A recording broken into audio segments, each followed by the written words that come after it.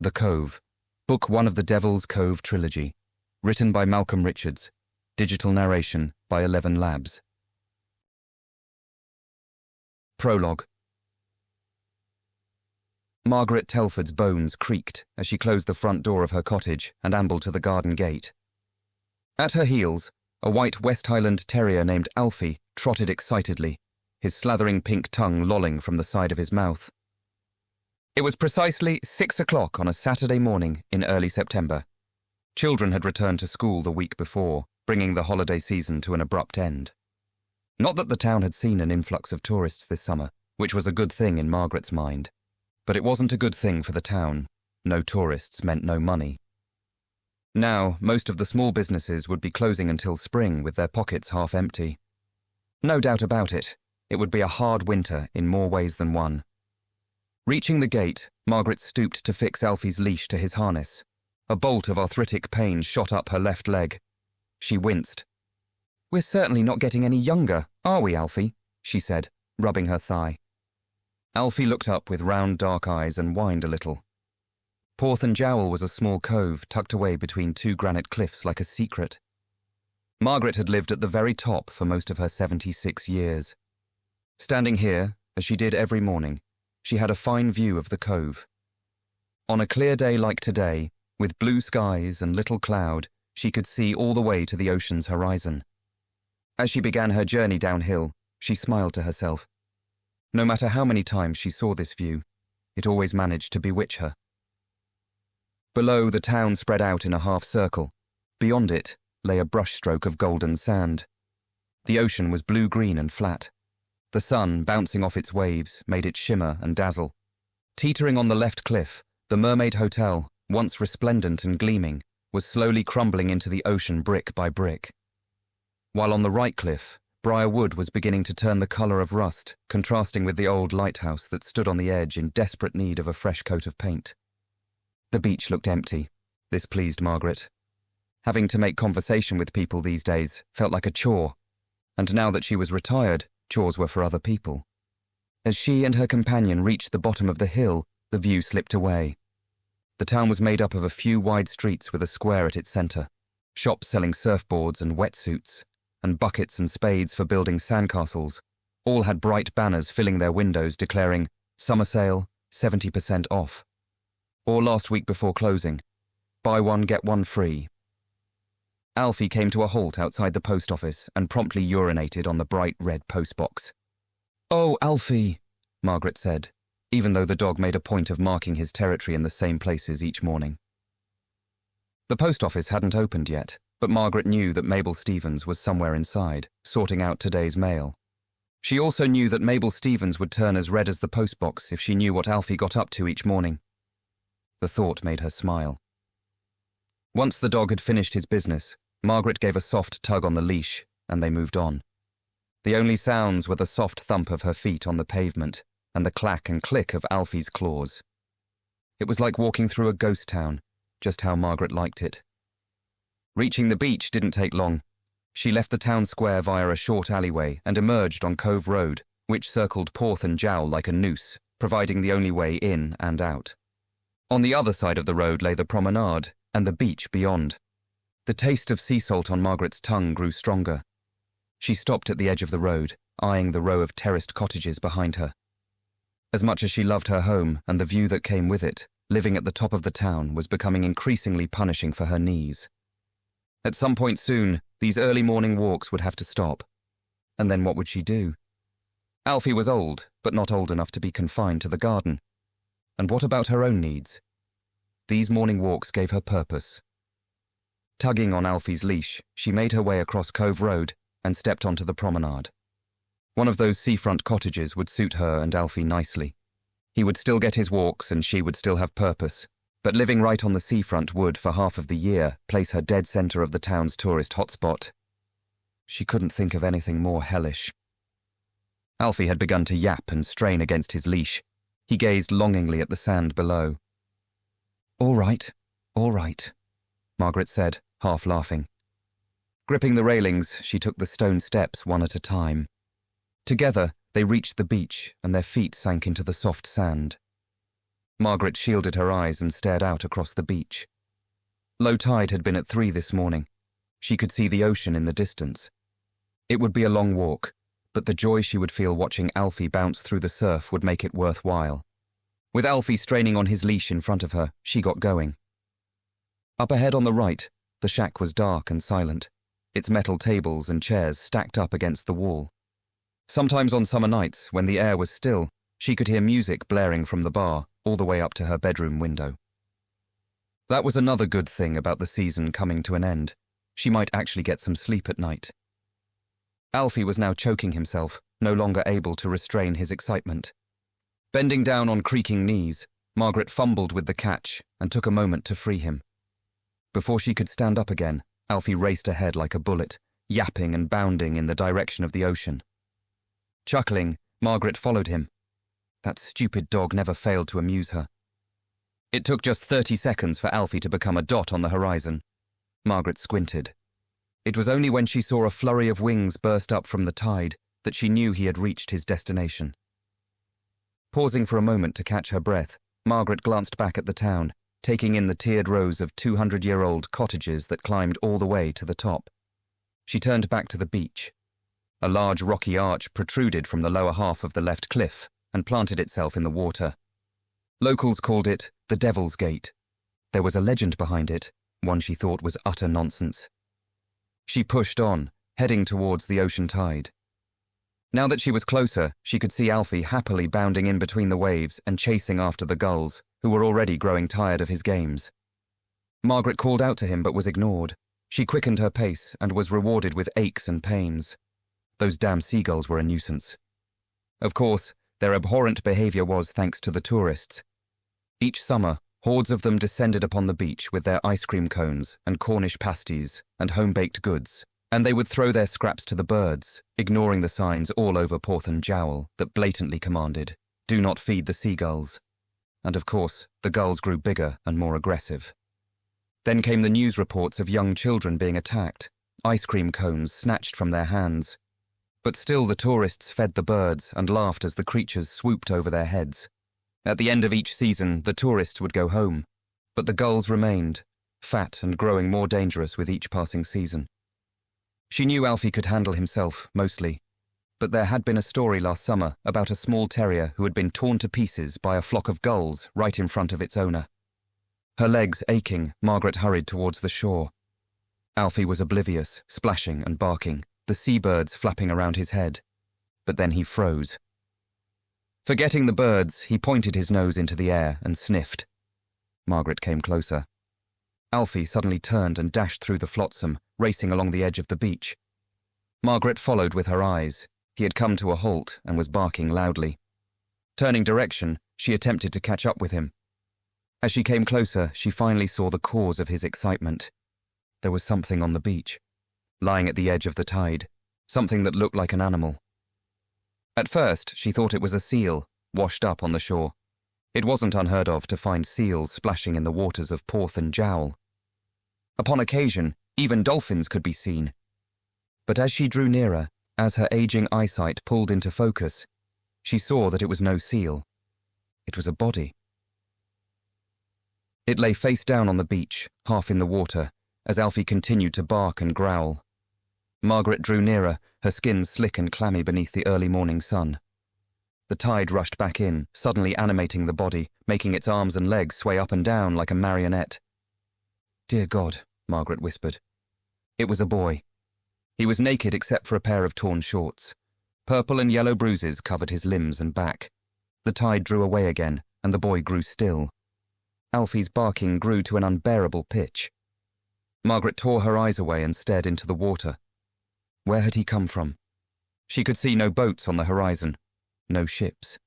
She stared up at the scorched exterior of the Mermaid Hotel towering above, then glanced across to the lighthouse on the opposite cliff. That particular coastal stretch had become infamous within the county due to its popularity as a suicide hotspot, earning itself the name Desperation Point. As Margaret returned her gaze to the boy's battered body, a question forced its way into her mind. Was this the Pengelly boy? She glanced back at the town. It was at a time like this where owning a mobile phone would have been a good idea. Her eyes found their way back to the body, drawn to it against her will. She knew of the family, although she'd never paid much attention to the children. The missing boy's mother owned the flower shop, which had been owned by the Pengellys for generations. Until recently, her tear-streaked face had made frequent appearances on Margaret's television screen. Was this the Pengelly boy lying at her feet, his face half covered by sand, the rest hidden by a wet mop of dark hair? It had to be. But Margaret thought the boy whose face had been repeatedly shown on the news was much younger. A wave of nausea rushed over Margaret. Alfie continued to yap. Stooping down, she reattached the dog to his leash. "Quiet," she said in a hoarse voice. But Alfie would not be quiet. Margaret thought about what to do. The Cove's police station had been closed since last year. Budget cuts. It was happening all over Cornwall, leaving whole areas under the care of stations several miles away. A fat lot of help that was on a day like today, Margaret thought. She would make her way back to the town. There was a phone booth next to the bakery. She would call the emergency services from there. It would take her at least 10 minutes. But the tide was already making its way back in. By the time the emergency services arrived, the boy would be halfway out to sea. Margaret swore under her breath. Stooping down once more, she reached out with trembling fingers and prodded the boy's shoulder, feeling the bones underneath. He was painfully thin, as if he hadn't eaten a scrap in the 2 months he'd been missing. She could not leave him to be swept away. The last thing she needed was the inhabitants of Porth and Jowl whispering behind her back. Letting go of Alfie's leash, she gently turned the body over. The boy's head lolled on his neck, his mass of dark hair concealing his features. Being careful to avoid the bruises, Margaret grasped his arms. She began to pull, dragging him away from the tide. There was no weight to his body. Alfie probably weighed more. What a terrible thing, she thought. She dragged him for several more meters, until her hands began to ache with arthritis and the boy's body had made long winding tracks in the sand. Satisfied he would now be safe from the tide until the emergency services arrived, Margaret set him down. She stared at her hands. They felt dirty. Wiping them against her skirt, she glanced at Alfie, who had ceased barking and now stood with his tail tucked between his legs. He nudged up against Margaret's calf and let out a low whimper. She would have to explain to the police why she had moved him, but the family would be grateful that she had not let him float away. A thought passed through her mind. At least there would be a lovely floral arrangement at his funeral. She stared down at the boy once more, who now lay on his side, those bruises reaching around his ribs and torso. The hair that had been covering his features had slipped away a little. The more Margaret stared at him, the more she grew uncertain that this was the Pengelly boy. And now, as she stared at the child's deathly pale face, a memory surfaced in her mind, and she was overwhelmed by a nauseating sense of familiarity. "But it can't be," she gasped. Her elderly mind was playing tricks on her. Tightening her grip on Alfie's leash, Margaret turned away from the boy. Alfie wouldn't move. "Come on now," she said. The dog continued to whimper and stare at the boy. Margaret gave him a sharp tug, and Alfie began to growl. She watched as the dog moved in closer and then, to her shock, licked the boy's arm. "Stop that this instant," Margaret hissed. She gave the leash another sharp tug, but Alfie stood his ground. He licked the body again, his wet tongue cleaning sand from skin. Margaret grabbed the leash with both hands and was about to forcibly remove Alfie's paws from the sand when she felt someone staring at her. She turned, scanning the length of the beach. She was quite alone. "Come on," she said, this time her words trembling with fear. She glanced down at the body one last time. The hair across the face had parted slightly. A dark eye stared up at her. It blinked once, then twice. Chapter 1. Carrie Killigrew leaned against the counter, the muscles in her shoulders taut, and scanned the interior of Cove Crafts.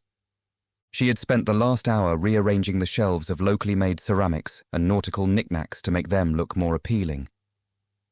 Then she had set about pinning 50% off everything banners to every available surface, and in the store window. The chances of making any kind of sale today were slim. Perhaps the last stragglers of the holiday season might drop by for a last-minute souvenir. She hoped so, because business had been worse than slow this summer. Little Noah Pengelly had seen to that. Not that it was his fault. Despite the lack of evidence of an abduction and assurances from the police that Noah had more than likely wandered off, holidaying families had stayed away. And of course, once the media had learned that Porth and Jal translated from Cornish into English as Devil's Cove, well, that was the summer trade shot in the head. But it wasn't the worry of unpaid bills that was causing Carrie's fingers to tremble as she ran them through her mane of thick, dark hair. It was what was happening on the beach. She had heard the helicopter fly over early this morning. It had woken her up while Dylan had remained face down and snoring gently beside her. It had woken Melissa too, whom she'd sent back to bed with a kiss and a promise they'd watch Frozen together when she returned home from work that afternoon. A helicopter flying over the cove meant one of two things. Either the Coast Guard was out looking for someone lost at sea, or the air ambulance had been called out to rescue someone unreachable by the usual means. At first, Carrie had thought it was the former. Then Mabel Stevens from the post office next door had come rushing into the shop to tell her there were police cordoning off part of the beach. Margaret Telford found a body, she'd said, her eyes almost bulging far enough to touch the lenses of her glasses. They're saying it's that poor Pengelly boy. Exactly who they were, Carrie didn't know. It was still early, even for the local gossips. But upon hearing the news, she had been filled with a creeping unease that had since taken hold of her and was refusing to let go. It was now just after 8 a.m. The shop didn't open for another hour.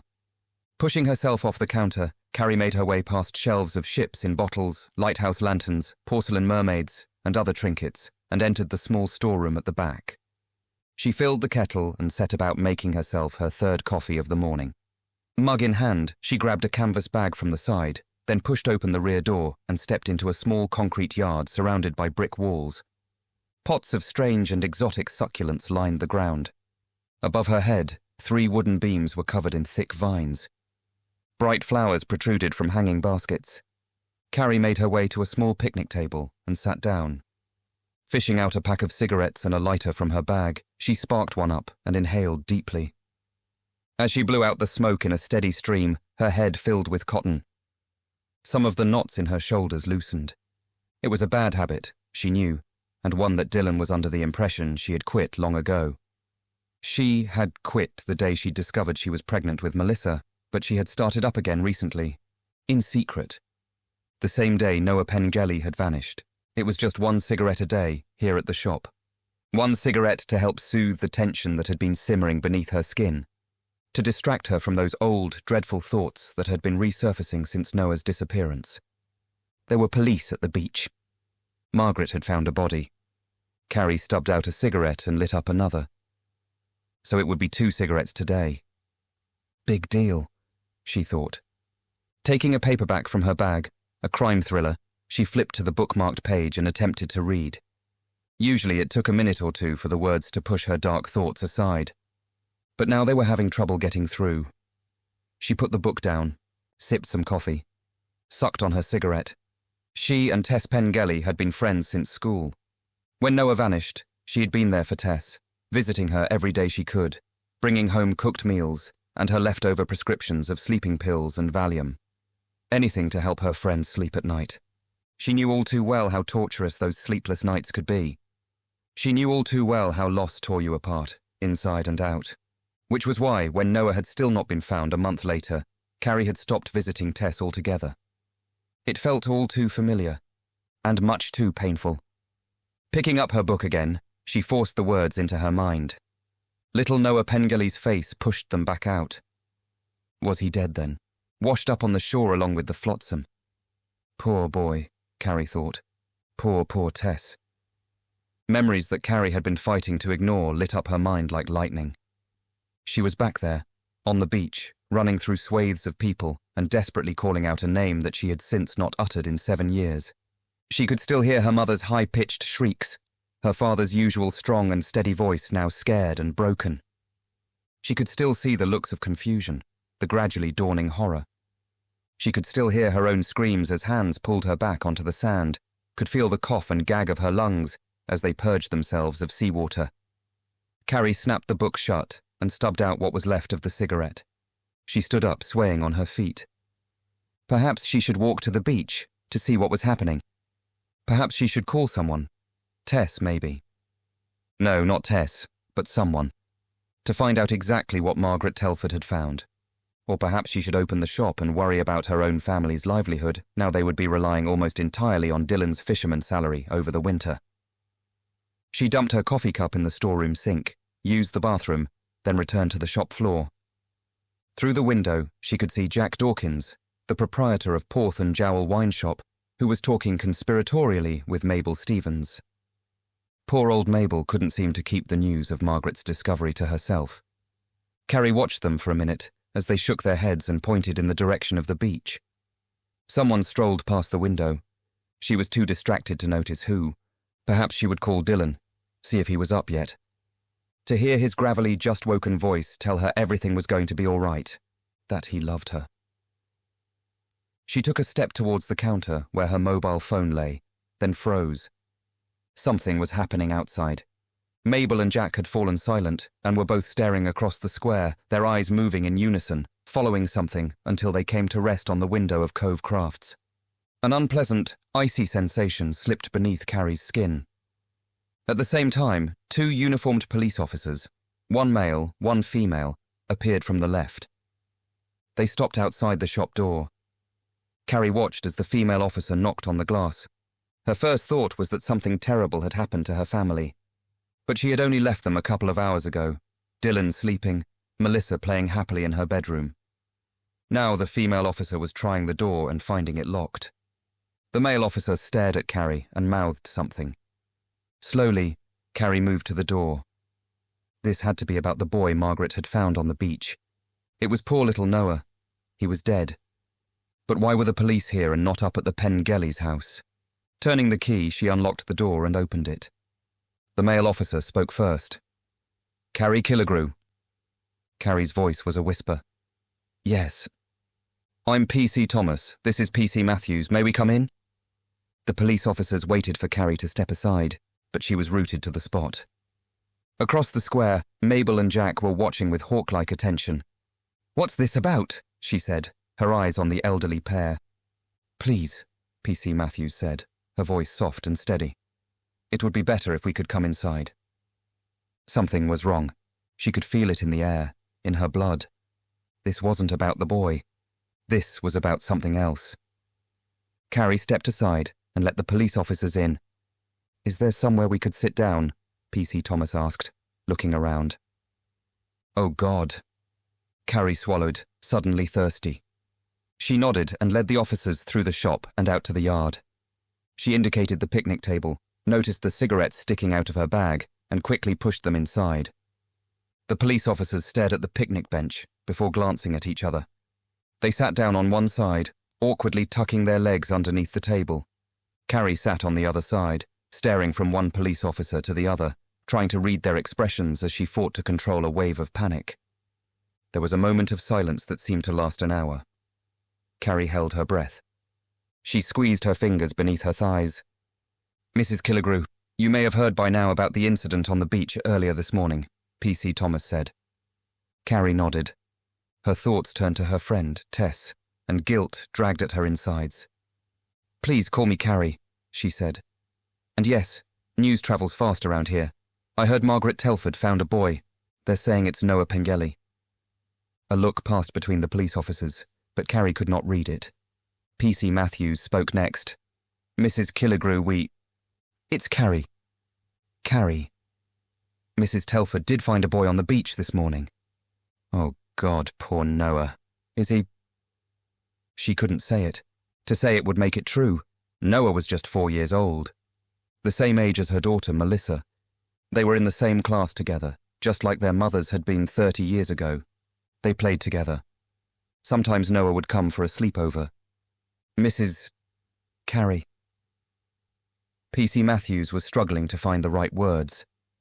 "The boy on the beach, the boy who was found, isn't Noah Pengelly." Carrie's mind swayed with confusion. Her gaze swung between the police officers. "Then, who was it?" P.C. Thomas leaned forward. "Are you able to come with us?" Carrie stared at him. "Why? What for? What's going on?" P.C. Thomas flashed P.C. Matthews another strange look, who took in a deep breath and exhaled. "Carrie, I'm not sure how to tell you this," she said. But we believe the boy who was found on the beach this morning is your son, Callum." It was as if an invisible fist had punched Carrie in the chest. She couldn't breathe. Her entire body flinched and began to tremble. "What the hell are you talking about?" she whispered when she managed to regain control of her airways. "Your son Callum," PC Thomas said gently. "We believe he is the boy who was found on the beach this morning. We'd like you to come with us to make a formal identification." Any confusion Carrie felt was washed away by anger. Her jaw tensed, her teeth mashed together, making it difficult to speak. "You're mistaken," she said in a low voice. A thick, heavy silence fell, and it smothered the small yard. The walls seemed to close in, to grow taller. Inside Carrie's head, thoughts smashed into each other. Her stomach churned. She was going to be sick. PC Matthews leaned further forward until Carrie could feel her breath on her face. When she spoke, her voice was calm. "Carrie, we have reason to believe this is your son Callum Anderson. I know it must come as a shock, that it must be difficult to believe, but we would really like it if you could come and—" Carrie leapt up from the table. Her skin was on fire. "Why are you doing this?" she shrieked. "My son is dead. He's been gone for 7 years. You've made a terrible mistake." The police officers remained seated. "Carrie," PC Matthews said calmly, 7 years ago your son was reported missing. There was an extensive search. No body was ever discovered." "Jesus Christ, I know what happened," Carrie spat. "I was there. We never found him because he drowned. He was washed out to sea. He's dead." PC Matthews shook her head. "Carrie, the boy who was found on the beach this morning is very much alive. We're confident it's your son. Please, let us take you to him so you can see for yourself." She could feel tears spilling down her face. She could hear the thud of her heartbeat repeating in her ears. Without warning, a peal of laughter escaped her mouth. "My boy is dead," Carrie said. The yard slipped away. Time ceased to exist. Carrie's legs quaked beneath her. 100 memories of her son flashed before her eyes. She pressed a hand against the wall to steady herself. Slowly, she shook her head. "My boy is dead," she whispered. But a flicker of hope had ignited inside her stomach. Chapter 2. The corridor was quiet, the only sound the squeak of shoes on polished tiles. Carrie walked on unsteady legs. Officers Thomas and Matthews walked on either side, staying close. They had driven her to the hospital in Truro, Cornwall's only city, just a few miles east from Porth and Jowl, where she had been made to wait for what seemed like forever in a small visitor's room, with her uniformed chaperones for company. Nobody could tell her any more than she already knew, only that she had to wait a little longer while the doctors performed tests. She'd sat at the table, staring at its surface, trying to quash the hope that was now burning in her chest. Then she'd started pacing from one end of the room to the other in quick bursts, feeling like a caged animal. Maybe an hour had passed, perhaps 2. Now, as she walked the corridor, Carrie felt as if she had fallen into a dream. Nothing seemed real. Sounds were distant. It was as if she was seeing through someone else's eyes, without permission. They had made a mistake, that was all. A terrible, outrageous mistake. Her son was dead. He'd drowned. He couldn't just reappear after 7 years. "I shouldn't be here," she thought, as the corridor stretched out before her. She had a business to run. She had a promise to keep to her daughter. She needed to call Dylan, to tell him there had been a terrible mistake and that he needed to come get her. Sooner rather than later, please. In fact, drop everything and come right now. Because she didn't like how she was feeling. All those old wounds that had never healed but she'd sort of stitched back together and dressed, they were all opening again and bleeding. She was drowning, just like her son had. Callum, Cal, her precious boy. "A mistake," Carrie whispered, making both officers turn and look at her. She stared straight ahead.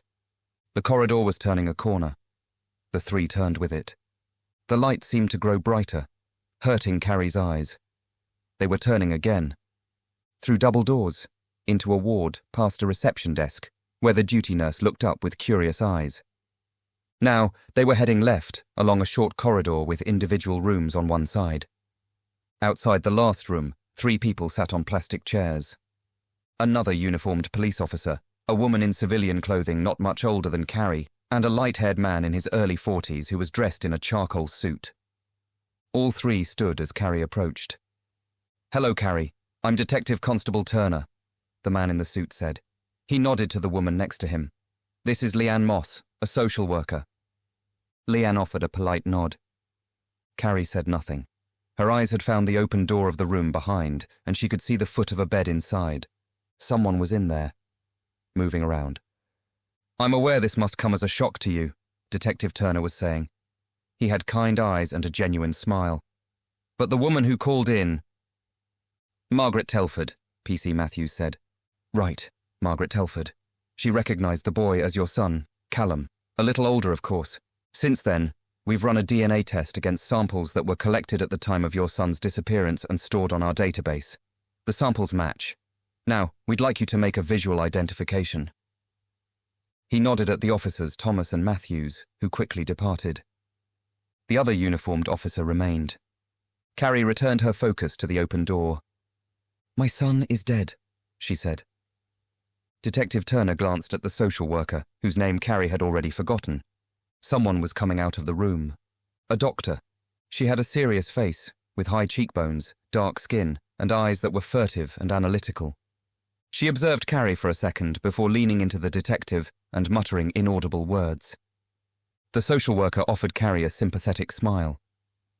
Detective Turner reached out and placed a hand on Carrie's arm. She flinched. "They're ready for you now," he said. The entrance to the room opened like a wide mouth. Carrie stared at it. What was she supposed to do? Her son was dead. She didn't need to go in there to know that. Detective Turner gave her an encouraging nod. "There has to be a mistake," she said. "This is not my son." The nausea in her stomach grew worse. Her head began to float away from her body. Detective Turner stared at the other professionals. He cleared his throat. "If you'd like to go in." He stood to one side, opening the space between Carrie and the door. The lights above their heads seemed to burn brighter. The floor became jelly. Carrie opened her mouth and then closed it again. She felt a hand, calming and encouraging, on the back of her shoulder. It was the social worker. "It's all right," she said, her voice maternal and kind. "He's asleep right now. All you need to do is take a peek." "He was quite distressed earlier," the doctor added, glancing at Carrie. "He's been given a mild sedative." Carrie stared at the space between her and the open door. Her heart hammered in her chest. Her breaths flew in and out of her lungs. This wasn't happening. It couldn't be happening. She moved forward, one foot unsteadily in front of the other. She reached the doorway and closed her eyes.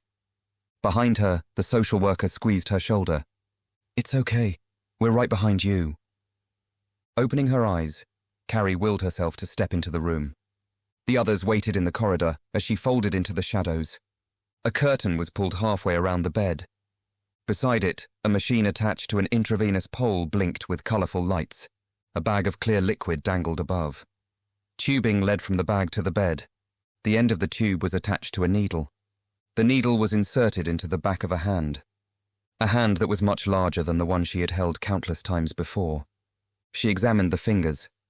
They looked worn, not the hands of a teenager, but those of a weather-beaten fisherman. The nails were surprisingly neat and freshly clipped. Holding her breath, Carrie moved her gaze from the hand and along the sinewy arm. Panic gripped her body. She looked away again and squeezed her eyes shut.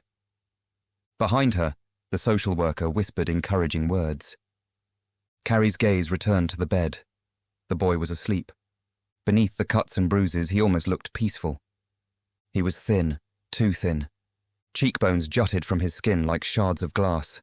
A mass of straggly dark hair fell across his brow and the pillow. Wide, full lips were pressed together. She recognized them instantly. They were his father's lips, a man she had not seen in 7 years. The boy in the bed turned his head slightly. If Carrie had had any uncertainty, it was immediately blown away. Below his left eye, just adjacent to his temple, was a perfectly round mole. "Your beauty spot," she whispered, the voice coming from a memory she thought she'd forgotten. It was him. He was painfully underweight, bruised, battered, older. It was impossible, but it was him. The ocean had swallowed him for 7 years. Now it had spat him back out. He was changed, damaged, but he was her son. Callum Mark Anderson, no longer 9 years old, but still her Cal. She nodded. Tears found their way to her eyes. And then it was as if her body had been taken by the ocean too. Everything was swept away, and she was drowning in joy and confusion and grief. "My boy," she managed to say. Then she fell to her knees. Chapter 3. The visitor's room was small and simple, furnished with a table and chairs and a sofa. Carrie sat at the table, nursing a polystyrene cup of cooling coffee she had no intention of drinking. Detective Turner sat at the opposite end while Dr. Singh filled Carrie in on her son's condition. "As you may know, Callum was brought in early this morning," she said, in a voice that was serious but not uncaring. "He's dehydrated and somewhat malnourished. We currently have him on fluids via intravenous. We've taken blood and urine samples, and we've run x-rays." The doctor paused, shooting a glance at the detective, which did not go unnoticed by Carrie. "While there are no signs of recent bone injuries, there are signs of old ones. Possible fractures in both arms and a break in his left ankle. Did Callum sustain any of these injuries prior to his disappearance?" Carrie tried to think back. Her mind was full of fog, impenetrable. She shook her head. Her son was alive. He had not drowned. "I'm not sure." Dr. Singh raised an eyebrow. "I mean, no, he's never had an accident in his life. Nothing to bring him to hospital." Carrie glanced at the doctor, then at the detective. Dr. Singh went on. "Callum's chest was clear, his lungs empty of water, which suggests he had not been in the sea for long and more than likely lost consciousness on the beach.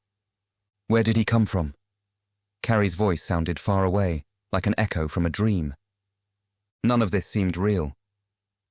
How could she be talking about her son as if he were alive? She'd spent the last 7 years burying him, over and over again, convincing herself every morning that she would not walk into his room and find him asleep in his bed. "I can't tell you that," Dr. Singh said. "Callum hasn't spoken a word since he arrived this morning." "Surely he must have said something." "We've booked him in for a CT scan in the morning to check for possible brain injury. If that's clear, then it's possible his silence is an indication of post-traumatic stress. So, we'll need to do a psychiatric assessment." "Psychiatric assessment?" Carrie's gaze shifted between the doctor and the detective once more. She wanted nothing more than to be with her son, to close the 7-year gap that lay between them, like an endless chasm. What happened to him? "I'm afraid I don't have the answer to that, but try not to worry. These tests are standard procedure." The doctor stood. "Callum is stable for now. Once he's awake, we'll be able to find out more. I'll come by later." She nodded briefly and excused herself from the room, leaving Carrie alone with the detective. Carrie shook her head. She was asleep. That was it. Having one of those dreams in which Cal was alive. Any moment now, she would be woken by a gut punch of grief. But she felt awake. Wide awake. Her son was alive. Detective Turner leaned forward. "Crime scene investigators are down at the beach right now. They may not find much, but—" "Crime scene?" The words caught in her throat, like she'd swallowed a pill without water. Of course, a crime scene, she thought.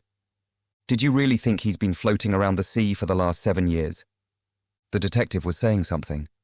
She watched his lips move up and down. It took her a second to tune into his voice. "His health is a priority, of course. We don't want to put him under any undue pressure." "Someone took him," she whispered. "And the fact the x-rays revealed old fractures, and you say he never sustained any injuries before he vanished. And of course, the fact he's been gone for 7 years. Someone took my boy." An icy finger of dread woke her from her dream state. "We don't know what happened yet," Turner said, "and until Callum can tell us, we have to keep an open mind." Carrie caught her breath. She felt the muscles tighten in her shoulders. When she spoke next, her voice was a trembling whisper. Did they... Detective Turner shook his head and offered her a reassuring smile. "Callum has undergone a thorough examination at the SARC. There was no evidence of sexual assault. The hospital's taken blood and urine samples. We'll test for any substances in his body. Toxicology can take a while, but we'll have the results soon. Because Callum was in the water, any DNA evidence would have been washed off, but we've taken nail clippings and, of course, when Callum is up to it, we'll be able to take a statement."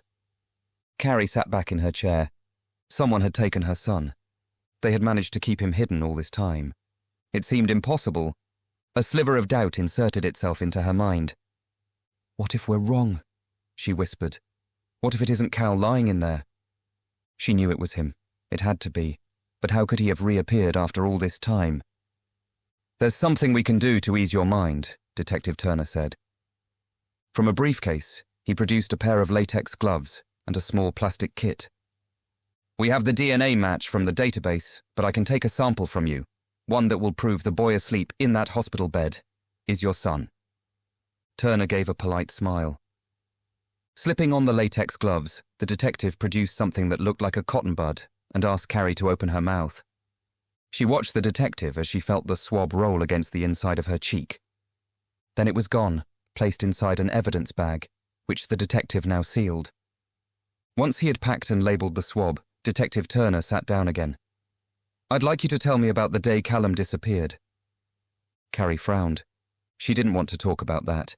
She wanted to return to the ward, to be there when her son woke up. "It might help to talk about it, to jog your memory." "My memory doesn't need jogging," Carrie said, her jaw tightening. "I've relived that afternoon, over and over, every day, ever since he disappeared."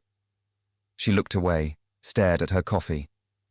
"Can't you just take a look at the old file?" Detective Turner rubbed his stubble jaw. He eyed Carrie's coffee enviously. She slid it towards him and watched as his face flushed with embarrassment. "I'll be going over it," he said, taking the cup. "But I'd like to hear from you." Carrie watched him through narrowed eyes. She had told the story many times, relived it every night when she went to sleep and every morning when she woke. "Sometimes you can stare at the same photo over and over," Detective Turner said, "then suddenly you see something you've never noticed before." Carrie glanced at the door, wondering if Cal would wake soon, if he would remember her when he did. "It was a Saturday," she said, avoiding the detective's gaze. "The 5th of August, 2 weeks into the school holidays. It was a scorching hot day, blue sky, calm seas. The town was overrun with tourists. Cal always loved it when they came. He was excited to see the town so alive. You're not from around here, are you?" Detective Turner shook his head. "I grew up in London. Got transferred down this way a few years ago." Carrie was surprised. She had already guessed he was no native, but she struggled to hear a London accent.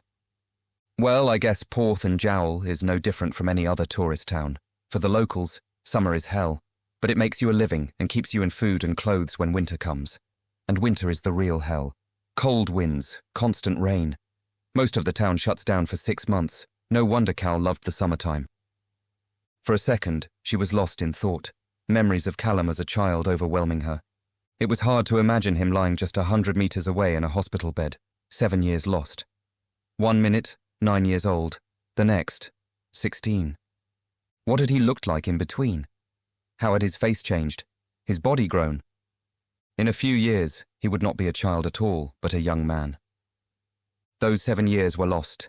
She would never see him grow from a child into a teenager, but she could live with that. She had thought she would never see him alive again. "Cal's father, Kai, we had already separated. We were both 17 when I found out I was pregnant, 18 when I had Cal. Neither of us were ready to be parents. We were children having children. We finished things when Cal was 2, but we remained friendly. Then Kai went off to work on the oil rigs. He'd send money for Cal every month without fail, and whenever he came back, he'd take him to his grandparents for the weekend. But it wasn't the same. Cal missed his dad." She hesitated for a second, smothered by memories. Kai had sent some extra money so Cal could buy a bodyboard. He'd been wanting to learn to surf. That afternoon, we went down to the beach. It was busy. Hundreds of people with their kids and dogs filling the sand. We found a spot further out near Devil's Gate, that rocky outcrop on the left before the beach turns the corner. Cal wanted to get right out on the water, but the tide was on its way in and the currents can get a little tricky around there. I told him to wait. He wouldn't have it, so I said he could have 5 minutes. I'd watch him. She paused again, aware that her voice was trembling. I should have gone in with him. Across the table, Detective Turner stared at her with soft brown eyes. He did not judge, merely listened. I looked away just for a minute. She hung her head. Tears streamed down her face. 1 minute, that's all. He was there, then he wasn't. I panicked. I got up, ran to the shore. I searched the water, the beach. There were so many people, but he wasn't among them. And then I saw his bodyboard floating out on the water. After that, it's just images and screams, my screams. Carrie gazed across the room, her face that of a condemned woman. There was a search, the police, the Coast Guard, local people. They all blamed me. The bad mum, not looking out for her child. That's what everyone thought. So did Kai. My parents. But blame didn't bring my boy back. Eventually, people stopped looking. Kai stopped calling. Mum and Dad left town. But I stayed. I couldn't leave. How could I? Mrs. Killigrew. Carrie, is there anything else you remember from that day? Before you went to the beach, or during your time there? Anything that seemed strange? Anyone acting out of the ordinary? Carrie thought about it for a long time. She shook her head. Are you still in contact with Callum's father? Not for years. I couldn't even tell you where he is. What about your parents? Where are they now? Last time I heard from them, they were halfway across the world. They like to travel. I call it running away. Do you have a way of contacting them? A mobile number. I haven't used it in a while. Perhaps now might be a good time. They can wait. Carrie leaned forward, her eyes glowering. Detective, someone took my son away from me. They let me think he was dead all this time. They let me blame myself. You need to find him. You need to find who did this to my boy. Detective Turner nodded. We'll do everything in our power to find out what happened. A thought struck Carrie, making her feel suddenly uneasy. What about Noah Pengelly? She said. The detective opened his mouth and closed it again. I believe his mother has already visited the hospital. An officer will speak to the family and let them know it isn't Noah who's been found. Will they tell her it's Cal? Not yet. We won't be telling anyone that for now. You think there could be a connection?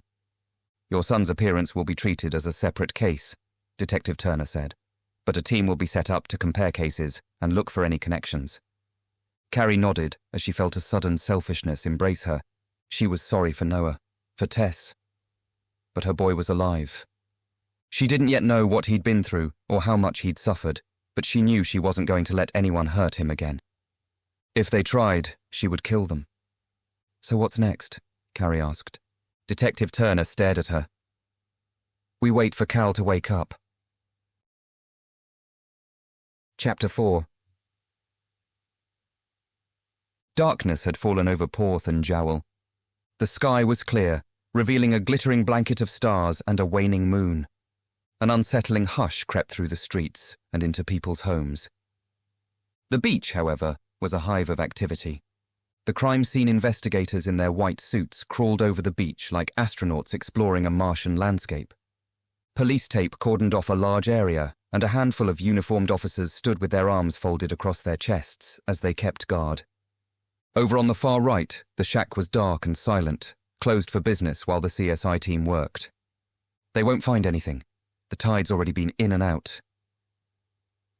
17-year-old Jago Pengelly sat on the promenade railings, dressed in baggy jeans and a black hooded top, with his feet tucked under the lower bar and a mop of black hair falling across his eyes. Beside him, 3 months his junior, and with a skateboard balanced on her knees, Nat Tremaine rubbed the back of her freshly shaved head. They always find something on those stupid TV shows. She sucked on a hand-rolled cigarette and blew the smoke through her nostrils in a steady stream. She passed the cigarette to Jago, who flicked off the ash and brought it to his lips. There were other people watching from the safety of the promenade, late-night dog walkers, inquisitive neighbours who lived on the seafront and had come out of their houses for a better view. A news van was parked on the roadside, and a gaggle of journalists milled up and down, interviewing residents and eyeing the beach. Jago watched them with contempt. Vultures, he growled, his face lost in a fog of smoke. Nat followed his gaze towards the journalists. I'm surprised they haven't made it to your house yet. Yeah, well, good luck getting my mum to talk. She's been out of it ever since the police came by. Valium? And the rest. He spat the words out as if they were poison. His mother was barely present these days, instead sleeping her life away in a drug-induced haze. He knew why. She was starting to give up. She was starting to believe that Noah was dead. Jago passed the cigarette back to Nat. She took one last drag, pinched it between thumb and forefinger, and flicked it off into the distance. On the beach, the CSI team was finishing up and gathering equipment. Jago and Nat watched as they crossed the police line and headed back towards the promenade. "Maybe you should go talk to them," Nat said. She took out her pouch of tobacco and a cigarette paper and began rolling another cigarette. "They might be able to tell you something." Jago watched as a couple of journalists and a cameraman broke free from the gaggle and raced towards the CSI team, who were now climbing into their van. He shook his head in disgust. "No one's going to tell me shit." "But you're Noah's brother, his family. So, it's not him up at the hospital, but whoever it is, maybe they've been with him. Maybe they'll know where to find him." Jago returned his gaze to the police officers still guarding the crime scene perimeter. Probably just a coincidence. "Come on, you don't believe that. Noah disappears and 2 months later some other kid washes up on the beach and no one knows who he is." The cigarette rolled and sealed. Nat passed it to Jago. She stared off into the distance for a second, before her eyes lit up with an idea. "Hey, remember that kid who went missing down in Zena last year? Maybe this is him." Jago fumbled in his pocket for a lighter. That kid probably fell off a cliff, stupid parents too busy taking holiday snaps to notice him gone. They were both quiet, watching as the CSI van growled to life, pulled onto the road, and drove away. "Show's over," Jago said. The inhabitants of Porth and Jowl began returning to their homes, the frustration on their faces illuminated by the streetlights. Most of the journalists were also turning around and returning to their vehicles. "Who do you think it is?" Nat said. "How would I know?" Jago took another drag on the cigarette, then passed it to Nat. "I bet Margaret Telford knows. She was the one who found him. I should go around there. Talk to her. She won't be allowed to tell you anything." They were quiet again. Jago closed his eyes, his head filled with images of his little brother. 1 minute, Noah had been playing in the garden. The next, he was gone. As if a hole had opened in the fabric of the universe and he had stepped through it, never to be seen again. The police had found no evidence of abduction. They believed he'd wandered off into the wood behind the house while his mother had run his evening bath upstairs. There were several abandoned mine shafts in the area. If he had wandered westward through the trees, he would have come to the lighthouse at Desperation Point and a sharp drop into the ocean. There were many hazards for a little boy wandering alone in the wilderness. Jago refused to believe his little brother had succumbed to any of them. Nat was staring at him. He caught her gaze and held it. "What?" "You should come back to college," she said. "It's not the same without you. Everyone's so dull. It's dragging me down." Jumping from the railings, Jago stretched out his spine, then began crossing Cove Road. He wasn't in the mood for college talk. What was the point? The only thing he was in the mood for right now was getting drunk. Behind him, Nat dropped her skateboard to the ground, hopped on with her right foot, and pushed off the ground with her left. Scooting ahead of Jago, she turned 90 degrees and brought the skateboard to a halt. "Come on, dickhead. Are you really going to leave me riding the bus to Truro and back every day with those troglodytes? What about university? What about getting out of this shithole of a town?" "What about leaving me alone?" Jago said, the words firing from his mouth. Guilt pinched his lungs as he saw Nat flinch. "I'm only saying because I care," she mumbled. Jago looked away. It wasn't as if he hadn't thought about returning to college. He thought about it all the time. Everyone had started back last week without him. He'd missed his end-of-year exams back in July thanks to Noah's disappearance. The college dean had attempted to call twice this week already. How could he even begin to think about leaving Devil's Cove when he was failing? How could he think about leaving even if he was top of the class? He froze. Up ahead, the face of his little brother smiled at him. Jago stepped forward to examine the missing persons notice taped to the streetlight. Sea salt had eroded the paper. Noah's image, a picture of him beaming with joy as he clutched his new blue teddy bear, was fading away. Jago looked back at Nat, who was now staring at the ground, an angry scowl pulled down over her features. "You know, you're more fun when you're being morose," he said, shrugging off his backpack. He pulled on the zip and delved inside to remove a fresh poster and some tape. All this emotional feelings crap is creeping me out. Carefully removing the old poster, he set about attaching the new one. Nat came up beside him. Yeah? Well, you're more fun when you're not being a total ass. A hint of a smile rippled across her lips. But only for a second. She pointed her head in the direction of the promenade. Someone was crossing the road and heading straight for them. The man was in his late 30s, good-looking in an unconventional kind of way, but he had a hunger in his eyes that made him look predatory, like a shark. Even in the dim streetlight, Jago recognized him immediately. Anger rose from his stomach. It's Jago, isn't it? The man said as he approached. I don't know if you remember me. Scott Triggs. I write for the Cornish Chronicle. Jago regarded him through cold eyes. I remember you. Scott smiled and unfolded his arms, adopting a casual stance. So, what do you kids make of all this? The police haven't released a statement yet, but I'm guessing if you're here, that isn't your brother up at the hospital. Jago's hands slowly curled into fists. Do you think I could get a quick interview? Just your thoughts and feelings about this new turn of events, Triggs said. He pulled a mobile phone from his pocket and activated the voice recorder app as he nodded at the newly pinned poster. It won't take long. I can get the story in tomorrow's paper. It might spark interest in Noah's story again. Jog memories. Maybe someone will remember something and come forward. Nat stepped down on the edge of her skateboard and flipped it up into her hands. She tugged Jago's arm. Come on, she said, before you say something you regret. The journalist activated the voice recorder and held it up. It must have been devastating to learn the boy they found this morning wasn't Noah. Were you visited by the police? Jago stared at the voice recorder, then at the journalist, his eyes slowly narrowing. Were they able to shed any light on the identity of the boy on the beach? Scott Triggs waited for an answer. When it didn't come, he frowned. Who do you think the boy could be? Do you think there's a link between your missing brother and the appearance of this mystery boy? Nat tugged harder on Jago's arm. He resisted, shrugging her off. Jago, this isn't a good idea. But Jago wasn't listening to her. He took a step towards the journalist. The last time we spoke to you, you promised your story would help, that it might spur someone to come forward, he said. Instead, you made my family look like a bunch of inbreds. You insinuated it was our fault that Noah disappeared. Why would I speak to you again? Why am I even wasting my breath on you right now? He leaned in closer, his teeth mashing together. Scott Triggs took a step back.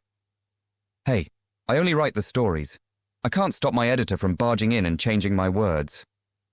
Nat pulled on Jago's arm again. Come on, dickhead. I don't fancy having my face in the papers.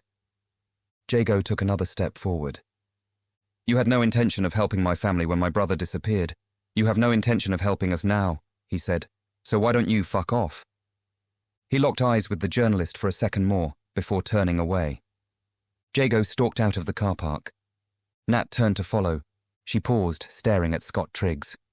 Here's a quote for you, she said, then lifted her middle finger. Dropping her skateboard to the ground, she hopped aboard and took off. Jago had made it through the town square and was now marching up the hill. Fire burned in his veins. He had wanted to plant a fist right in the center of that journalist's face. He had wanted to keep hitting until his face was nothing more than bloody pulp. Behind him, Nat was catching up fast. He quickened his pace. He was going to go home. He was going to get drunk until Noah's beautiful eyes faded into an alcoholic haze. And Nat wasn't invited. He sped up, ignoring her pleas to slow down. He would drink until there was only darkness. He would drink until even he had ceased to exist. Chapter 5. Early Sunday morning sunlight seeped through cracks in the blinds, waking Carrie. She didn't know when she'd fallen asleep or for how long, but now her muscles complained at the discomfort of sleeping in a chair. It took her a moment to remember where she was and why she was there. A burst of adrenaline raced through her body, waking her immediately. She sat up and glanced at the hospital bed. It wasn't a dream. Her son was alive, and he was awake. His eyes were half open, blinking as they gazed at the ceiling. Then, very slowly, he turned his head. Carrie's body trembled. She tried to speak, but her words got stuck. Tears filled her eyes, threatening to spill down her face, to flood the room and drown them both. She fought them back. There would be time for tears, but right now she needed her son to recognize her, to understand that she was his mother. Dropping her feet to the floor, she leaned forward. Cal watched her, his face blank, his eyes devoid of emotion. A sliver of ice slipped under Carrie's clothes. It was like staring into a black hole, into nothingness. There was no recognition there, no familiarity. For a second, despite the DNA test results, despite the mole beneath his left eye, she wondered if this really was her son. He looked like him, an older version of him, but he was staring at her as if she were a stranger. Carrie turned away to glance through the open door. Unaware that Cal was now awake, the police officer remained sitting outside, staring off into space. Turning back to Cal, Carrie attempted to relax the muscles in her face, to push the fear away. "Cal," she whispered, "it's okay. You're safe. You're in hospital."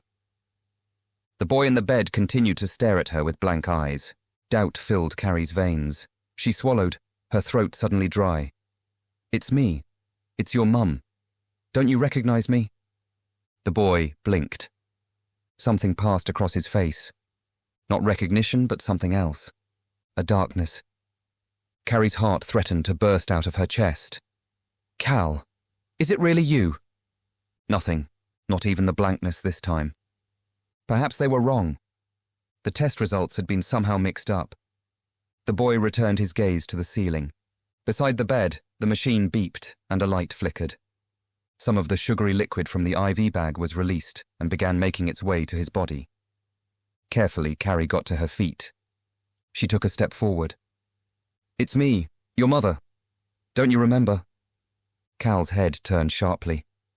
This time there was something in his eyes. He watched her as she stepped closer.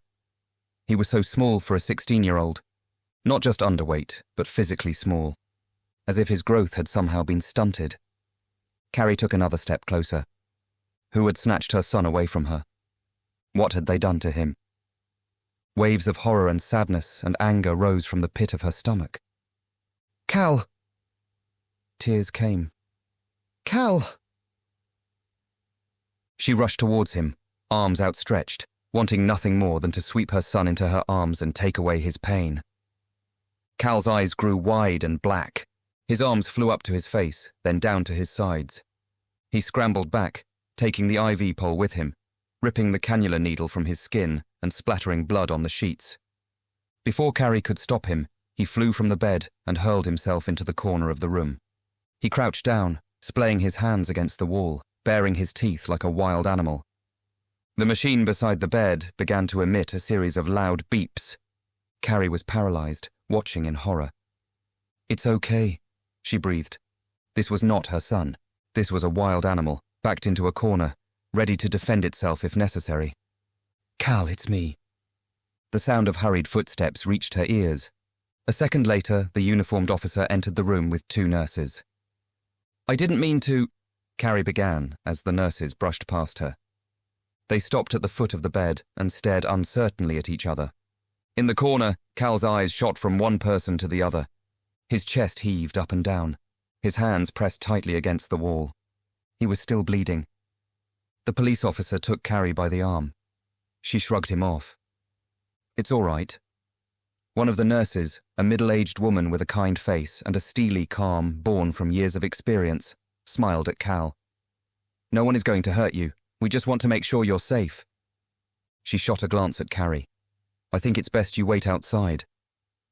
Wiping tears from her face, Carrie glanced at her son, the wild animal pinned in the corner. Numbly, she nodded and allowed the police officer to escort her from the room. Once outside, she peered through the window and watched as the nurses slowly coaxed Cal back onto the bed. Within minutes, they had him tucked up again. He was even allowing one of them to attend the bloodied wound where the cannula had been torn out. Behind Carrie, the police officer talked into his radio, passing on the message that the boy was awake. More footsteps echoed along the corridor. Dr. Singh veered around the corner. She stopped outside the room and peered through the glass. "I see our young adventurer is awake." Carrie wrapped her arms around her chest. In the room, Cal was calmer now. One of the nurses bandaged his hand, while the other shifted the machine around to the other side of the bed. Carrie could see the fear on Cal's face as the needle came closer. She wanted to go to him, to stroke his forehead like she used to when he was upset, back when he knew her as his mother. A sob escaped her. "He doesn't know who I am," she said. Dr. Singh regarded her through analytical eyes. "Did he speak to you?" Carrie shook her head. "Let's see what the CT scan shows before we go making any presumptions." Dr. Singh offered her a sympathetic smile. "It's early days, Carrie. Very early days." Wiping a tear away, Carrie nodded. But now she couldn't shake the feeling that a terrible mistake had been made. How could her own son not recognize her? They watched through the glass as the nurses finished up. Cal was lying back once more. He was alert, watching their every move, but he was calmer. For now. The doctor turned to Carrie. "By the way, your husband and daughter are waiting for you. They're in one of the visitors' rooms. Your husband seems quite curious about what's going on." Carrie felt a sudden flutter of panic in her chest. She had spoken to Dylan briefly yesterday afternoon. It had been difficult to explain to him what had happened. It had been even harder to force him to stay at home with Melissa and wait for her to call again. Clearly, his patience had worn thin. Carrie nodded, feeling as if she were drifting away from reality, still wondering if she would wake up any second now. "I'll have one of the nurses take you to them," Dr. Singh said. "Perhaps your husband can convince you to go home for a couple of hours and get some rest." "I need to be here. For him. I need to make sure he's safe." "Callum is perfectly safe here, Carrie. A police officer is stationed right outside his room. No one is going to hurt him." Carrie stood up. Her legs trembled beneath her. Through the glass she could see the nurses finishing up. Cal shifted his gaze and found hers. There was a flicker of something. Then it was gone. "Go home," Dr. Singh said. "Come back this afternoon. We'll have some more results for you then. Besides, Callum is going to need you more than anyone else, and that means your health should be your priority." "But Carrie was quiet for a second. Giving Cal one more look through the window, she turned back to the doctor. "What if he doesn't remember me?" The doctor frowned for a second, then she reached out and gently squeezed Carrie's arm. "We'll do everything we can to make sure that doesn't happen." Chapter 6. The Killigrew's house, a detached cottage with a slate roof and well-tended garden, was situated on Clarence Row, halfway up on the west side of the cove. The drive back from the hospital in Truro had been fraught with strained silence. Even Melissa, who normally refused the notion of peace and quiet, had sat mutely in the back of the car. Like her father, she was blonde-haired and blue-eyed. But where his skin was tanned and weathered from a life at sea, she had the pale complexion of her mother. Before leaving the hospital, the police officer, Carrie still could not remember his name, had warned her that the press would be moving around the cove, attempting to find out what they could about the boy on the beach. An official statement would be released to them later today to confirm that it was not Noah Pengelly. Cal's name would not be mentioned yet. It was in the investigation's best interests that Carrie and her family did not approach the press or answer any questions if the press came to them. Pulling up outside of their home just after 11, Carrie was relieved to see the street was empty. Much of Porth and Jowell's population would be attending Sunday service down at the church. No doubt, rumours would be flying from pew to pew. Secrets were hard to keep in a town as small as Porth and Jowell, especially when air ambulances and crime scenes were involved. Helping Melissa out of the car, Carrie wondered how long they had until the identity of the boy on the beach was revealed. She'd barely had time to let the news sink in herself. She and Dylan had yet to talk about it. She glanced at him as they walked up the garden path. His narrow, intense eyes were giving nothing away, but she could tell by the tension in his firm jaw and the small vein that had popped up on his left temple that all was not well. And why would it be? Once inside, Carrie switched on the television in the small but comfortable living room, turned to a channel dedicated to eye-popping cartoons, and sat Melissa in front of it. In the kitchen, Dylan made coffee, then the two sat at opposite ends of the dining table. Both were silent, staring into the space between them. Occasionally, Carrie would glance up, hoping to catch Dylan's thoughts in his expression. But if she had learned one thing over their 5-year relationship, it was that Dylan wasn't much for volunteering his feelings. Her mind wandered back to Cal. She hoped he was all right at the hospital. The doctors and nurses would be taking good care of him, but what he really needed was the comfort of his mother. She thought back to early that morning, to his waking and not recognizing her. Worse than that, he'd seemed afraid of her. She longed to get back there, to make him remember. She watched Dylan sip his coffee. Finally, he looked up. "How can they be sure it's him?" he said. It was not the response Carrie had hoped for. They had his DNA on a database from before. They matched a sample. It's him. Dylan's deep, furtive eyes shifted from side to side. He ran his fingers through his days-old beard. Where the hell has he been all this time? Carrie could only shake her head. They were quiet again for a while. The sound of the TV filtered into the kitchen. Dylan reached a hand across the table. Carrie slipped her fingers between his. "How are you holding up?" he asked. "My son was dead. I'd dreamed over and over about this moment, about him coming back. I wished for it so much I thought I'd go crazy. And now he's here, in a hospital bed, very much alive. I can't get my head around it." A look passed over Dylan's face, so brief that Carrie barely caught a glimpse of it. He stared at the table, then back up at her. "How's Melissa doing? Did you tell her?" she asked. "I didn't know what to say." Carrie glanced over her shoulder, out into the hall. She'd barely had time to absorb the news herself, never mind think about how it would affect her daughter, who had been an only child. Until now. "Perhaps we should wait to speak to Melissa," Dylan said. "Why?" "Because we need some time to get our heads around this. Everything's going to change, and we don't even know if..." "If what?" Dylan's fingers, which had been stroking the top of her hand, stiffened.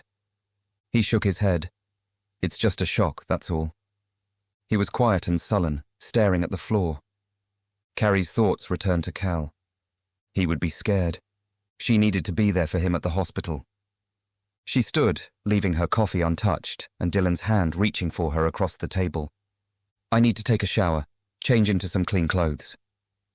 Nodding, Dylan got to his feet. He hovered for a moment, unable to meet her gaze. "I'll make something for dinner," he said. "Melissa can help."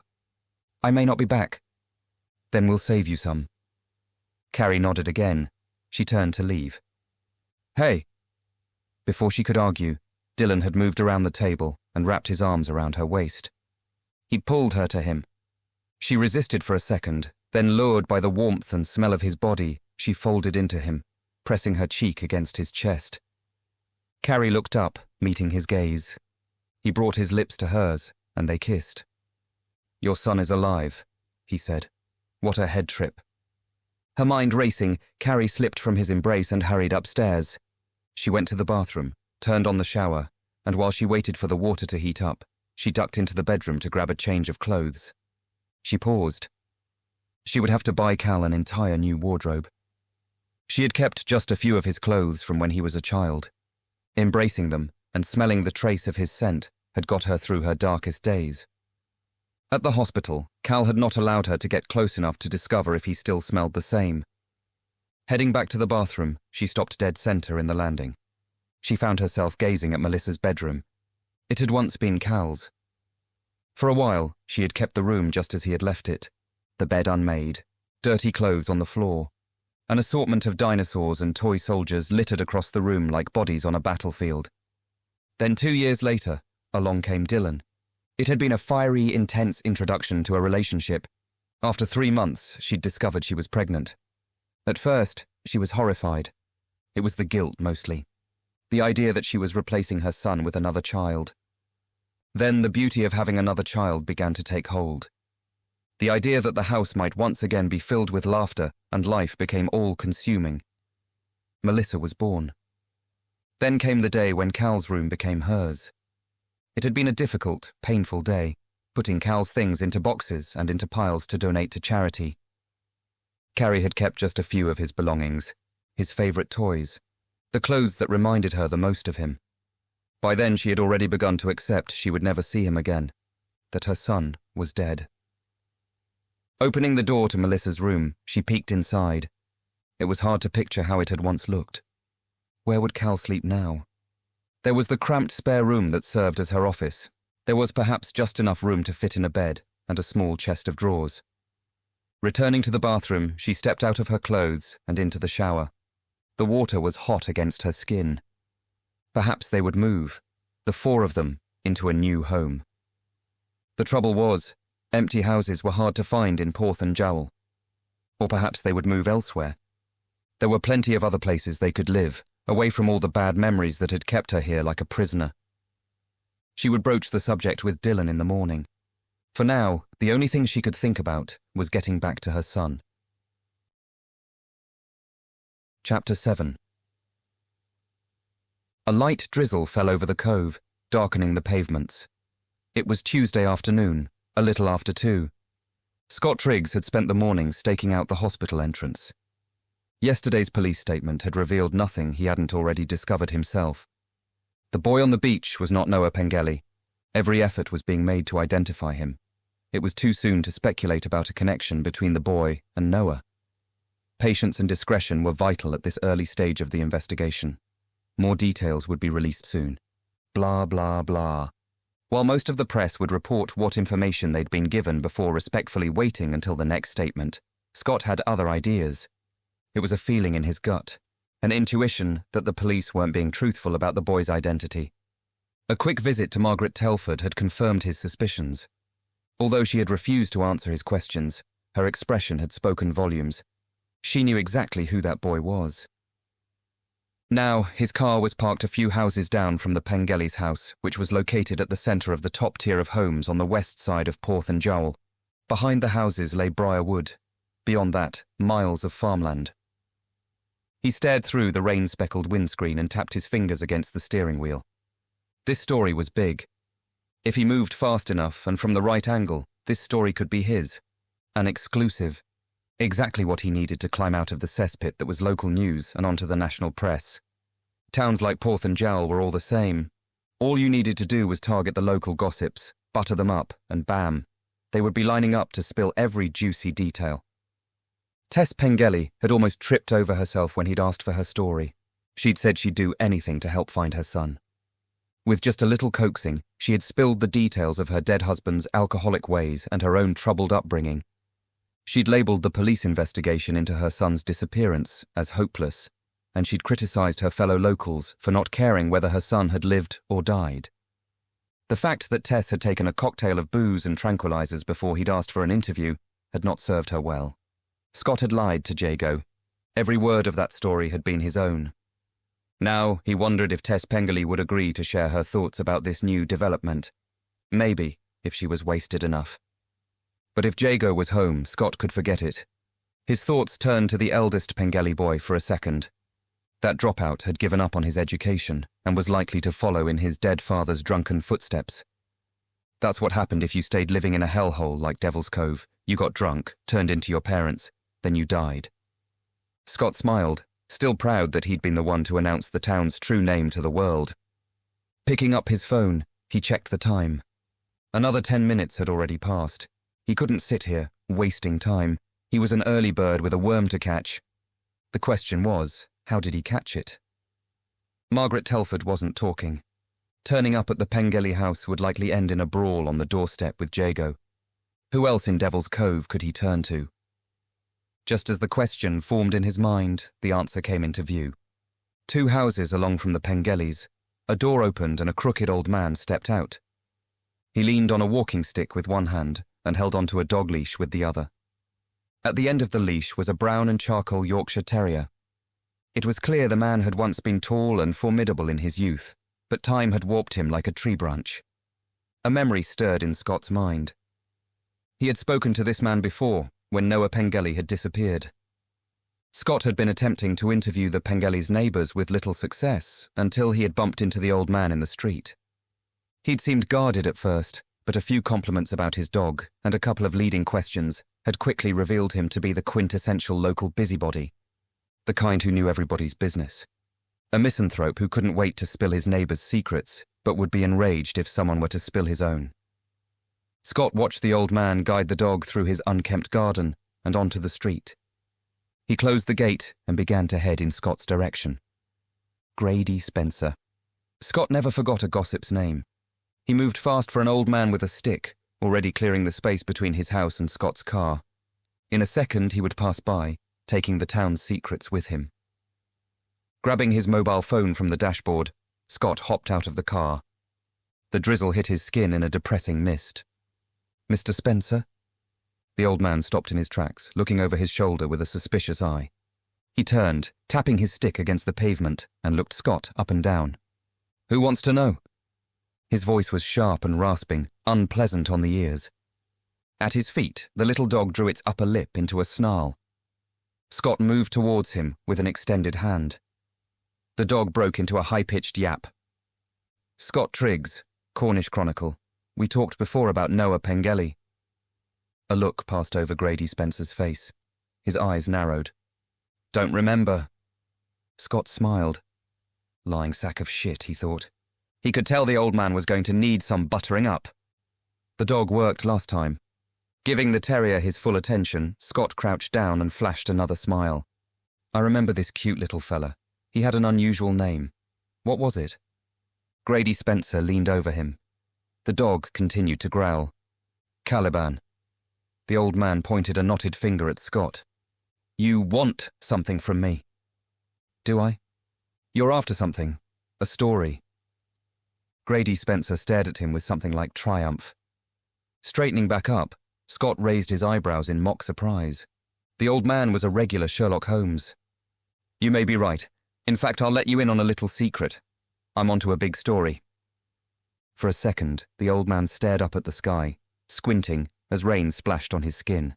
He had no umbrella, no raincoat, just an old jacket that had seen better days and hung over his bent frame like a sheet on a dryer.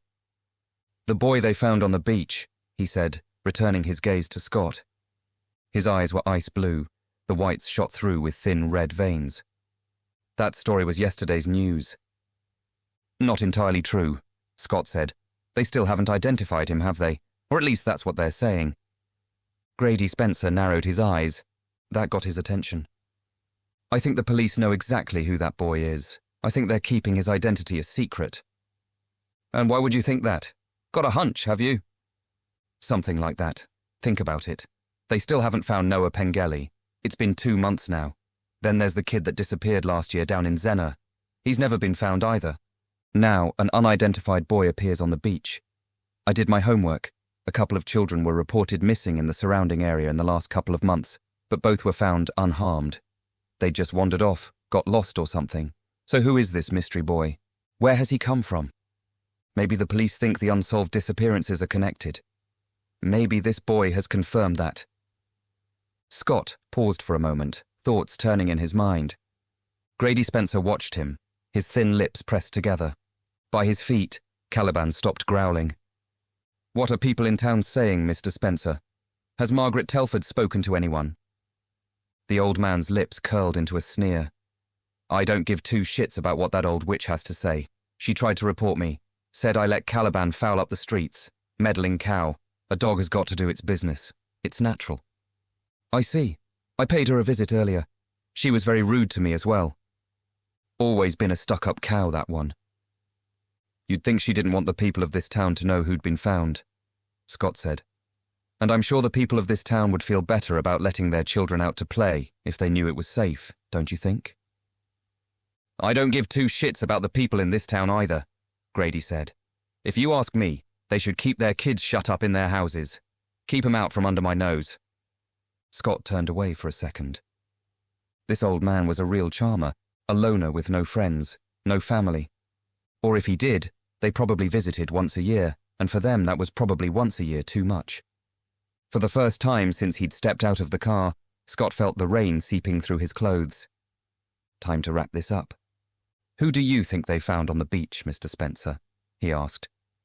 "Obviously it's no one local, but I had a feeling this morning that Margaret Telford knew the boy's identity. In fact, I'd bet my life on it." The old man was quiet for a second, staring down at his dog. When he looked up again, his face had taken on a mischievous expression. "People around here, they stick together," he said. "They don't like outsiders, especially ones that come sticking their beaks into things that aren't their business." Scott felt his body deflate. Had he misjudged the old man?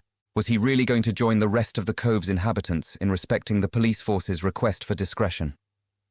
Grady Spencer cracked a smile, exposing crooked brown teeth. "But I don't give 2 shits about them, do I?" he said. And I know exactly who the police came calling on after they found that boy. Heard it from Mabel Stevens, I did. Bingo. And who did Mabel Stevens say it was? Grady Spencer sniggered, then pressed his lips together.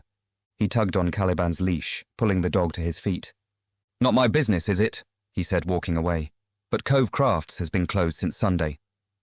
The old man picked up his pace, heading away from Scott and into the rain. Scott watched him go. His heart raced with excitement. He had to move fast before more journalists came snooping around. This was his story, his exclusive. No one was going to take it from him. Returning to the dryness of his car, he pulled his phone from his pocket. There was just one bar of signal, just enough to get him online, so he could find out exactly who owned Cove Crafts. Chapter 9. Evening fell over the cove. The rain had ceased an hour ago. Clouds had melted away to reveal a blazing sunset that seared the ocean. The beach had finally reopened, and music was filtering out from the shack, floating through the air to reach Carrie's ears as she stepped out of her car and stared at her home. She listened for a moment. There was something strangely soothing about the muted beat. A slice of normality, she supposed. Life continuing as usual. For some. Her discussion with Dr. Singh played in her mind as she stepped onto the pavement. It had been an unpleasant conversation, one that left her with difficult decisions to make. But decisions could wait for a few hours until she had slipped into a hot bath and put some food in her stomach. She knew she should check in on Melissa, who had barely seen her mother in 3 days. She knew she needed to have a conversation with Dylan about how their lives had been turned upside down and inside out. But if she didn't get some sleep soon, she would be no good to anyone. Not to Melissa, not to Dylan, not to Cal. Carrie Killigrew. She stopped at the gate. Climbing out of a blue Renault was a man in his late 30s.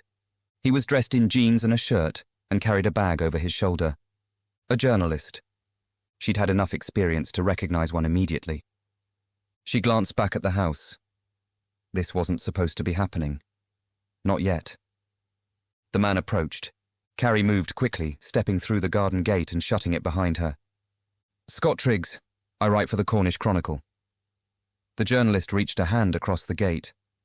I wonder if I could ask you a few questions. Carrie stared at his open hand. About what? About what's been happening here in Devil's Cove. It must be a terrible reminder for you. It must bring back awful memories. Carrie felt a flash of anger heat her insides.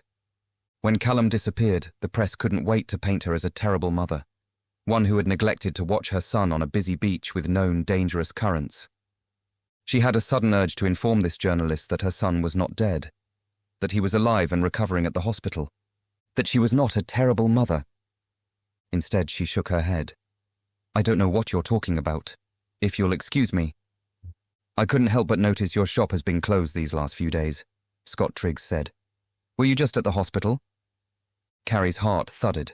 Fumbling for her house keys, she marched along the garden path. It's him they've found, isn't it? Scott Triggs called out. It's your son, Callum Anderson. The keys slipped from Carrie's fingers and hit the ground. She stooped to pick them up, then fought to get the right key into the lock. How had he found out? Scott Triggs stood at the gate, a triumphant smile on his lips. Let me tell your story, he said. Give me an exclusive and I'll make sure you're paid substantially for your time. More than that, I can clear your reputation. At the door, Carrie froze. She turned and glared at the man. Don't you want that, Carrie? For the world to know you're not the terrible mother they think you are. Carrie turned the key between trembling fingers. She pushed open the door and staggered inside. Leave my family alone, she hissed. She slammed the door hard, sending ripples through the house. Upstairs, Melissa began to cry. At the end of the hall, Dylan stepped out of the kitchen. His face was lined and shadowy with stubble. What is it? He said. Leaning against the door, Carrie let the tears come. Dylan moved up to her. A moment later, she was in his arms, sobbing uncontrollably into his chest. How are we doing?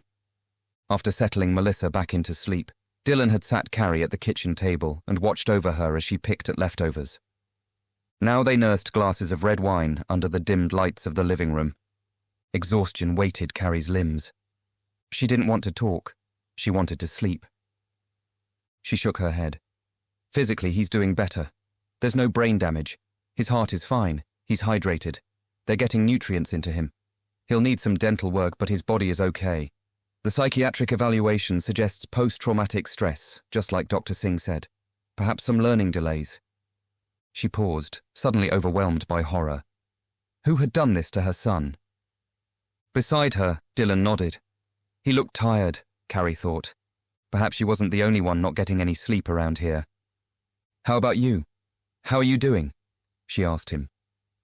He was quiet for a long while, staring into his wineglass. Finally, he looked up. I'll be honest, he said.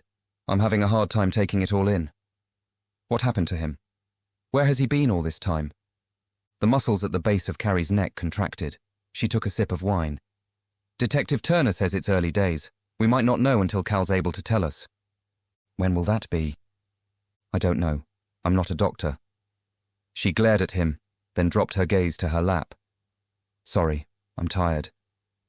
Dylan swallowed the contents of his glass.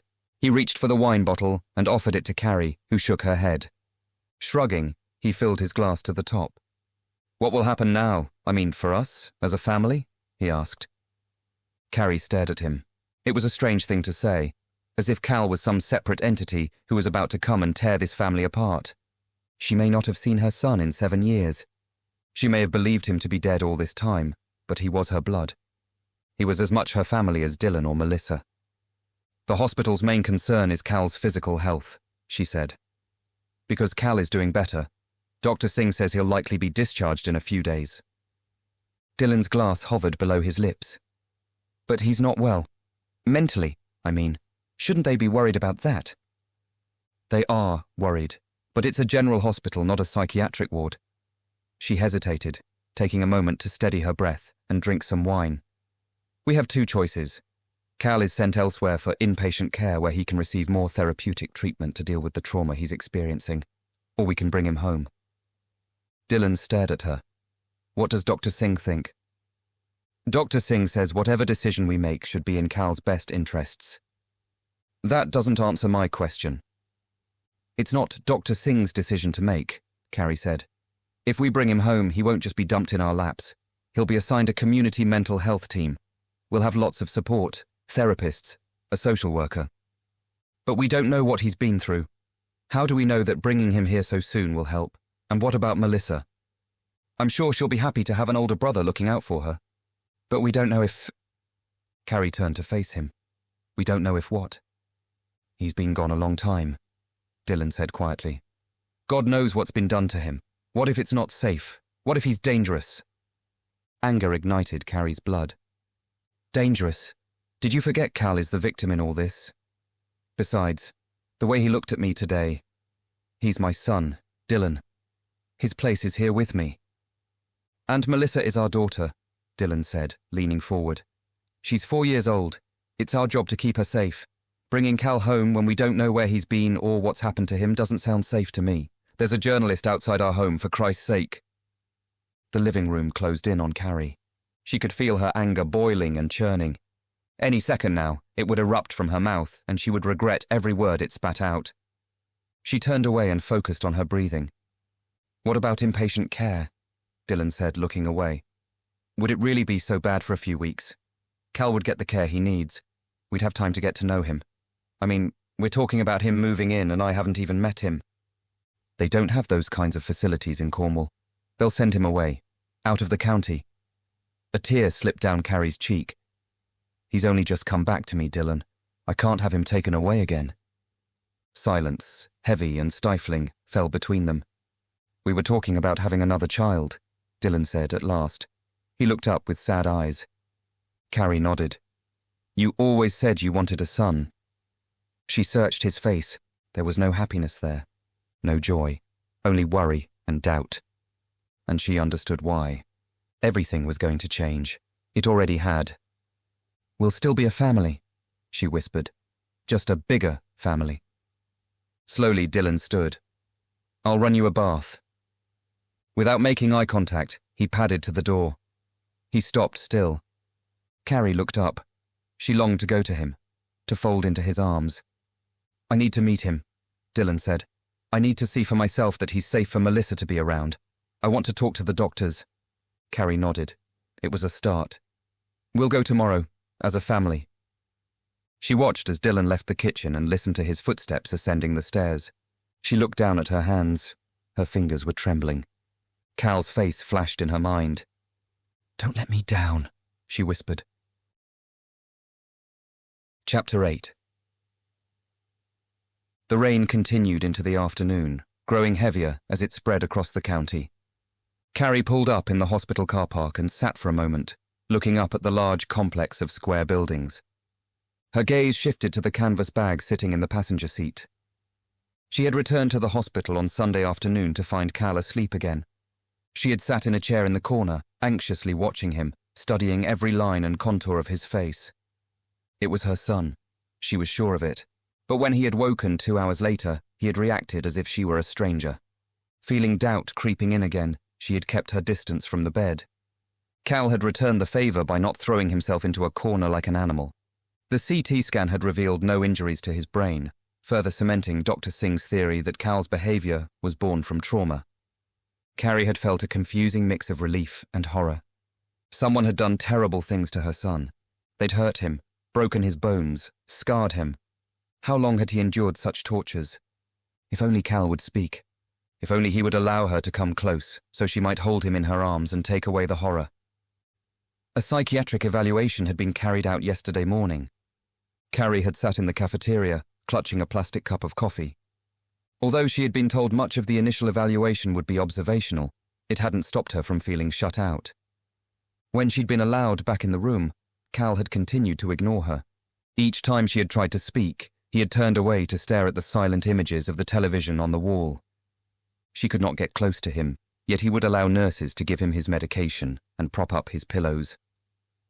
Late last night, Carrie had returned home feeling defeated and bereft. She had missed Melissa's bedtime for the second night in a row. Dylan had wanted to talk. Carrie had shut herself in the bathroom, turned on the shower, and wept. Now she stared at the bag on the passenger seat, forcing a smile to her lips. She reminded herself that it was early days. Her son had been dead for 7 years. Now he was alive. Even if Cal never spoke to her again, she had to be grateful.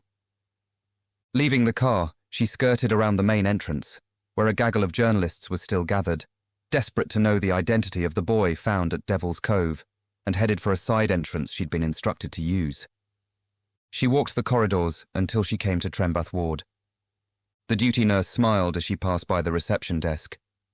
Carrie nodded stiffly, then looked down at the trail of wet shoe prints she'd left in her wake. A uniformed police officer sat outside Cal's room. He smiled politely as Carrie approached. "Anything?" she asked him.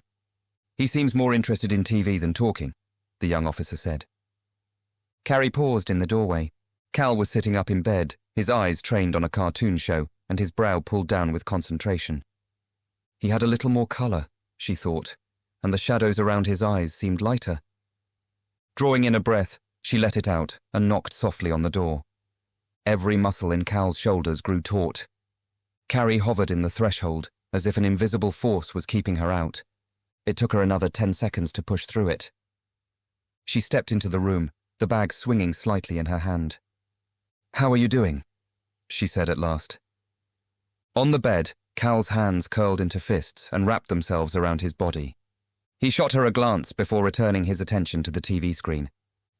Carrie inched forward. "Cal?" Nothing, not even the flicker of an eyelid. She came to a halt at the foot of the bed. "I brought you something." Cal's eyes turned to meet hers. They were dark and round, just like his father's. But they were not the eyes of a child. They were the eyes of someone who had seen terrible things. He looked at her for a second more, then dropped his gaze to the bag. Carrie cleared her throat. "I found a few of your things from when you were a child." Slowly, she set the bag down at the bottom of the bed. She opened it up and peered inside. A plastic dinosaur lay on top. It was a Tyrannosaurus rex, about 15 centimeters tall, painted green and yellow, with its mouth stretched open in a terrifying roar. She held it out as if offering her hand to a wild animal. "Do you remember, Cal?" You used to carry him around everywhere. He used to sleep under your pillow at night. What did you call him? She stared at her son, her eyes fixed on his mouth, waiting for him to speak. Cal stared at the dinosaur. His right hand unclenched and moved down to his side. It was Rex, wasn't it? We used to joke that it was a dinosaur, not a dog. Carrie extended her arm, bringing the toy closer. Cal was still staring. Good. This was progress. She took a step forward, offering the toy to him. Here.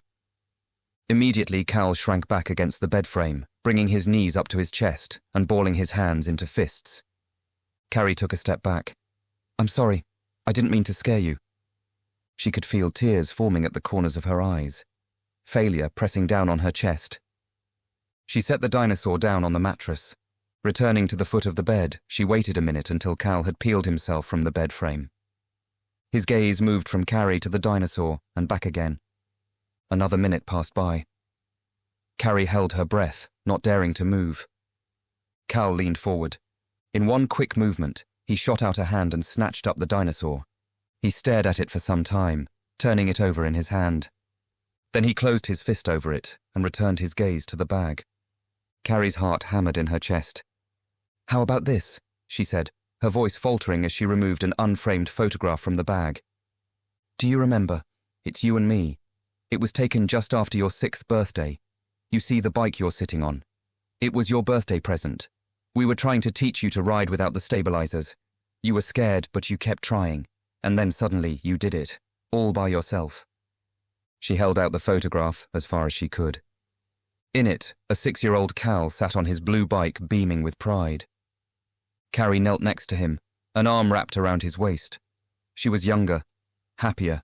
What a different picture it was now. Cal regarded the photograph, the crease in his brow deepening. He returned his gaze to the television. She placed the photograph on the bed and waited for Cal to snatch it up. He remained unmoving, eyes trained on the television screen. Out of ideas, Carrie turned and watched the television for a while. Every minute or so, she could sense Cal's gaze seeking her out. She avoided it. She was a failure. How could her son not know who she was? She should have kept a closer eye on him that day at the beach. She wondered what life would be like now.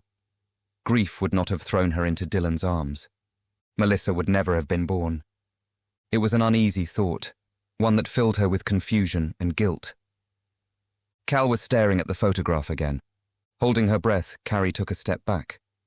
She watched as he plucked the photograph between finger and thumb and held it up in front of his face. He stared at it for a long time. Then at her. Then back at the photograph. When he looked at her again, there was something in his eyes that hadn't been there before. Carrie's heart thumped. Was it recognition? She returned his gaze in exhilarated silence. Yes, she was sure of it. He was remembering. And then his eyes grew frightened and darted to the open door. Carrie turned. A second later, she heard footsteps echoing in the corridor. Detective Turner appeared, waving a hand as he passed the window. He came to a halt in the doorway. Cal glanced at Carrie, and for a second, he looked just like the frightened little boy who used to call for her in the middle of the night after having a bad dream. I'll be right back, she told him. In the corridor, Detective Turner muttered to the uniformed officer, who stood and walked away. An uneasy feeling sank its teeth into Carrie's mind. Through the window, she could see Cal on the bed. His head swiveled on his shoulders as he turned to watch her. How is he? Detective Turner asked. A smile spread over Carrie's face. I think he recognized me. That's great. Has he said anything? The smile faded. He won't talk, or can't. The CT scan was clear, so it's nothing physical. I'm still waiting to hear from Dr. Singh. The psychiatric evaluation? Turner asked. The words sounded so clinical. Images of padded cells taunted her mind. The detective's eyes softened. How are you holding up? Carrie shook her head. She honestly didn't know how to answer the question. Both adults stared through the glass at the boy in the bed. It's a lot to take in, Turner said. After all, it's not every day you find out your son isn't dead. Carrie flinched at the words. Sorry, probably not the best way to frame it. Detective Turner cleared his throat. Callum's reappearance has set tongues wagging at the station. Detective Sergeant Mills will be leading the initial investigation. She's very keen to speak with him when he's ready. She's not the only one, Carrie breathed. She turned to face the detective. Have you found out anything about who took him? A moment of silence passed between them. The detective adjusted his tie. It's early days yet. Until we've fully established that this is a criminal investigation, What other kind of investigation could it be? Carrie stared at him, not quite believing his words. Or do you think my son has just been gallivanting around the county these last 7 years, eluding search parties and investigations and TV reports? This is hardly America, Detective Turner. You can drive from one end of Cornwall to the other in 2 hours. She fell silent, realizing she had raised her voice. She glanced back at Cal through the window. He was watching her, his knees still tucked up to his chest, the toy dinosaur gripped in his right hand. That's not what I'm saying, Turner said. The toxicology report came back today. It was clear. So unless Cal can tell us what happened, or our inquiries lead somewhere, we have nothing else to go on. He paused for a moment, staring at Carrie with serious eyes. If Cal was snatched, we don't want his abductor knowing that it's him we've found, which is why the longer we can keep your son's name out of the press, the larger window of time we'll have. But unless something comes up very soon, we'll have little choice but to release his name. Rumours are flying. Media interest is growing. It won't be long until someone finds out the truth, and then any control we have over what information gets released will be gone. Carrie turned away. Her head spun and her limbs ached. Exhaustion was taking hold. Our best chance of finding out what happened to Cal is for Cal to tell us, Detective Turner said.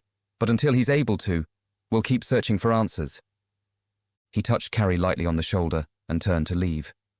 A few meters up the corridor, he stopped. Your DNA test results came back, by the way.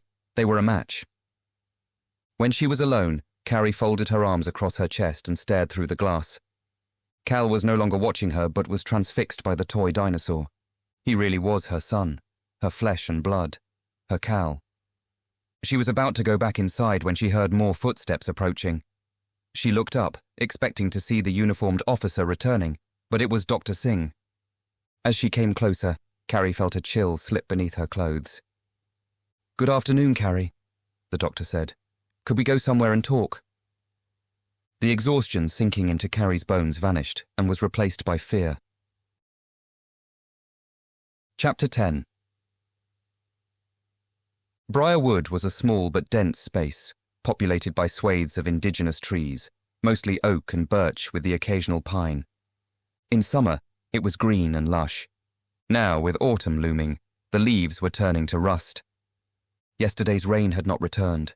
The afternoon sun slipped through the canopy and shimmered in small clearings. Birds sang out from branches. As winter approached, most would migrate, and Briarwood would fall empty and silent, just like the town below. Nat and Jago had spent the last 15 minutes walking in a wide berth, eyes on the ground or up in the branches. Jago had devised several different routes in which to search, each one heading in a different direction, then looping back to the same spot behind the fence of his backyard. When Noah had vanished, the police had discovered one of the slats in the fence was loose. After forensics found nothing out of the ordinary, it was concluded that Noah had discovered the loose slat and gone exploring in the wood. Desperation Point was just a couple of 100 meters to the west, but little Noah had not taken his own life. He had not slipped off the edge either. Someone had taken him. Of this, Jago was convinced. Nat was not so sure. An extensive search of Briarwood had already been conducted by the police 2 months ago. A local search party had been put together shortly after, but had also found nothing. The police were adamant. If there was evidence hidden in Briarwood, it would have been found by now. They hadn't said it outright, but Nat believed they had reached the same conclusion as everyone else.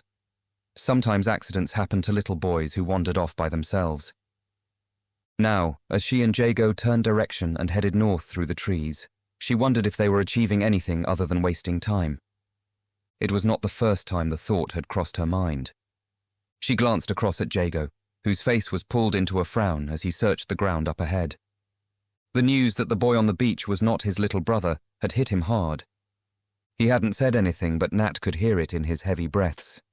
She could see it in his slow gait, and he was quieter than usual, bordering on mute. To have his hopes raised, then dashed like that, the pain must have cut deep into his heart. Nat knew a little of how that felt herself. Perhaps that was why they were out here in the woods again, retracing steps they'd taken several times before. "You know you missed another great day," she said, when Jago's silence became annoying. "We learned about Michelangelo. Did you know he was a millionaire? All that bullshit about him being a starving artist, when all along he was raking it in. That could be us one day." Jago walked on as if he hadn't heard a word she'd said. "Yeah, of course you'd have to get out of this shithole first. Even if we don't go to uni next year, we could still go somewhere. Find a mentor or something. Learn everything we can from the greats." Nat quickened her pace. There was another reason she'd been considering this route lately. University fees. She didn't have the money to pay them. And seeing as how she hadn't seen her parents in 5 years, she doubted they would happily hand over the cash. She walked on. "What do you think? I'm thinking London or Manchester. Somewhere big and busy. Somewhere cool." They rounded a large holly bush. The ground beneath their feet descended a little. Jago walked ahead. "Jesus, I wish you'd come back to college." Nat pulled out her tobacco pouch and a cigarette paper. "That prick, Sierra Davis, was giving me a hard time about my hair. Like a girl never shaved her head before. Big fucking deal. Better than her ridiculous highlights. I mean, hello, it's not the 90s. God, I hate her so much. All summer, I had the pleasure of not seeing her damn face, and now there she is, every class in my face. If I wrote a shit list, she'd be right at the top, number 1. Jago paused, turned his head slightly. "You know, for someone you hate so much, you can't seem to stop talking about her. Someone might start thinking you had a crush." Nat felt her face heat up. "Whatever. There's just so much to hate, that's all." Jago turned direction, weaving his way through a copse of birch trees. Following behind, Nat rubbed her hand over her head. It had felt liberating to shave off her locks. She liked how smooth her scalp felt against her fingers, how she didn't have to bother with brushing and styling and spraying or gelling. Besides, shaving her head had felt like a statement. A big fuck you to conformity. Of course, shaving her head had given the people of Devil's Cove further reason to whisper behind her back. When she'd been first shipped out to live with Rose Trewather, the Cove's resident foster carer, she'd quickly learned that most people referred to her as the looked-after child. As if she were the only kid to have been removed from her family. After a year of living in the Cove, she'd learned to ignore the whispers and the looks. It seemed that unless you were born and raised here, you would always be an outsider, which was just fine with Nat. She had learned a long time ago that most people couldn't be relied upon. In 6 months, she'd be turning 18. Rose would stop receiving money for her care and would have no legal obligation to continue giving her a home. She suspected Rose would never see her put on the streets. She had grown attached to Rose, and she knew Rose was very fond of her too. But how long would it be before some other wayward stray showed up needing a home? Besides, Nat was getting out of here. She was moving to the city to live an artist's life. She looked up. While she had slowed down with her thoughts, Jago had pressed on. She quickly caught up to him. "Anyway," she said, "Sierra Davis can kiss my ass, along with the rest of them. In less than a year, we'll both be out of here. Half of those losers will never leave. They'll get knocked up or become alcoholics. Meanwhile, we'll be cool as fuck, and they won't be able to stand it." Jago did not respond. He stomped on. Nat caught up with him again. "You want to talk about it?" "Not really." Jago shot her a glare, and she was momentarily taken aback. "Hey." She grabbed his arm, bringing him to a standstill. "What's going on?" "What do you think is going on?" he said, his voice low. Nat already knew. She'd experienced Noah's disappearance right by Jago's side. "That boy on the beach has really got you rattled," she said. "I don't want to talk about it. I had Mum going on all last night, so it wasn't Noah. It doesn't mean that he's dead. It doesn't mean we won't find him." Nat said nothing. She watched Jago wipe beads of sweat from his forehead, then stare off into the distance. Anger flashed in his eyes. He'd always had anger in him, Nat thought. Long before Noah disappeared. Long before Nat had arrived in town and moved in next door.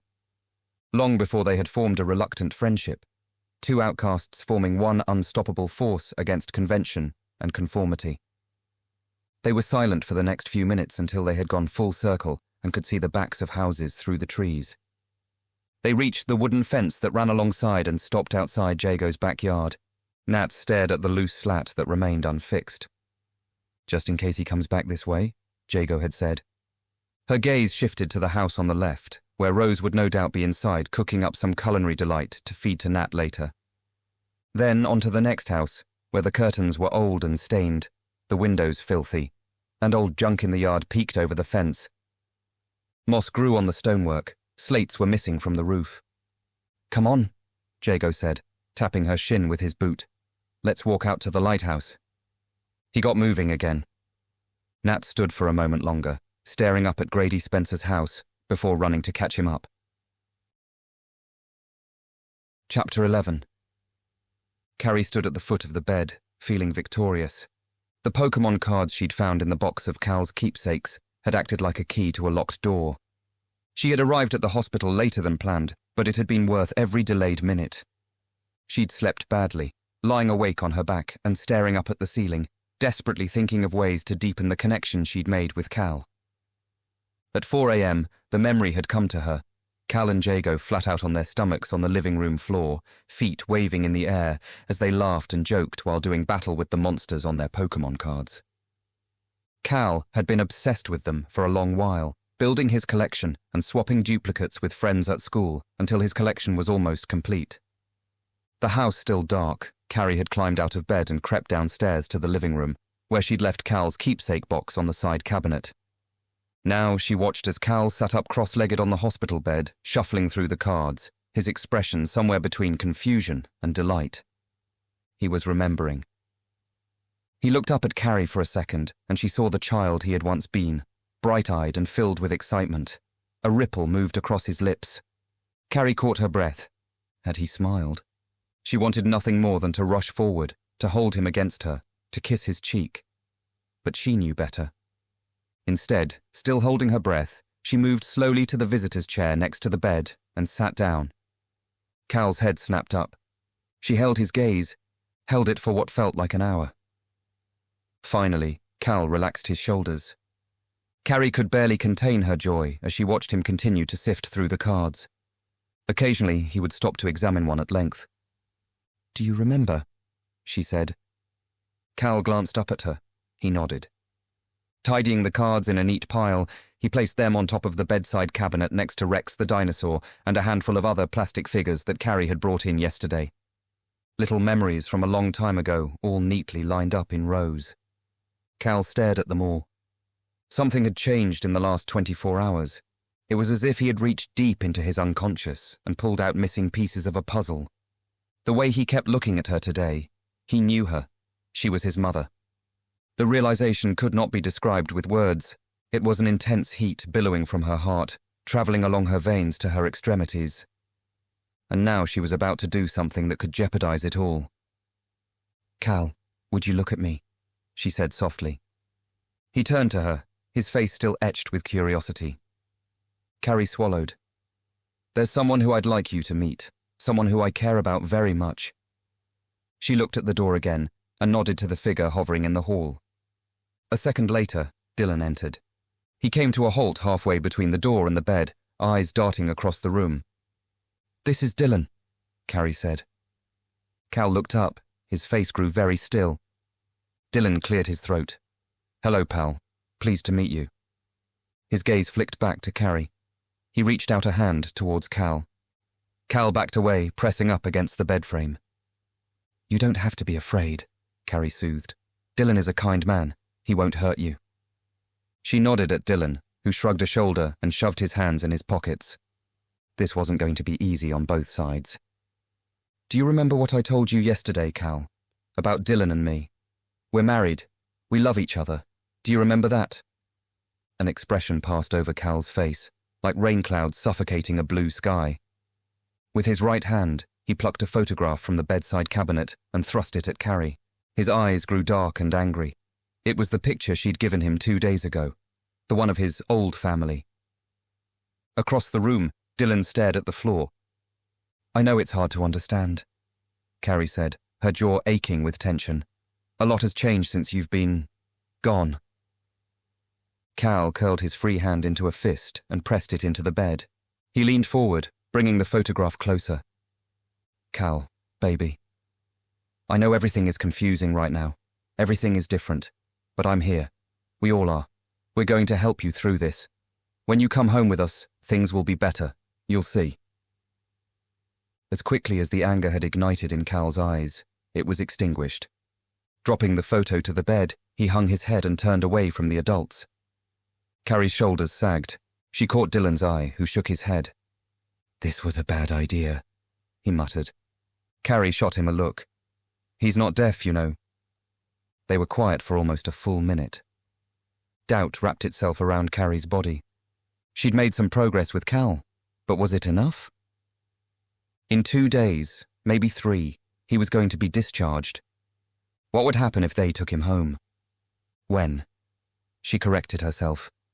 When we take him home. She looked from her son to her husband, who were both avoiding her gaze. Hopelessness engulfed her, threatening to spill from her eyes. She shook it off. No, this had to work. She had to make it work. "Go get Melissa," she said. Dylan shot her a doubtful look. "I don't know if that's—" "Please, Dylan, go get her." Muttering to himself, he turned and left the room. Now they were alone. Cal turned to face her. "Give him a chance," Carrie said, smiling. "You'll see when you get to know him that he's kind and caring. And he makes really good pizza." Cal didn't look convinced. With one eye fixed on his mother, he pulled his knees to his chest and wrapped his arms around his shins. "There's someone else I want you to meet," Carrie said, choosing her words carefully. "You have a little sister now. Her name is Melissa." A moment later, the quiet was filled with footsteps and excited chatter. Cal's head turned to the door. His brow grew tight and wrinkled. Beside him, Carrie reached out a hand. "It's okay." Dylan entered the room, carrying Melissa in his arms, who was busy telling her father all about the adventures of Dora the Explorer. Her eyes roamed the room and found Cal. She stopped talking. "Hi, Sweet Pea." Carrie smiled. "Did the nurses take care of you?" "I tried on a stethoscope and listened to my heart." "You did?" Melissa nodded. Cal watched her silently from the bed. "Melissa, this is Cal," Carrie said, trying to keep her voice calm and steady. "Do you remember me talking about him?" Melissa nodded, her stare fixed on the boy in the bed. Carrie turned to Cal. "And this is Melissa, your sister." The siblings regarded one another like man seeing the moon for the first time. "Can you say hello?" Dylan said, kissing the top of Melissa's head. The little girl watched the boy through large, round eyes. "Hello?" she said. Dylan set her down on the floor. She leaned into his legs, hooking one arm around the back of his knees.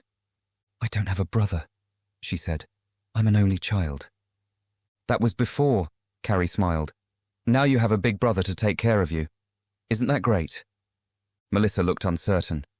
"Come here, Sweet Pea. Come say hello."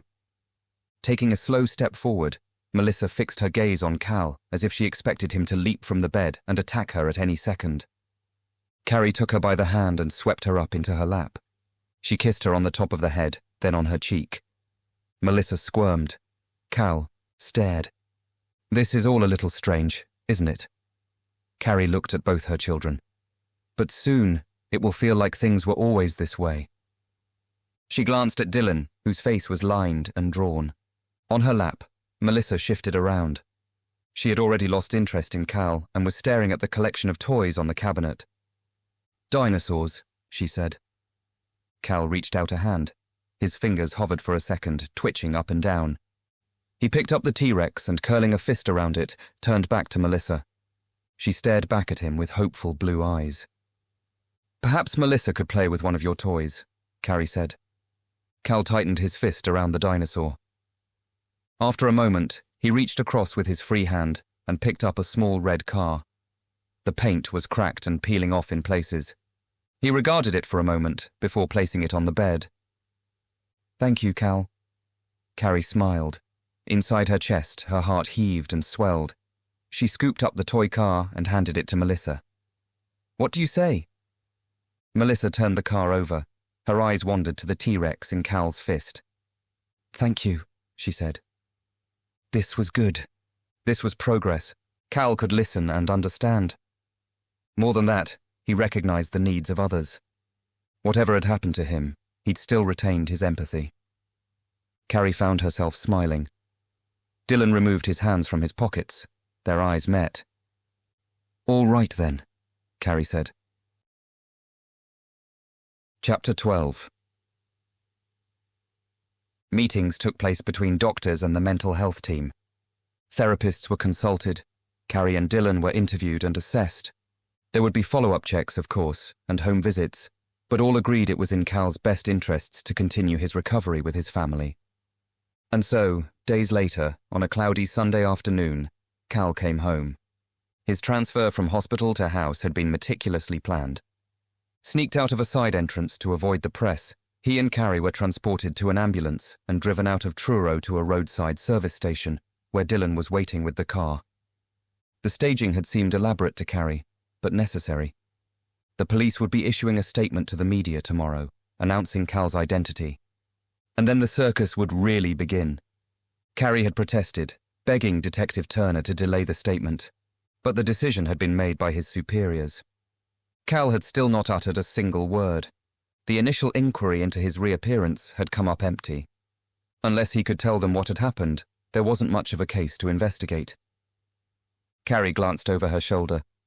Cal had spent the entire journey from the hospital glued to the rear passenger window, his shoulders heaving up and down, his breath steaming up the glass. Dr. Singh had provided him with a pair of dark glasses for the journey. It seemed that Cal's eyes were light-sensitive, suggesting that wherever he'd been, he'd had limited exposure to daylight. A low vitamin D count had confirmed this. Now, as the car pulled up outside the house, he turned and stared past Carrie. "This is your home," she told him. "Do you remember?" He remained silent and unmoving, his expression unreadable through the glasses. Dylan killed the engine and unhooked his seatbelt. "I'll take Melissa in first and make sure the coast is clear," he said. Carrie watched as he climbed out, and a second later helped Melissa out of her booster seat. The two hovered by the garden gate as Dylan checked the street. Giving Carrie a quick nod, he swept Melissa into his arms and carried her towards the house.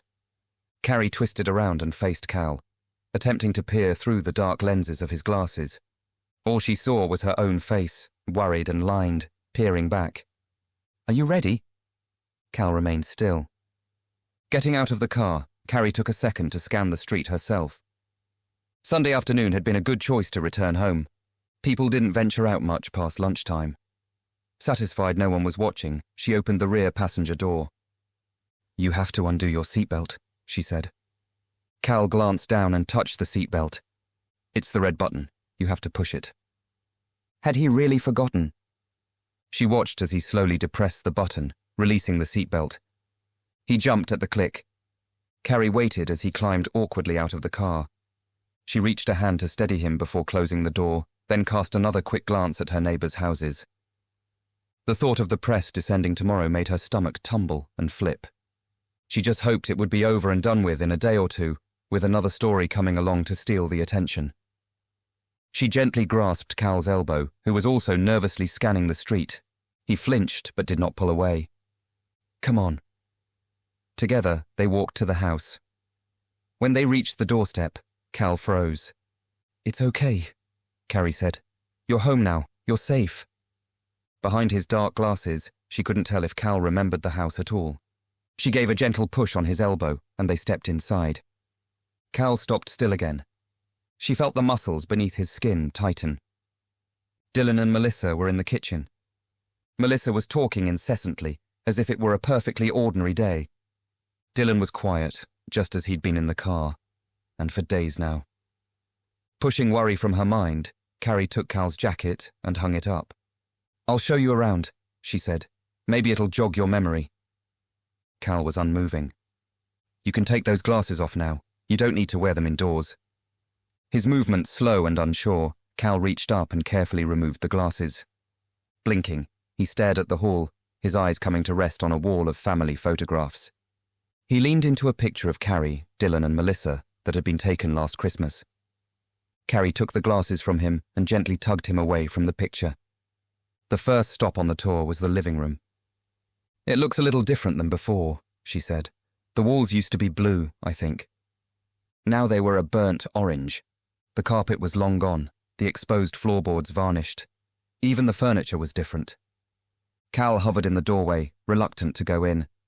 Next, Carrie led him to the kitchen, where Melissa sat at the table, preoccupied with paper and colouring pencils. Dylan was busy pulling food out of cupboards. A fresh chicken sat in a dish, ready for roasting. Both he and Melissa looked up as they entered. It had been given a fresh coat of paint, but the kitchen mostly remained unchanged. Cal looked around, his eyes coming to rest on Melissa, who was busy drawing a picture of what looked like a horse. "You used to do the same thing," Carrie said. She felt a sudden stab of sadness. 7 years, lost forever. But she had thought her son was dead. 7 years was more than a fair exchange for his return. Dylan cleared his throat. "Do you like chicken, Cal?" he asked. Cal flinched and stared at the floor. "I'm sure he does," Carrie said. "Everyone likes chicken." "Except vegetarians," Melissa said, looking up. Both Dylan and Carrie stared at each other. "And where did we learn such a big word like that?" Carrie said. Melissa shrugged and swapped her blue pencil for a red. "School. Well, aren't you my little super brain?" Leaving the kitchen, Carrie led Cal upstairs. She took the steps slowly, watching him as he moved.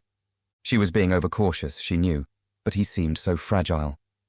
As if one misstep would break him into 1,000 pieces. He glanced up, catching her eye. His face was expressionless. She wished she could tell what was going through his mind. This had to be strange for him, just as it was for Dylan and Melissa. They reached the top of the stairs and paused on the landing. "This is the bathroom," Carrie said, pushing open the first door on her left. It was a tiny room, white tiles on the walls, turquoise linoleum on the floor. There was just enough space for a bathtub and shower, toilet, and sink. "You used to love taking a bath. You had this little toy boat with a motor. It went around and around. You'd pretend you were—" She clamped her jaw shut. "You'd pretend you were a pirate sailing the ocean," she thought. "The ocean that took you from me." Cal stared at the empty bath. They moved on. Cal slowed to a halt outside the next door. A colourful sign was fixed in the centre. Melissa's room. Carrie thought she saw a flicker of recognition in his eyes. She pushed the door open. Melissa's room was large and colourful. Her bed sat up against the far wall. Large cushions were scattered across the floor. Boxes of toys overflowed on the opposite side. In the window, a row of dolls and soldiers stood guard. "Do you remember this room?" Cal stepped inside. He turned a half circle. "I know this is weird," Carrie said. "This used to be your room, but Melissa has so many things, she needed the space." She watched, her heart in her throat, as Cal continued to turn. His gaze rested on the toys standing on the windowsill. His hand slipped into his right pocket and pulled out his toy T-Rex. "Let me show you your new room," Carrie said. Cal didn't move. His eyes flicked from left to right. Was he remembering something? "Cal?" His eyes found hers. If he was upset, his blank expression hid it well. He followed her out to the hall, where she led him to the next room. There was no name sign on this door. It was as blank as Cal's face. "This is your new bedroom," Carrie said, opening the door. She stepped aside. The room was half the size of Melissa's, with just enough space to fit in a bed, a wardrobe, and a chest of drawers. "I know it's not much right now. I thought maybe we could work on it together." Cal stared at the room, his fist tightened around the T-Rex. Brushing past him, Carrie went to the wardrobe, where a few garments hung inside. "I bought you some clothes." She removed a red hooded top and held it up. "I'm not sure if you'll like them. I don't really know what 16-year-old boys wear these days." Cal stared at the hooded top, then at Carrie. His blank face was beginning to unnerve her. And then it changed. It was subtle, a narrowing of the eyes, a tightening of the lips. He turned and left the room. Carrie stood for a moment, feeling like the world's shittiest mother as she heard him open the door to Melissa's room. "Cal." She followed him, arriving in time to see him cross the room and push Melissa's toys on the window ledge to one side. He set the plastic dinosaur down and turned it to face the room. He took a step back and glared at Carrie. "I'm sorry," she whispered. "I know it's different. I know things have changed, but it's going to be okay. We can make it work." A crease in Cal's brow caught Carrie's attention. Good, she thought. It may have been anger he was feeling, but at least he was feeling something. "As soon as you're well enough, how about we take a trip to Truro and go shopping for your room? You can choose the curtains, the quilt. We'll get some posters, whatever you like." She suddenly realized she had no idea what Cal liked, or if he had any idea either. "What do you think? You can paint the walls any color you want. We'll make it yours, any way you want it." Cal looked up. He stood still for a while longer, swaying from side to side. Slowly, he turned back to the window, picked up the Tyrannosaurus Rex, and returned it to his pocket. Carrie's shoulders loosened a fraction. Mother and son stared at each other. "Let me show you the garden," Carrie said. "I think one of your footballs is still around somewhere." Cal followed her out of the room like an obedient puppy. As they descended the stairs, the question Carrie had been desperate to ask him forced its way into her mouth. It was too early. The doctors had warned her, "Only ask when he's ready." She sealed her lips. The words pushed against them. "What happened to you?" Chapter 13. Dinner was roast chicken with potatoes and greens. Dylan and Carrie sat at opposite ends of the kitchen table with the children in between. Melissa held one of her dolls and was busy braiding its long hair while staring at Cal every few seconds. "Sweet pea, what have I told you about bringing toys to the table?" Carrie said. Melissa let out a long sigh. "Not supposed to." "Exactly. So can you please give me Cara?"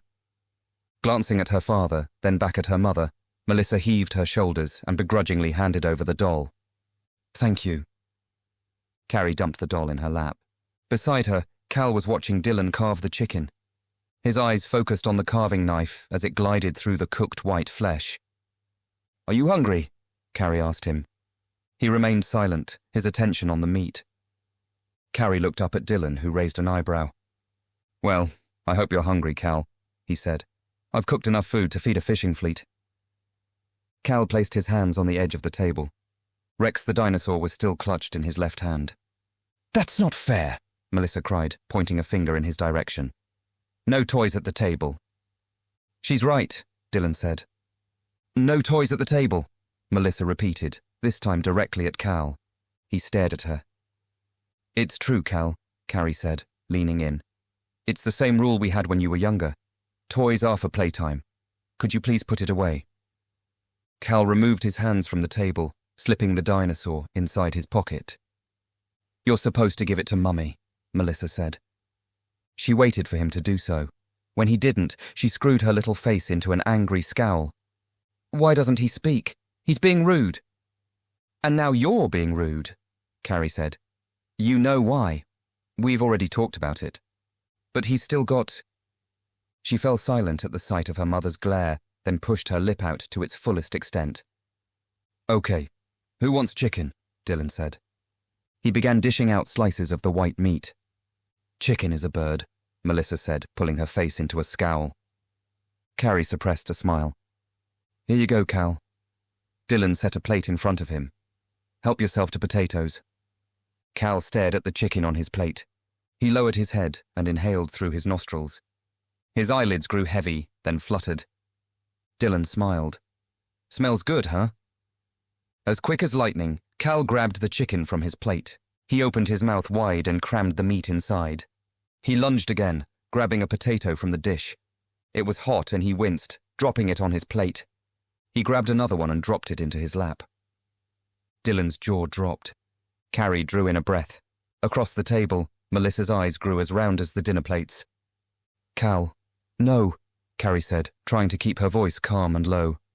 "That's not how we eat here. Use your knife and fork." His cheeks full, grease smeared across his lips, Cal stared down at the cutlery. Slowly, he picked up his fork and turned it over. "And we wait until everyone has food on the plate."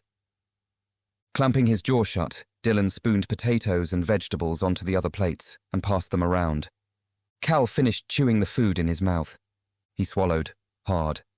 His eyes fixed hungrily on the rest of his dinner. but he made no move to eat it. "Okay, good," Carrie said. "And now everyone has their food, we can eat." She watched as Cal stared at his fork. His animalistic behavior had shocked her. Again, she found herself asking the same question. What had happened to him these last 7 years? She felt a sudden wave of nausea rack her body. "Sweetheart, are you okay?" Dylan stared at her from across the table, concern lining his features. She nodded. "Fine. Let's just eat." She speared some chicken. She waited until Cal had done the same. He watched her, as if waiting for permission. She nodded. They both began to eat. Across the table, Melissa's gaze moved from mother to son. "Eat up, sweet pea," Dylan said. Her lower lip still poking out, Melissa picked up her fork and began to eat. Carrie's shoulders relaxed a little. "Okay, this is good. Close enough to a normal family as we're going to get for one day." "Angus wants me back on the boat this Thursday," Dylan said, with a mouthful of potato. Carrie frowned. "I thought you were taking this week off. You said you were going to be around." "I know, but they're already a man down. If there's not enough men, things get tricky. You know what it's like. Besides, I've already taken a week off. Plus, the shop's been closed and next week is the last of the season. Things are tight. We need the money." "I know that. It's just—" Carrie lowered her voice, which she knew was stupid because her children weren't deaf. "It's our first week together as a family. A newer, bigger family." Dylan nodded as he harpooned another potato. "I'm sorry, but it can't be helped. I'm here till Thursday. That's another few days. The press will be gone by then." "You don't know that." Carrie glanced at Cal, whose face was lined with concentration as he fumbled with his knife and fork. "We'll talk about it later," she said. She returned her attention to her son. "How's the food?" Cal's mouth was full.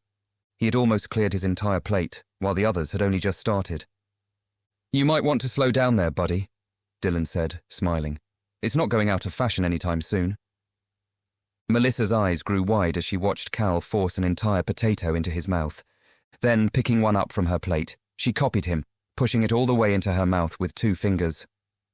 "Melissa Killigrew, what do you think you're doing?" Melissa glared at her mother.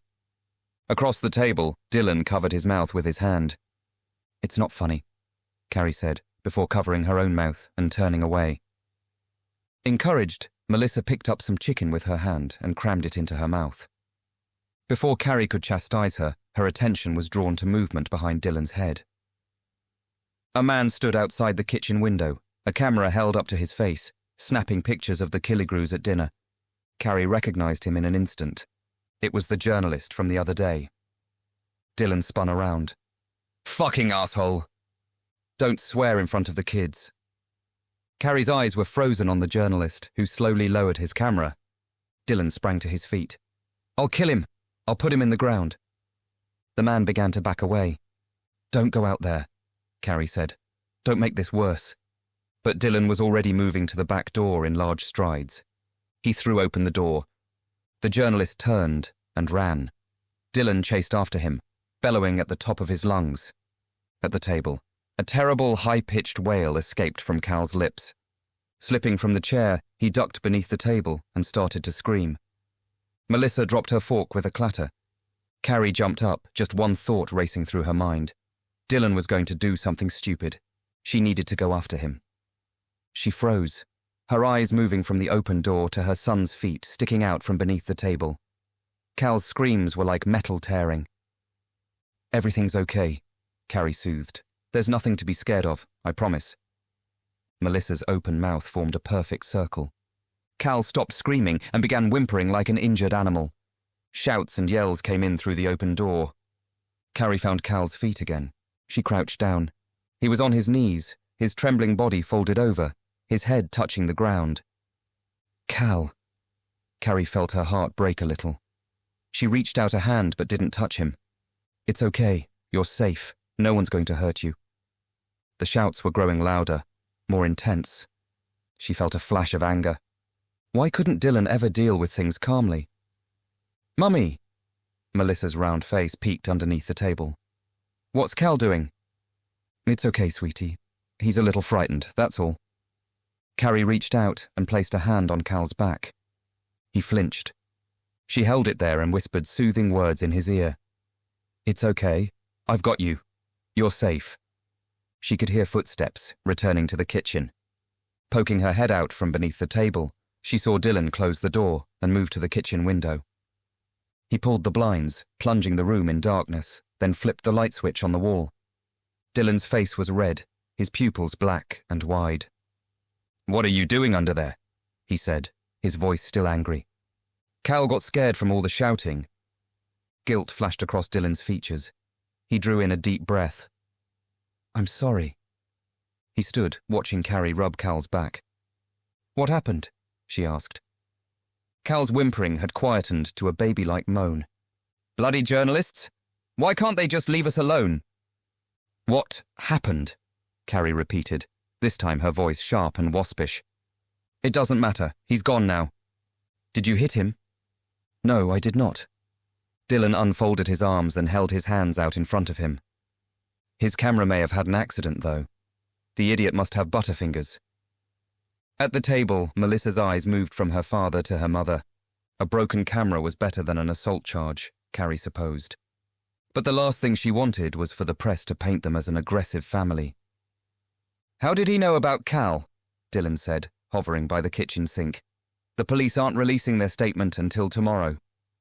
Carrie shook her head. It was a good question. She wondered for a moment if Margaret Telford had spoken to the journalist, or if Mabel Stevens had told him about the police showing up at Cove Crafts. In a town as small as this, a secret was not a secret for very long. At least they'd got Cal home safely. Carrie stared at his cowering frame beneath the table. "Can you take Melissa out of here? Let me get him calm." "But I'm still eating," Melissa complained. Dylan crossed the kitchen and swept his daughter and her dinner plate up in his arms. "Well, I guess you get to break the house rules and eat your dinner in the living room." He glanced uncertainly at Carrie as he passed by. Carrie returned her attention to Cal. His face was still buried into the floor, and his hands still covered his ears. "I've got you," she soothed, her hand gently running up and down his spine. "Everything is going to be all right." She bit down on her lip, hoping she spoke the truth. Chapter 14. Scott Triggs was furious. He sat in the driver's seat of his car, the door open, one foot resting on the curb as he dabbed his scraped elbow with a tissue. His camera sat in his lap in 2 pieces. Dylan Killigrew was nothing more than an inbred thug. He had a good mind to report him to the police. Dumping the bloody tissue on the passenger seat, he picked up the main bulk of the camera, popped a button, and pulled out the memory card. Dylan was also an idiot, and come tomorrow Scott would make sure the world knew about it. He had the photograph he needed to go with his exclusive, the Killigrew family sitting around the dinner table with a ghost. He already had a draft of the story prepared, and he'd even crafted a headline, "The Boy Who Came Back from the Dead." Now, he needed to phone the press room and talk to his editor-in-chief before tomorrow's paper was finalized and sent off to print. Wincing as the graze on his elbow rubbed against the car seat, he pulled his phone from his pocket. He looked up as a thought occurred to him. This story was potentially much bigger than the reappearance of Callum Anderson. What if his disappearance was somehow connected to the disappearance of Noah Pengelly? If he was right, if he could discover the link, this story could be the one to send his career skyrocketing into the big leagues. Judging by the lack of other journalists, Scott was confident he was the only one to have discovered Callum's identity. But with the police having announced tomorrow's press conference, it meant he had a small window of time. Scott stared across at the Killigrew house, an idea forming in his head. Slamming the driver door shut, he dumped the camera pieces on the passenger seat and started the engine. He spun the wheel, pulling away from the curb. Turning onto Cove Road, he took a left and headed uphill. As he drove, he dialed the press office of the Cornish Chronicle. "Charlie, it's Scott," he said into the phone, indicating left and turning onto another small row of houses. "Put Mike on the line. Have I got a story for you?" There was just one parking space remaining on the roadside. He wedged the vehicle into it, bumping the car in front, and killed the engine as the editor-in-chief's voice spoke in his ear. It took exactly 30 seconds to convince him to hold the front page.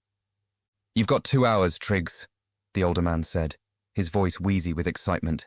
"Don't you dare let me down." Scott grinned from ear to ear. You offend me, Mike. When have I ever disappointed you?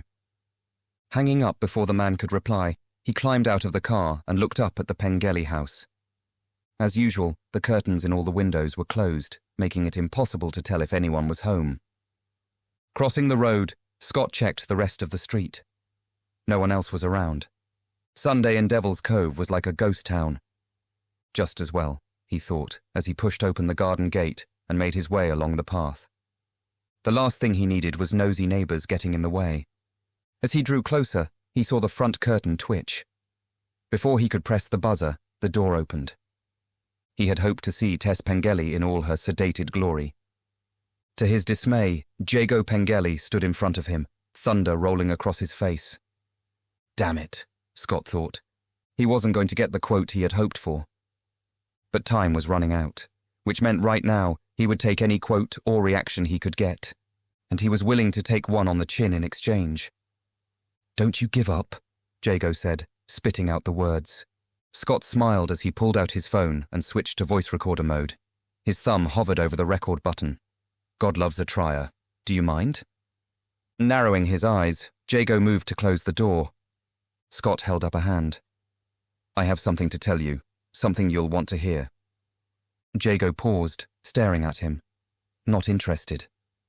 Really? Then why are you still standing here? Good point. He moved to close the door again. Scott thought about using his foot as a wedge, then quickly decided against it. There was no time for a trip to A&E. I know who the boy on the beach is, he said, catching his breath. In the doorway, Jago's body tensed. Got him. Scott held up the phone. Do you mind? He asked again. Jago stared at him, anger flashing in his eyes. He was going to say no. He was going to tell Scott to leave before he regretted it. The boy's gaze travelled from the phone and back up to Scott's face.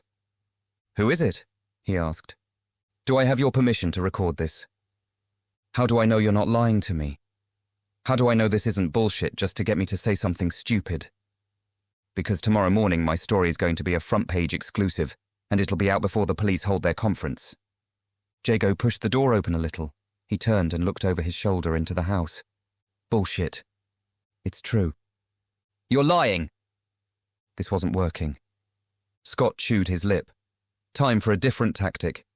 Shrugging his shoulders, he slipped his phone back inside his pocket. All right, suit yourself. I just thought you'd want to find out firsthand before the rest of the world does. He turned to leave. Wait. Jago looked back into the house once more before stepping onto the path and closing the door behind him. I'm listening. Scott pulled the phone from his pocket again. Do I have your permission to record this conversation? Jago shrugged. Whatever. Scott's pulse raced. He took in a deep breath and blew it out. There was no point in having a heart attack when he was about to hit the big time. So, who is it? Jago asked, looking impatient now. Actually, I believe it's someone you know. Scott watched with glee as confusion clouded Jago's face. Someone who you used to be friends with, so I hear. What the hell are you talking about? His pulse still pounding, Scott took another breath. This is going to come as a surprise, but the boy they found on the beach is Callum Anderson. Jago's face grew a shade paler. His jaw swiveled open, his eyes grew wide. Then they narrowed. Scott glanced down to see the boy's hands curling into fists. It's true. I've seen him with my own eyes. Just now, sitting at the dinner table, with the rest of his family. Cal is dead, you sick asshole. He drowned. What are you trying to do? He stepped forward, his fists clenching and unclenching. It's true, Scott insisted. I have pictures. Show them to me. I can't. That idiot Dylan Killigrew broke my camera. Jago was inches from Scott's face now. The journalist took a large step back. I don't believe you, Jago said, although the uncertainty in his eyes told a different story. You're just trying to get me to say something I'll regret so you can put it in the papers. Can you share your thoughts? Scott said, holding his phone between them, as if it might protect him. Do you think Callum Anderson knows where to find your brother? Jago shook his head. Get out of my garden. If Callum does know something about your brother's whereabouts, why hasn't his family come forward to the police? Scott took another step back. He felt Jago's anger gathering energy like a storm. The boy's knuckles grew deathly white. "Come on, Jago. You need to give me something," he said. Before Scott could utter another word, Jago swung at him. A fist connected with Scott's chin. His vision turned white, then yellow. He stumbled back, tripping over his feet. At the same time, his phone slipped from his fingers and fell to the ground. Jago shot forward, raising his foot and bringing it crashing down, over and over. Scott watched in horror as his phone came apart in pieces. "Stop that!" he roared. He stooped to pick up the remnants. Jago was faster. Snatching up the pieces, he flung them into the road and they rained down on the tarmac. "Fuck your exclusive," Jago said. His eyes blazed with fury. "Cal is dead. You'll be joining him if you don't leave now." His chin throbbing, Scott leaned forward. His body trembled with anger. "Listen to me, you little prick. Come tomorrow. I'll make sure you and your mother look like the backwater inbreds you are. You want to know who's responsible for your brother's disappearance? You are. Maybe if you'd kept a better eye on him, he'd still be..." Jago's fist connected with his nose. Scott flew back, blood spraying in the air. Pain shot up his spine as he hit the ground. Leaning over him, Jago raised his fist again. Scott drew up his hands. "Jago, stop!" Tess Pengelly stood in the doorway, a faded blue bathrobe wrapped around her skeletal body. Her hair hung in lank tresses around her shoulders. Black shadows circled blank eyes. She held on to herself as if the action was the only thing keeping her together. Scott watched as Jago slowly lowered his fist. "Come back inside," Tess said, her eyes trained on her son. Scott pulled himself up on his elbows. Blood flowed from his nose and splashed on his shirt. He looked up at Jago, who slowly turned to face him. Without saying another word, the boy moved towards his mother. Only when Jago had disappeared inside did Tess acknowledge Scott's presence. She looked like a ghost, he thought, the life draining out of her a little more with each day that Noah was missing. Tess opened her mouth to say something. She closed it again. She turned and looked down the street, then disappeared inside the house, closing the door behind her. Pinching his nose to stop the blood flow, Scott pushed himself up with his free hand and staggered to his feet. "Well, this is just great," he thought, as a wave of pain turned into nausea. He stumbled back to the road, where his phone lay in pieces. So he'd failed in getting the quote he'd wanted from the Pengellies, but he still had the picture of Callum Anderson. And he had the story ready to go on his shit phone. Blood was still flowing. He could taste it at the back of his throat. A fresh wave of pain pulsed from the center of his nose. "Think, Triggs," he hissed. He was running out of time. If he could get to a phone, he could call the press room again and dictate the story to Charlie. But he still needed to send the photo from his memory card. He could do that from his laptop, but not without an internet connection. The alternative option was to get in the car and drive like a maniac back to the office, hopefully without getting himself killed. But he couldn't drive until his nose had stopped bleeding. He pinched the bridge of his nose harder. A bolt of white-hot pain brought tears to his eyes. Screw the Pengellies, and screw the Killigrews too. They'd not only destroyed several £100 worth of his property, but they'd thrown his big break into jeopardy. There was no way he was letting them win. Tomorrow, that front page would be his and their names would be dragged through the mud. His eyes wandered up and down the street as he tried to think of a plan. They came to rest on the dirty walls of the cottage 2 doors up. Grady Spencer. It was probably too much to expect the old codger to have the internet, but he might have a phone. Scott could call the press room and tell them he was on the way. If they refused to wait a little longer, he'd threaten to sell the story to someone else. Pushing open the garden gate, he cast one last glance at the remnants of his shattered mobile phone, cursed Jago Pengelly's name, then hobbled towards Grady Spencer's house. "Okay, you old bastard," he said. "You're my only hope."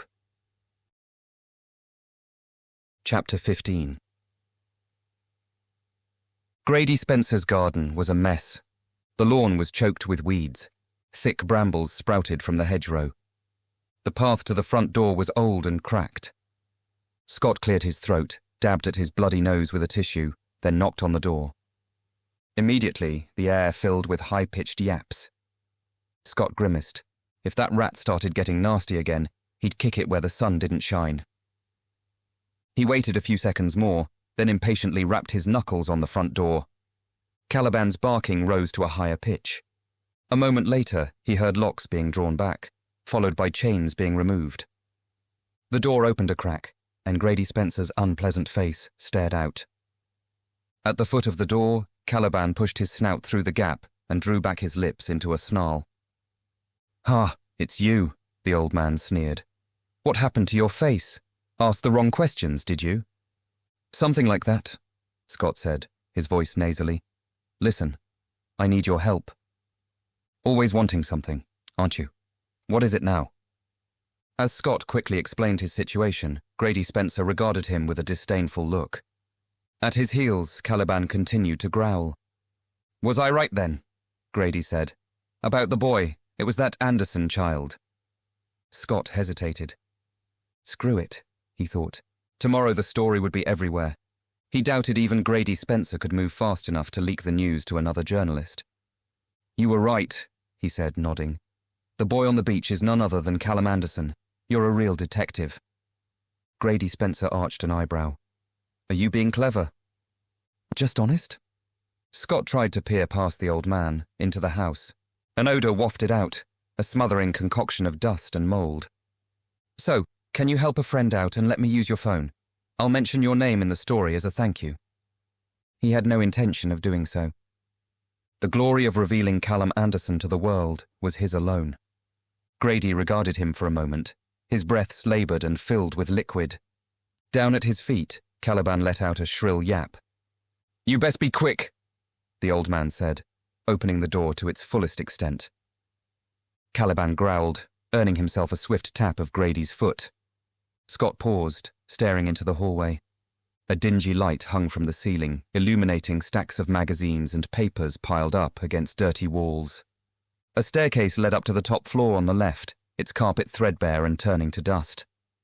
"Not fancy enough for you, is it?" Grady said, his upper lip curling at the corners. Scott smiled. A man's home is his kingdom. He stepped over the threshold and into the hall. The smell of decay filled his nostrils, intensifying the pain caused by Jago's fist. Grady Spencer closed the door and slid the bolt across. "Is that necessary?" Scott said, eyeing the locks. "Door doesn't shut by itself. Been trying to get someone to fix it for months." The old man brushed past him, Caliban trotting alongside. As he followed Grady through the house, Scott's journalistic eyes grew wide and round. If the stacks of newspapers and magazines in the hallway were a subtle clue, the rest of the house screamed at him at a deafening volume. He had entered a hoarder's domain. Open doors revealed rooms filled with boxes and crates stacked in precarious towers. Cupboard doors hung open, revealing bags upon bags of unknown items that threatened to burst forth like a broken dam. Scott didn't know what he felt the most, pity for the old man or disgust. The end of the hall lay in shadows. He followed Grady through a door on the right. The kitchen was large and high-ceilinged, the perfect size for Grady Spencer to fill it to the brim with crap. Scott watched as he shuffled over to a large table, which was covered in more books and magazines. Where the hell did this guy eat? Making a space on the table, Grady pulled out a chair and brushed it down with the back of his hand. "Sit there. I really just need to use the phone, if that's all right." Grady's eyes narrowed. Still pinching the bridge of his nose, Scott reluctantly sat down. He was going to have to shower as soon as he got home. "That was some clout the Pengelly boy gave you," Grady said with a chuckle as he picked up the kettle from the stove and brought it over to the sink, which was surprisingly free of dirty dishes. "Deserve it, did you?" The boy's unhinged, just like his mother. Scott pulled a fresh tissue from his pocket and dabbed his nose. The bleeding was slowing, but the pain was growing more intense. He had painkillers in the car, but there was no way he was leaving until he had spoken to someone at the Chronicle. A growl from beneath the table made him look down. Caliban glared back and bared his fangs. Scott wondered if he should use the old man's bathroom to clean up his face before driving to the office. Besides, he'd gone hours without pissing, and now his bladder was throbbing in complaint. His eyes swept the room, taking in the disarray. If the kitchen was this unsanitary, what hope did he have of not coming away from Grady's bathroom with some incurable disease? Across the room, Grady dumped the kettle on the stove, turned a dial to release the gas, then struck a match. There was a sharp whoosh, and blue flames shot out in a wide arc. "Is that thing safe?" Scott asked. The stove had to be at least 30 years old. "My house is still standing, is it not? You a tea drinker, boy?" Scott smiled. It had been several years since he had been referred to as a boy. But there was no time for tea and gossip. He had a career-changing story to write. Where was the damn phone? Grady was staring at him expectantly. No tea, no phone. It was suddenly obvious that was the deal. Damn it. "Sure," Scott said, his whole head throbbing now. He had no intention of imbibing anything made in this house. Perhaps he should just leave. Take his chances in the car and hope for empty roads. He glanced at the kitchen door. "So you saw the Anderson boy with your own eyes?" Grady removed 2 cracked mugs from a cupboard. Even from where he sat, Scott could see they were covered in a fine layer of dust. "That's right. You'll read all about it tomorrow, so if I could just use your phone—" Ignoring him, Grady opened the refrigerator door. Terrible smells came out, but he didn't seem to notice. He pulled off the top of a carton of milk and brought it to his nose. If you ask me, that boy should have been taken away from her when she had him. What did she know about looking after a child? She was a child herself. Scott looked up. Perhaps there was some more meat for his story here. What about Callum's father? Kai Anderson. Scum, like the rest of his family. Only thing they're good for is collecting money from the state. He shuffled over to the table, a rancid odour of stale urine trailing him. You ask me, it was Carrie's own fault she lost her boy. Maybe if she kept a closer eye on him, she wouldn't have had all those years of grief. Women like Carrie Killigrew only care about one thing, what men think of them. That boy deserved better than he ever got from her. He glanced over his shoulder. Maybe wherever he was loved. Bet she hasn't even thought about that. Bet she hasn't even thought to be grateful. On the stove, the kettle began to whistle. Scott stared at the old man, noting the anger on his face. And something else he couldn't quite read. Was it pain? Grief? Grady Spencer turned his head sharply and locked eyes with him. Scott forced a smile to his lips. The throb in his bladder intensified. The old man shuffled over to the stove and, removing the kettle from the burner, began pouring hot water into the mugs. There was something here. Scott was suddenly sure of it. His intuition was singing like a choir boy. "What do you mean by that?" he asked. "That wherever Cal was, he was loved." Grady poured milk into the mugs. "Didn't mean a thing. Sugar?" "No, thanks. So where do you think Carrie's son has been all this time? Do you think someone local could have taken him?" The drinks made, Grady shuffled over to the table. As he moved, tea slopped over the sides of the mugs and splashed on the faded linoleum. Setting them down on the table, he pushed a pile of magazines off a chair and onto the floor. He sat, staring squarely at Scott, then smiled, revealing cracked yellow teeth. Trouble is these days, everyone thinks they know everything. Everyone thinks they're too clever for their own good. He glanced down at Caliban, who had moved to sit by his side. He reached down and allowed the dog to lick his hand. Scott grimaced. Just like with the Pengelly boy. Everyone has an opinion about what happened to him too, but they're all wrong. There was a strange look in the old man's eye, a spark of something. Was it danger? Excitement? "And how would you know that?" Scott asked. Grady leaned back, an unnerving, triumphant look on his face. Scott leaned forward, pressing down on his bladder. The urge to piss grew unbearable. "Mr. Spencer, is there something you'd like to tell me?" Spreading his lips into a full-toothed grin, the old man began to laugh, and then the smile vanished.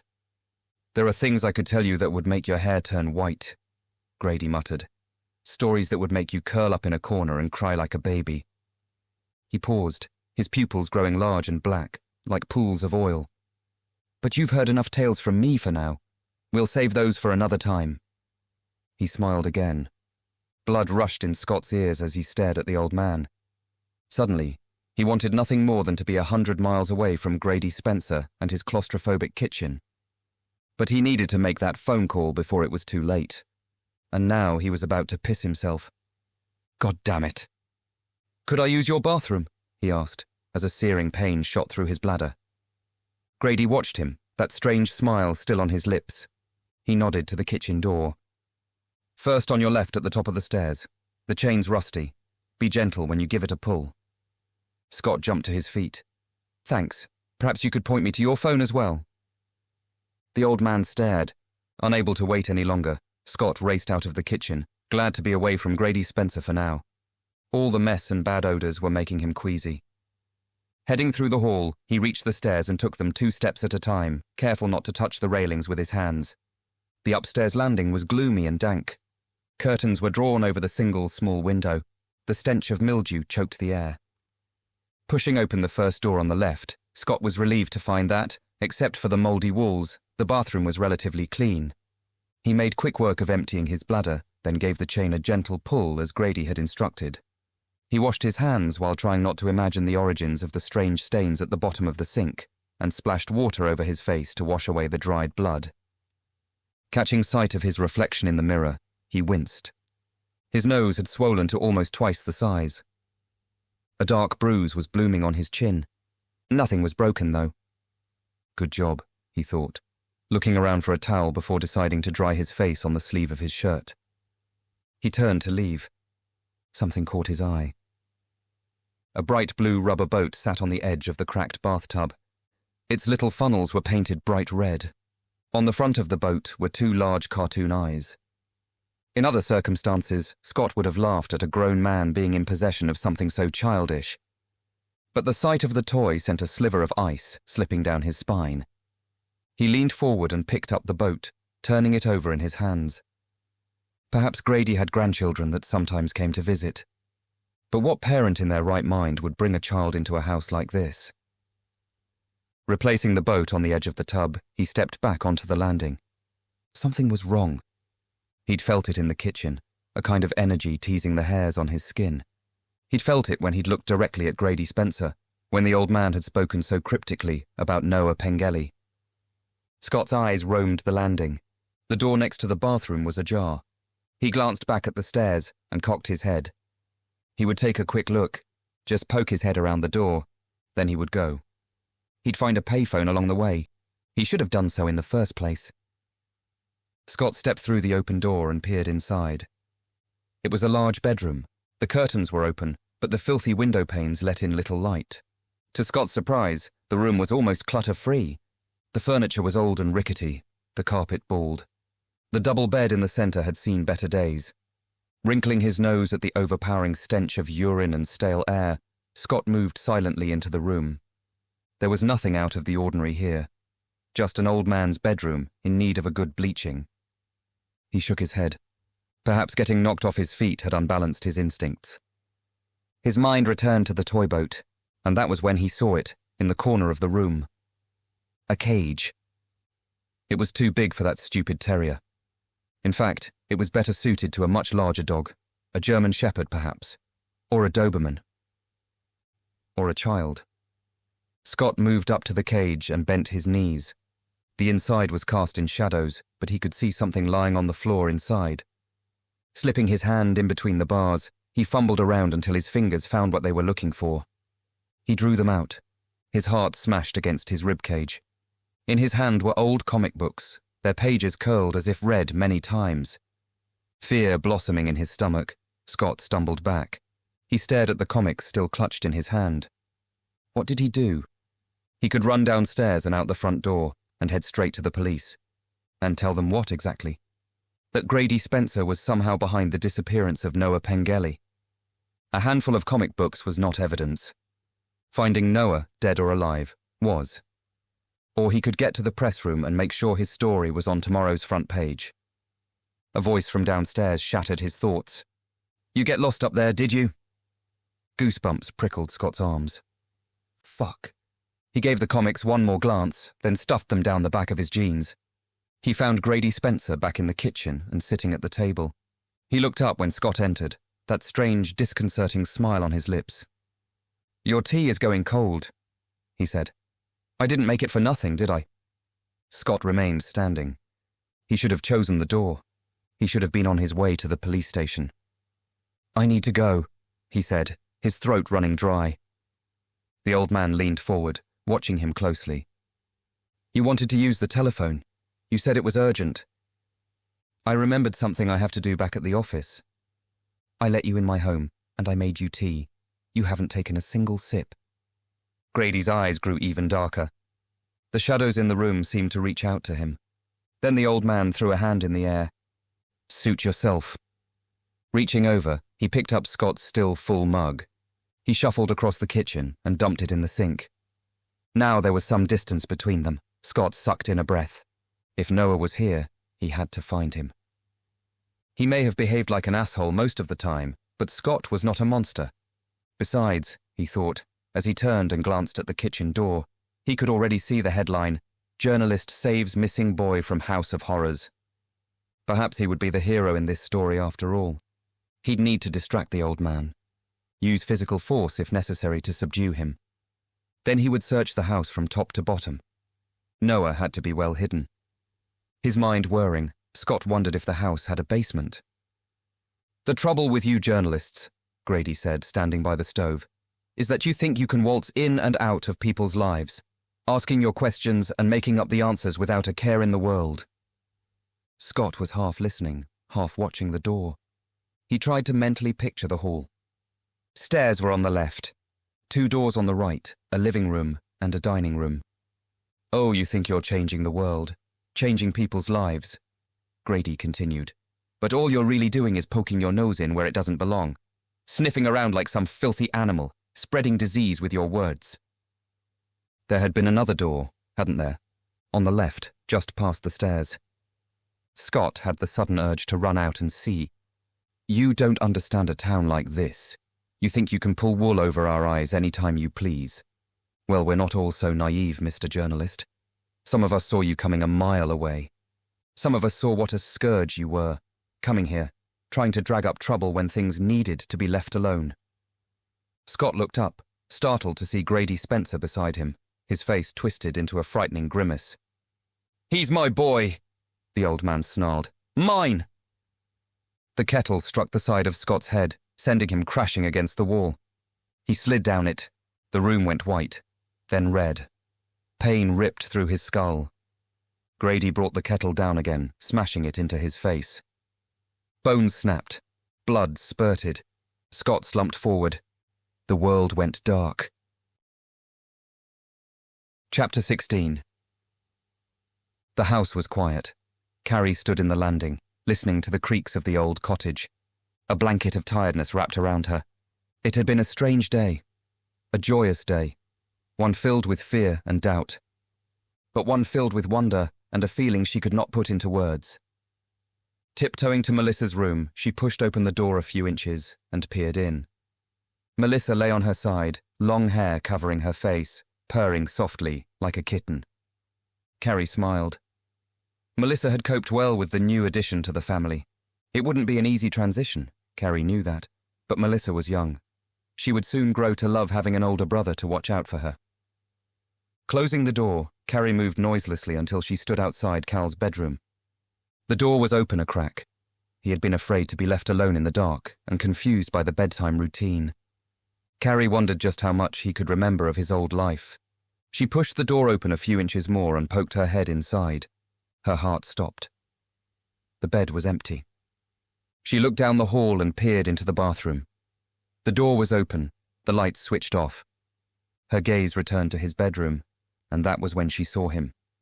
He was curled up beneath the bed with his back to the room, naked except for his underwear. The pajamas she'd given him still lay on top of the mattress. Carrie winced as she looked at the myriad scars and marks on his skin. "Cal?" He remained still, his shoulders gently moving with each breath. She wondered if she should wake him, to get him into the bed where he would be more comfortable. But waking him might cause another panicked outburst. It had taken Carrie over an hour to calm him down following the incident at dinner. She hung in the doorway for a minute more, listening to his breaths, then moved along the landing. Dylan was barely awake, a John Grisham novel slowly slipping from his hands. Carrie climbed into bed beside him. He lifted one arm and she slipped into the crook. "Everyone okay?" Dylan's voice was heavy with sleep. Carrie rested her head on his bare chest. The steady beat of his heart filled her ears. It was calming, quietening the anxieties that plagued her mind. "Cal is under the bed," she said. Dylan opened an eye. What's he doing under there? Sleeping. They were both quiet for a moment. I'm sorry about earlier. I shouldn't have lost my temper like that. Not in front of you or the kids. Dylan brushed strands of hair from Carrie's face. She remained silent. What about tomorrow when Cal's name is released to the papers? What's going to happen then? Carrie sighed.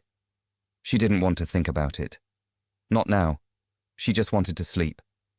I guess we'll find out in the morning. Dylan had both eyes open now. He put the book down and kissed the top of Carrie's head. I'm worried about leaving you on Thursday. So don't leave. Carrie. She sat up. I know. We need the money. But can't you wait just a few more days? You know I can't. The fish aren't going to wait for us, and nor are the other fleets. If we lose a few days, it could mean the difference between food on the table or going hungry. Carrie turned away. I need you here, she said. Dylan sat up. I am here, and I'll only be gone for a few days. A lot can happen in a few days. Carrie drew in a deep breath and held on to it. She hated how helpless she sounded, like she couldn't cope on her own. The truth was, she wasn't sure if she could. She had no idea what was going through Cal's mind. She had no idea if she had the strength or the knowledge to deal with his trauma. But he was her son. It was her responsibility. Dylan turned to face her, his tired eyes softening. Look, if you don't think you can cope, I'll see if I can get someone else to replace me. It means we'll be eating beans 3 times a day for a while. But you're right. I should be here. He kissed her shoulder, then her neck. Carrie felt her skin tingle. She shut her eyes. Dylan was right. Holiday season was over. The shop would soon be closed until next spring. Business hadn't been great this summer as it was. There was maybe enough money in the bank to cover things, just. But if Dylan stayed home any longer, they'd be in trouble. The last thing she wanted was for her family to go hungry. I can do this, she told herself. She'd survived Cal's disappearance. She'd survived thinking he was dead for 7 years. Hell, she'd survived 2 childbirths. She could manage a few days on her own. She turned to face him, bringing her lips to his. You're right. You should go. I don't like beans. Dylan smiled. You're sure? His fingers glided along her bare shoulder and down her arm. She kissed him again. I'm not made of glass, you know. Dylan's fingers moved further down. He kissed her, harder this time. She pressed into it, then pulled away. I want to, she whispered. But Cal, what if he needs me? No fair, Dylan breathed in her ear. He nibbled her lobe. Fine, I'll add it to your tab. My tab? Carrie punched his arm. Dylan flashed her a wicked grin. I never told you about that. No, you didn't. They were both quiet for a second, the fire they had started still burning. Then Dylan extinguished it. What are you going to do about Cal's dad? Any anxiety Carrie had put to one side came flooding back. The last time she'd spoken to Kai was 10 months after Cal had disappeared. He'd made a brief return from the oil rigs. She and Dylan had yet to start their relationship. A chance meeting with Kai on the seafront had led to too many drinks and too much grief brought to the surface. They'd gone back to Carrie's house and slept with each other, their bodies connected by sadness. Kai had left the next morning. Carrie hadn't heard from him since, and as far as she knew, he hadn't returned to Porth and Jowl. But he had a right to know that Cal was back, that his son was not dead. I'll get in touch with his parents, she said. I think they're in Falmouth now. They'll know where to find him. And what then? Dylan asked. Well, I guess Kai will want to see Cal. Silence grew between them. Carrie no longer felt tired. Her mind was awake, racing, remembering, worrying. She glanced across at Dylan, who shared a similar expression. His gaze met hers. He traced a finger over the back of her hand. And what about your parents? He said quietly. Carrie pulled away. What was he trying to achieve tonight? What about them?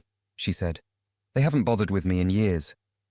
But still, I'm not having this conversation. Jesus, Dylan! She lunged for the bedside lamp and switched it off. Lying down, she turned on her side and stared at the bedroom door. If her parents wanted to find out about Cal, they'd have to do it through the press. If they wanted to see him, They'd have to make the first move. She was done with them. An angry tear slipped from her eye and ran across the bridge of her nose to soak into the pillow. Behind her, Dylan reached over and switched off his bedside light. "I'm sorry," he whispered. He lay next to her but made no move to wrap his arm around her like he usually did. Carrie lay on her side, overwhelmed by anger, wanting nothing more than to feel her husband's skin against her own. Chapter 17. Monday morning brought grey skies and light rain. Carrie had been awake for a short while, lying next to Dylan as she stared up at the ceiling. She hadn't slept well, a mixture of excitement and anxiety overwhelming her brain. She knew she should contact Kai's parents, not just to locate him, but to tell them that their grandson was alive. They would be overjoyed to see him. But she was unsure about having Kai back in her life again, or if Cal was ready for more upheaval. He barely seemed able to cope with returning home to his mother and a larger, newer family. Perhaps it was best to delay reaching out to them by another week. But by then, Cal's name would be plastered all over the newspapers. And did she have the right to make that decision anyway? After all, Kai was Cal's father, not Dylan. Turning on her side, she watched Dylan sleep for a little while. He always looked so peaceful in his slumber, the weathered lines at the corners of his eyes softer. He was a handsome man. Looking at him now, she felt the same tingle she'd experienced when they'd first spoken at the shack. She had known of him since they'd been children, but they hadn't been friends in school. Being a few years older, Dylan had frequented different circles. It was only after Kai had left that they'd exchanged more than just a few words. Dylan had been good to her in those early days. The pain of her loss was still raw, but he never shied away from it. He was there when she needed to talk, sensible enough to keep his distance when she needed to be alone.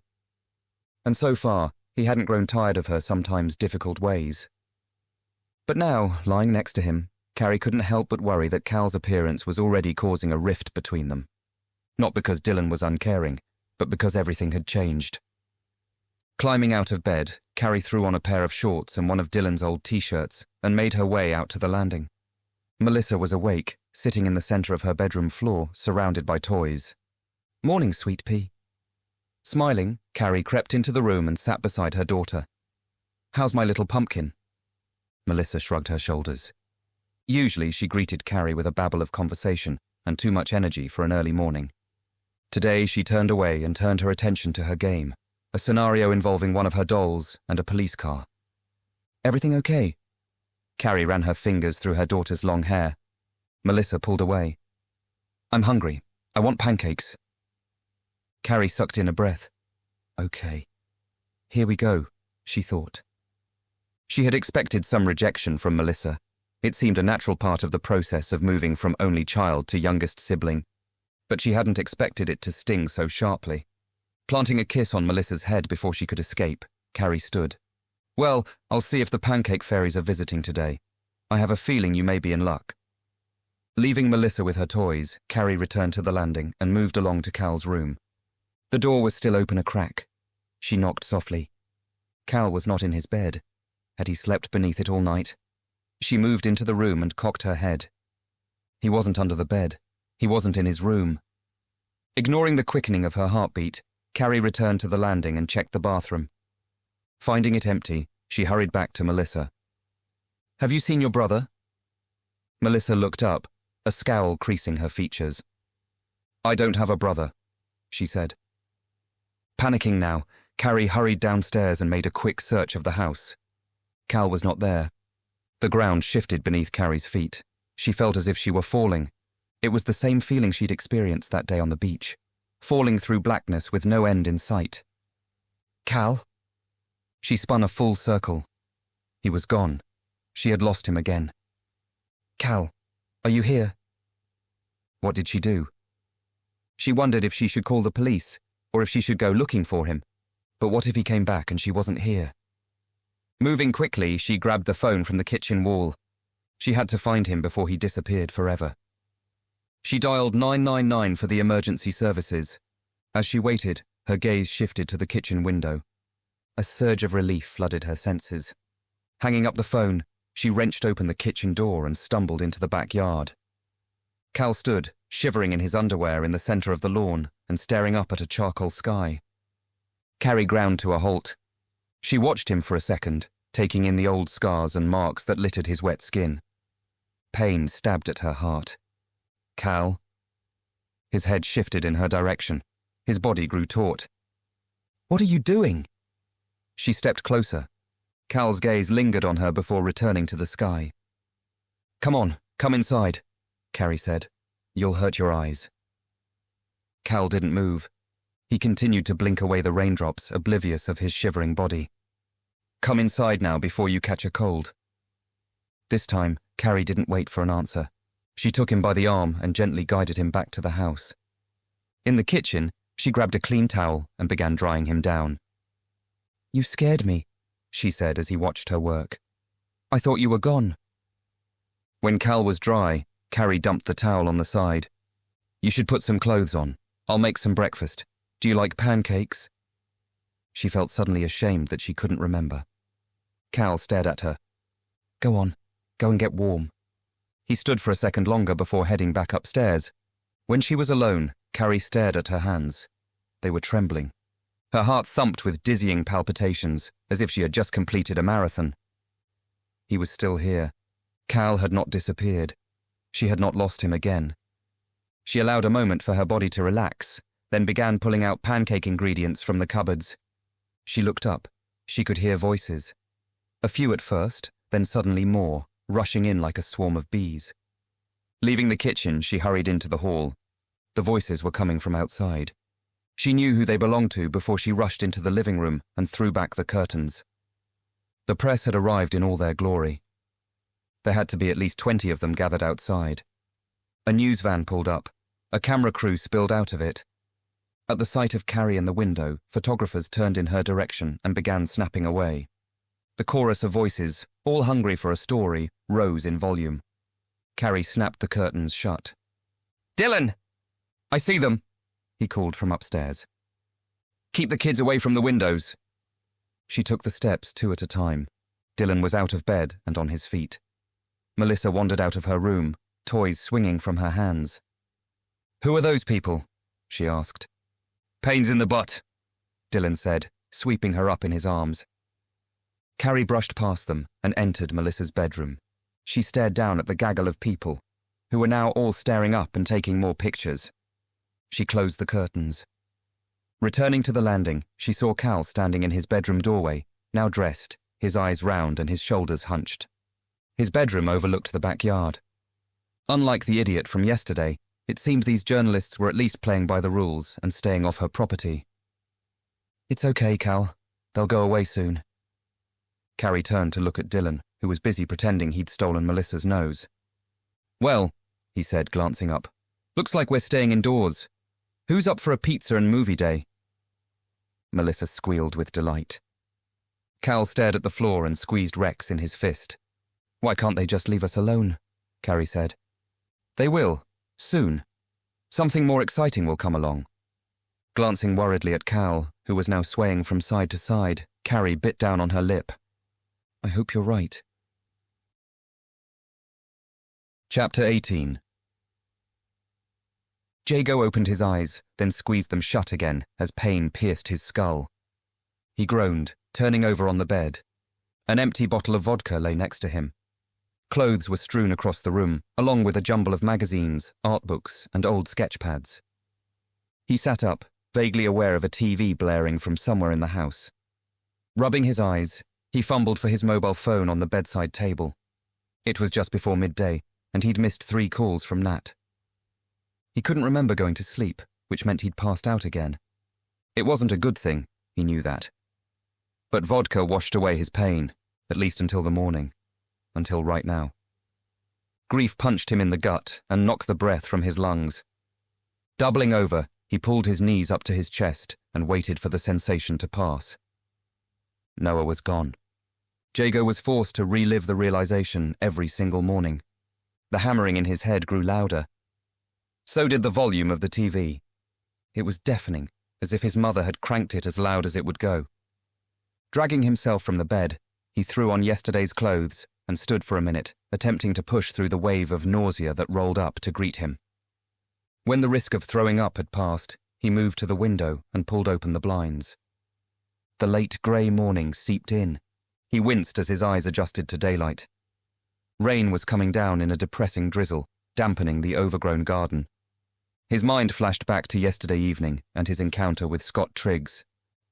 The man was a liar. He had to be, because Callum Anderson was dead. After returning indoors with his mother, Jago had fed her lies, telling her the journalist was only after more quotes. Once she was dosed up for the night, he had gone to his room and started drinking.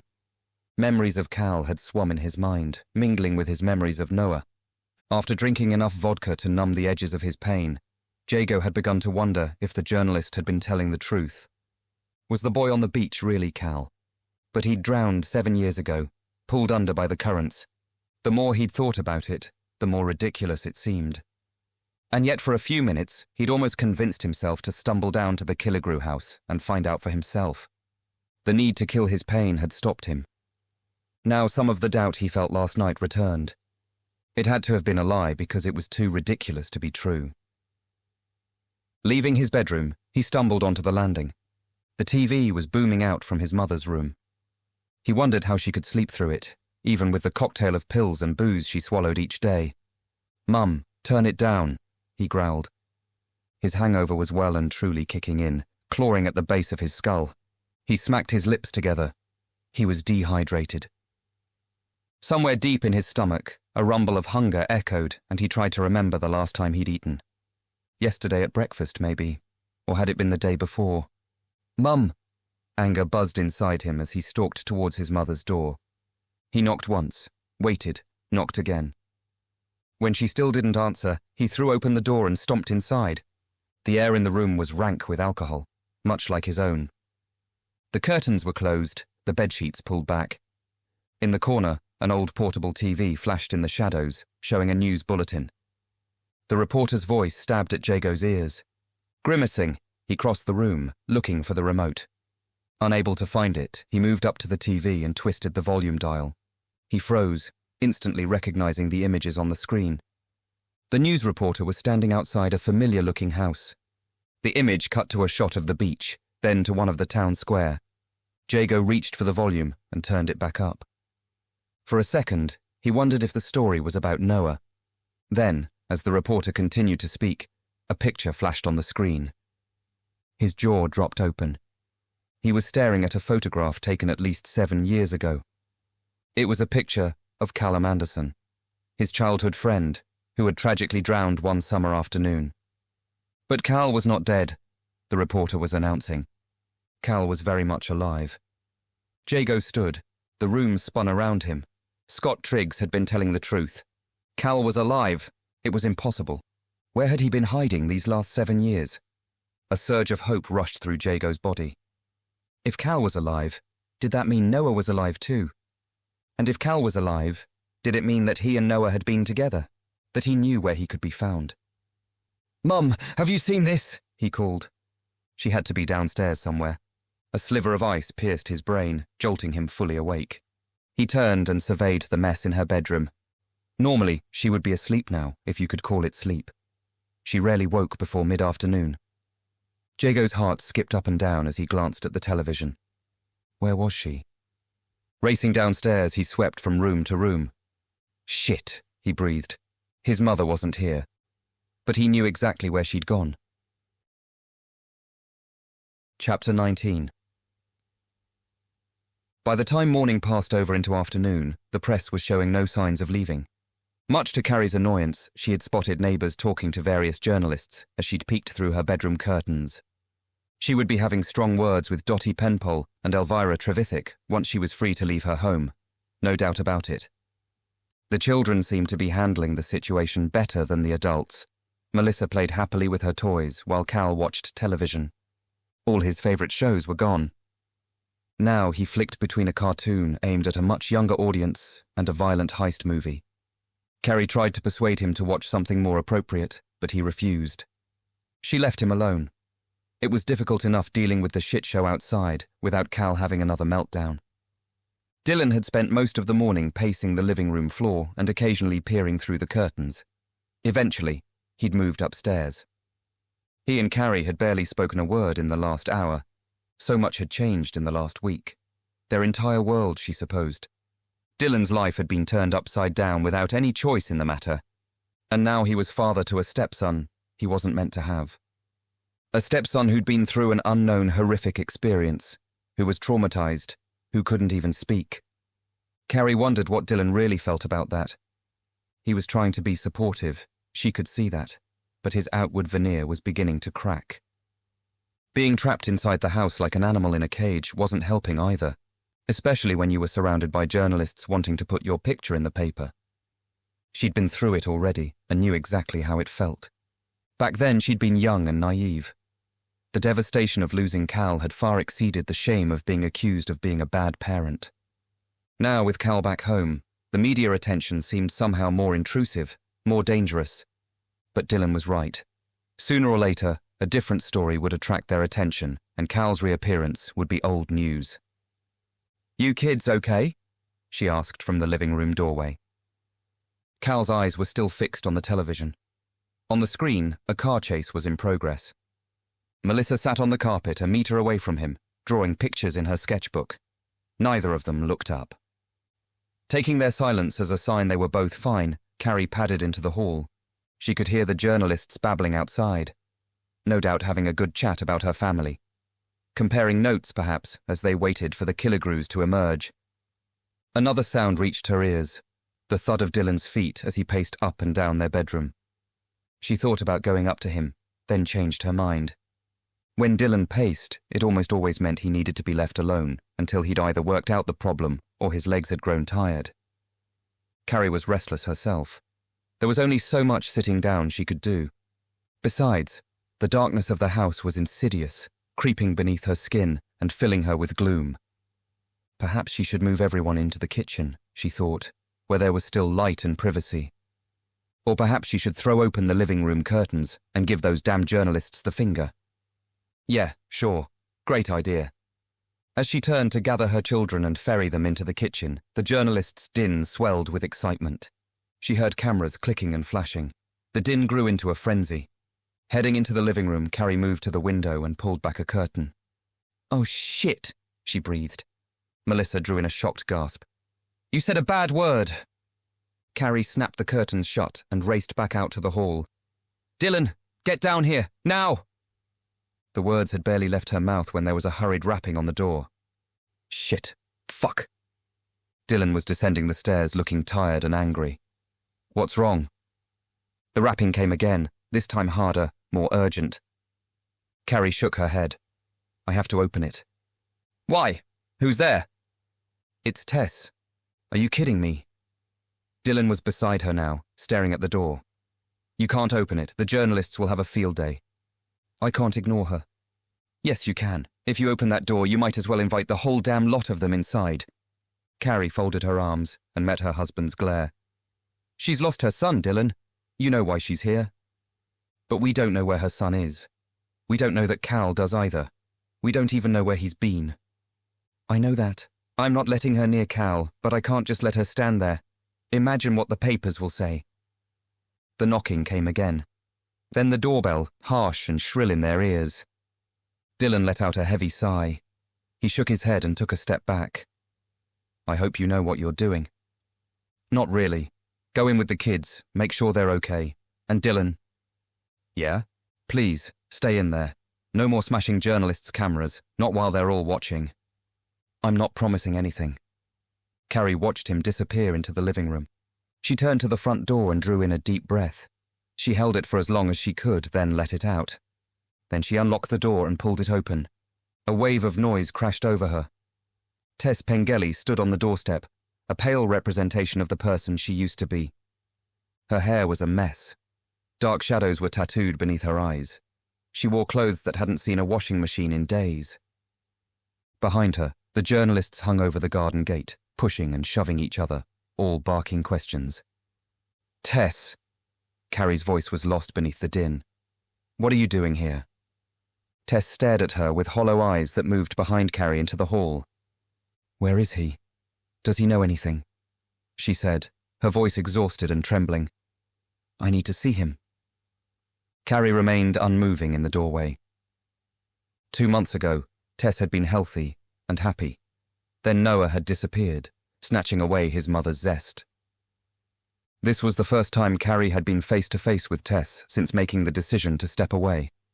Apart, they were better able to deal with their individual loss. But together, their grief pulled like magnets. It was unbearable, and Carrie hadn't wanted to make Tess feel worse, or herself for that matter. Now, with Tess standing before her, desperation seeping from every pore, Carrie felt guilt crushing her chest. But Cal had come home. It was her duty to protect him. "I'm sorry, Tess," she said, shaking her head. "Cal isn't ready for that yet. We've only just got him home." "Please," Tess begged. She winced as, desperate to listen in, the journalists fell silent. Only the clicks of pictures being snapped could be heard. "I need to know if he's been with Noah, if he's been with my boy. Please let me see him." Carrie shook her head again. Guilt squeezed her lungs in its fingers, making it hard to breathe. "I can't. I'm sorry. We don't know where Cal has been. He's not ready to talk yet." She hung her head. "Not even to me." Tears spilled down Tess's face. The sadness in her eyes, the desolation, grew dark and angry. Carrie lowered her voice to a whisper. "I'm sorry, Tess. I promise you, as soon as Cal is better, I'll ask him about Noah." "My son is out there somewhere," Tess said through clenched teeth. "Scared, alone. God knows what's being done to him. If Cal knows where he is, he needs to tell me. I need my boy. I need Noah to come back home." Carrie sensed movement. Dylan came up behind her.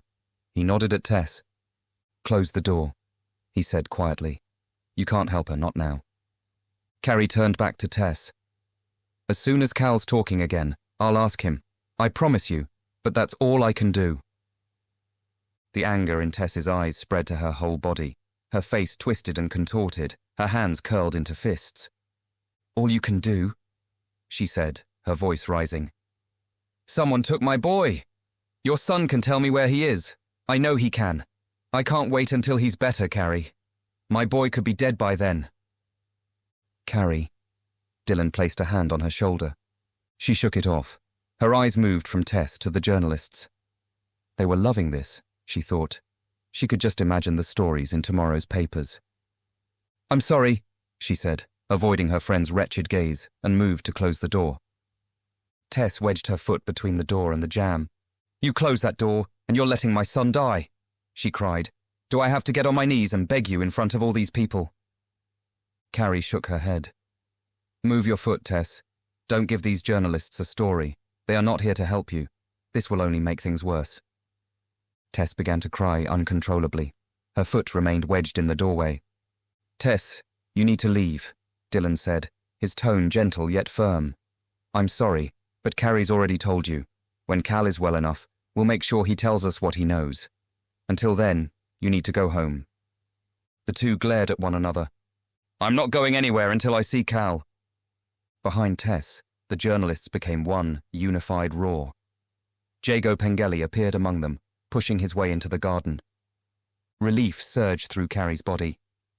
Jago hurried along the path. Tess turned and, upon seeing him, sagged like a deflated balloon. "Mum, what are you doing?" Jago said, his voice soft. He slung his arm around her shoulder. She leaned into him. "I need to know where he is," she said. Her voice was bereft of any emotion. Jago kissed her head. "This isn't going to help, Mum. Come on, let's get you into bed." "I'm sorry," Carrie said again. This time Tess didn't look up. Jago nodded. "It's okay. I'll take her home." He whispered something in his mother's ear and kissed her temple. Turning her away from the Killigrew house, he guided her along the garden path. A second later, they were absorbed by the journalists, who all turned to fire questions and snap pictures. Carrie's heart ached as she watched them disappear. She felt Dylan's hand on her waist, his thumb caressing the small of her back. "You did the right thing," he said. For a moment, she stood with her head resting against Dylan's chest. What if Tess was right? What if Cal did know the answer to Noah's whereabouts? What if waiting for him to speak, To tell them what he knew would make it too late to find Noah alive. There had to be a way to get Cal to open up, to communicate where he had been all this time, to tell them if Noah was being held in the same place. With the front door closed and locked, Carrie and Dylan returned to the living room. Cal no longer sat in front of the television, but stood in front of the windows, peering through the curtains. "Come away from there," Carrie said, surprised by the irritation in her voice. He released the curtains, but remained where he was. Carrie searched his expression. There was nothing there. No clues, no answers. The last 7 years were locked deep inside his mind. They were going to need more than asking questions to find out the truth. Part of Carrie didn't want to know the truth, because she knew it would be horrific, and that horror would devolve into nightmares that would last a lifetime. And she would have to relive the guilt of losing him, over and over. Because wasn't she responsible? Responsible for the terrible things that had happened to him since. She thought of the scars and marks on his body, of the X-rays of broken bones and fractures that hadn't been there before he'd disappeared. Did Noah look the same? Did he bear the same scars, the same broken bones? Or was his skin now rotting away, parting like dead petals to reveal those pearly white bones beneath? Suddenly, Carrie wanted to scream at Cal, to demand the truth. Instead, she shifted her eyes to the television, then to Melissa, who was oblivious to the world as she drew pictures of animals. "I'll make something to eat," she said, even though she suspected no one was hungry. Chapter 20. It was the pain that woke him, white-hot and piercing, like a pickaxe through the head. Scott Triggs opened his eyes. He was on his back, in the dark. There was a light source seeping in from somewhere, as the darkness was not entirely impenetrable. He turned his head left, then right, waiting as his eyes adjusted to the gloom. He tried to move, to sit up. The pain in his head forced him back down. It was followed by a nauseating wave of dizziness. Smells reached his nostrils. Something sharp, something damp, something deeply unpleasant. Now he was more awake. His nerve endings sprang to life. The ache in his head began to spread across his face. The bridge of his nose throbbed. He was pretty sure it was broken. He ran a tongue along his teeth. At least 2 were missing. Like a light snapping on, he remembered what had happened. Panic grabbed hold of him. He tried to pull himself up on his elbows. His hands would not move. He realized with sickening clarity his wrists were strapped down. Terror gripped him by the throat. Scott pulled against the restraints, but they held fast. He kicked his legs, but his ankles were held down too. That old bastard had knocked him out cold and had him tied up somewhere in the dark. Tears sprung to Scott's eyes. He fought against the bindings like a wild animal, but only succeeded in making them tighter. He was going to be sick. He turned his head and vomited, spraying the contents of his stomach over the surface of the table, or whatever the hell it was he was strapped to. He fought to free himself again, then lay very still, blood pounding in his ears. Why was this happening to him? Get a grip, he told himself. If he was going to get out of here, he would need a clear head. He spent the next few minutes trying to draw in deep breaths and let them out in steady streams. He willed his heartbeat to slow down, for the adrenaline in his veins to dissipate. He stared upward. Now that his eyes had adjusted to the gloom, he could make out the ceiling a couple of meters above his head. He turned his head to the left. He couldn't see much apart from shadowy blocks. Were they shelves? Wherever he was, the room was big. A basement, perhaps. Was he beneath Grady Spencer's house? There had to be something nearby that he could grab. He lifted his head to get a better view. As far as he could tell, the table was in the center of the room and surrounded by space, almost like an altar. The thought sent his pulse racing again. There was nothing he could reach, nothing that would help him to escape. Resting his head back against the table, he tilted his chin up to the ceiling and looked behind him. On the peripheries of his vision, light crept out from beneath the door. It was his way out, if he could free himself.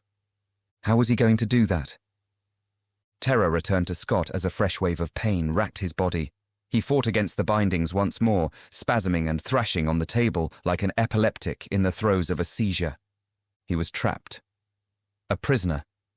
Scott drew in lungs full of air and screamed. His voice was deafening, bouncing off the walls. He sucked in another breath and screamed again. Surely someone had to hear him. He was on a residential street, for Christ's sake. Silence suffocated him like a shroud. Tears filled his eyes. His nose for a story had finally put him in dire trouble. That old bastard was going to kill him. He wouldn't be able to fight back.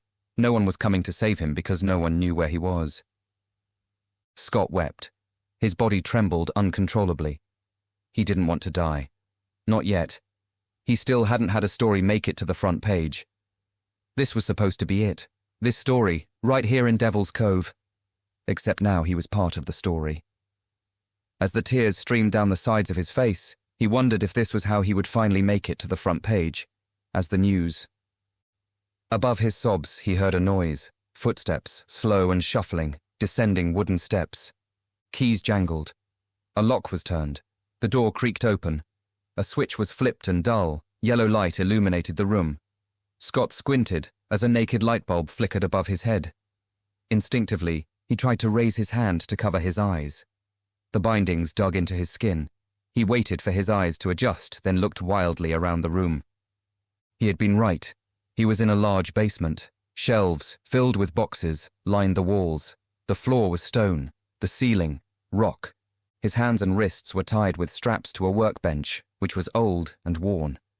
He winced at the vomit next to his head as he strained to face Grady Spencer. The old man stood in the doorway, silent and unmoving, watching him. "Why are you doing this?" Scott hissed. He could just make out his silhouette, black against the yellow light. "People know I'm here. If I don't get back to the office soon, I'll be missed. They'll come looking for me." Grady Spencer made no move to enter the room. He stood, quietly observing from the doorway. "Why don't you say something?" Scott cried. "Let me off this table."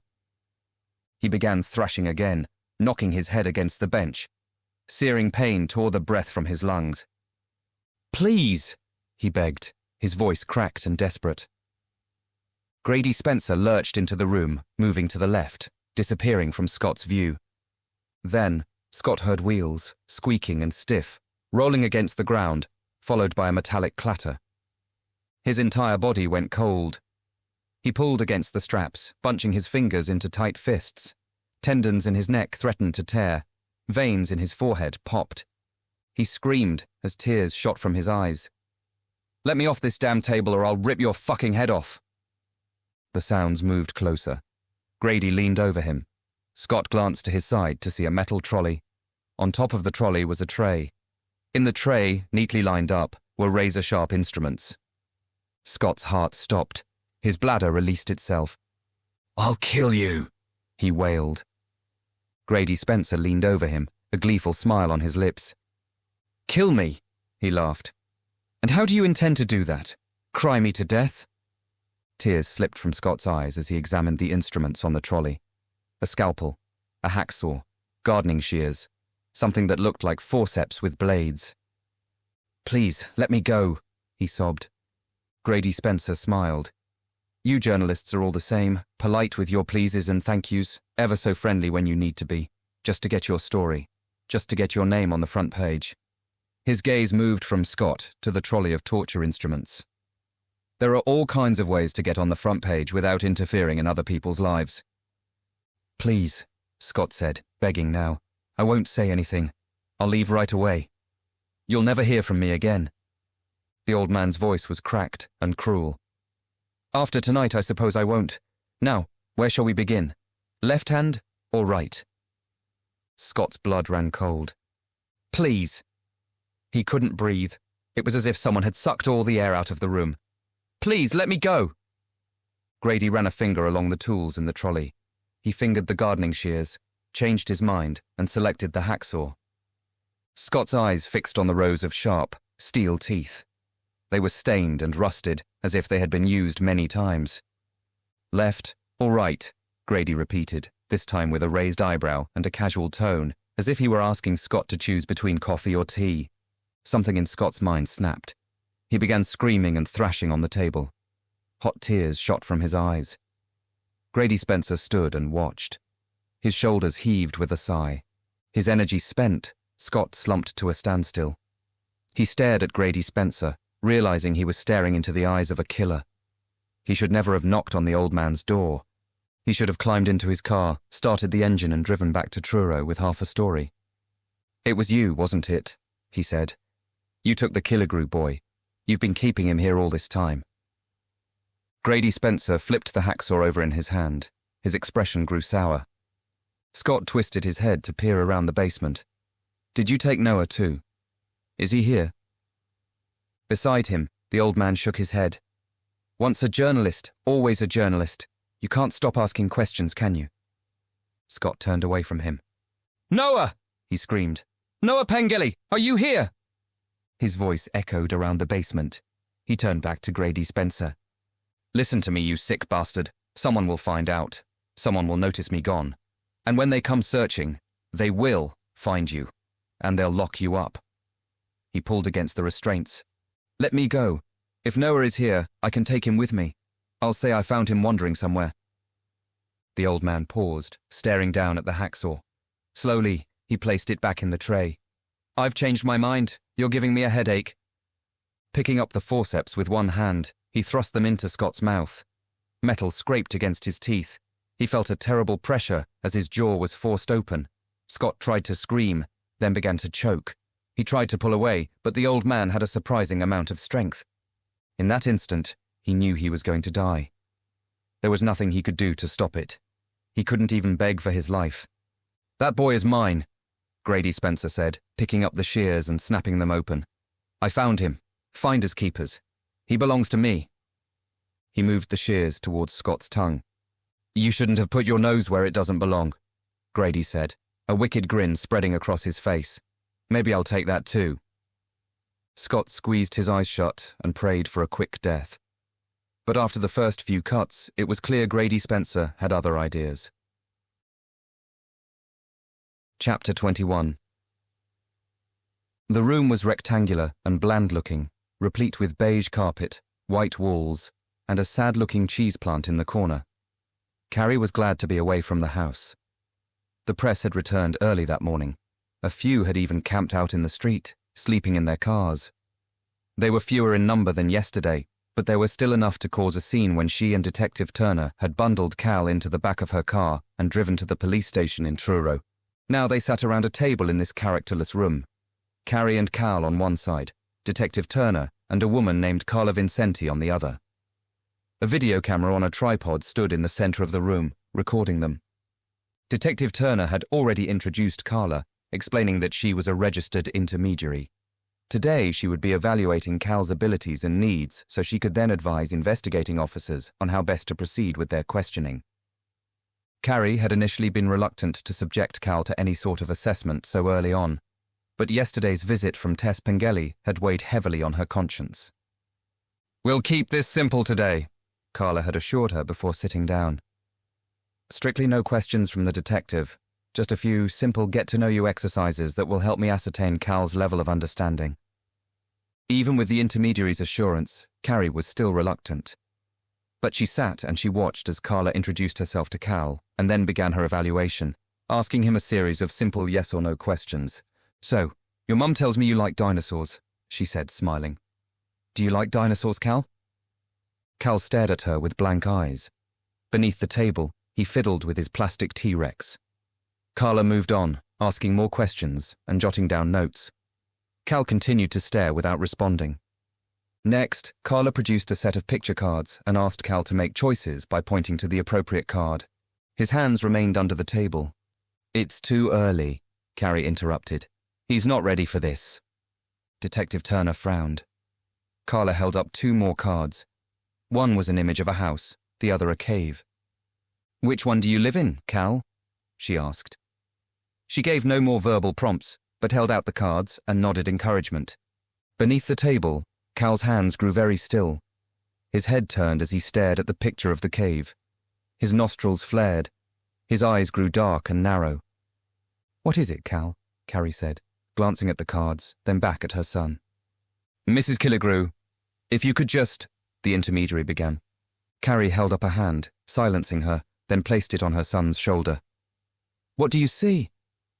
Cal pulled away, staggering to his feet and knocking back his chair. Carla glanced nervously at the detective, who remained seated and calm. All three watched as Cal backed away until he had trapped himself in a corner. He slid down to a crouched position and wrapped his arms around his shins. Carrie was on her feet and moving towards him. She stopped to meet her just in front. "It's okay," she soothed. "I'm here. You're safe." Cal stared at her, his eyes burning into her skin.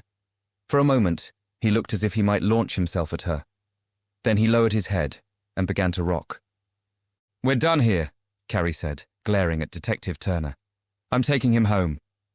It took 5 minutes to coax Cal out of the room and through the building. As they reached the car, Turner caught up with them. When Cal was safely in the passenger seat, Carrie turned to the detective. "I'm sorry," he said, "but we have to try." "You saw what happened in there," Carrie said, trying to keep her voice level. "He needs more time." Turner nodded as he glanced back at the station. "I agree, but his reaction was interesting, don't you think? Those pictures triggered something. I think we need to go back in there and try again." "No. The longer we wait, the harder it could become to find out what happened to your son." Carrie bit down on her lip. Whatever those pictures had triggered in Cal, a memory, a feeling, it was nothing good. She was desperate to know, but she was also afraid. To push him again so soon could succeed in doing more damage than good. "A few more days," she said, feeling suddenly tired. "Give us that at least. Jesus, the press is still outside our house."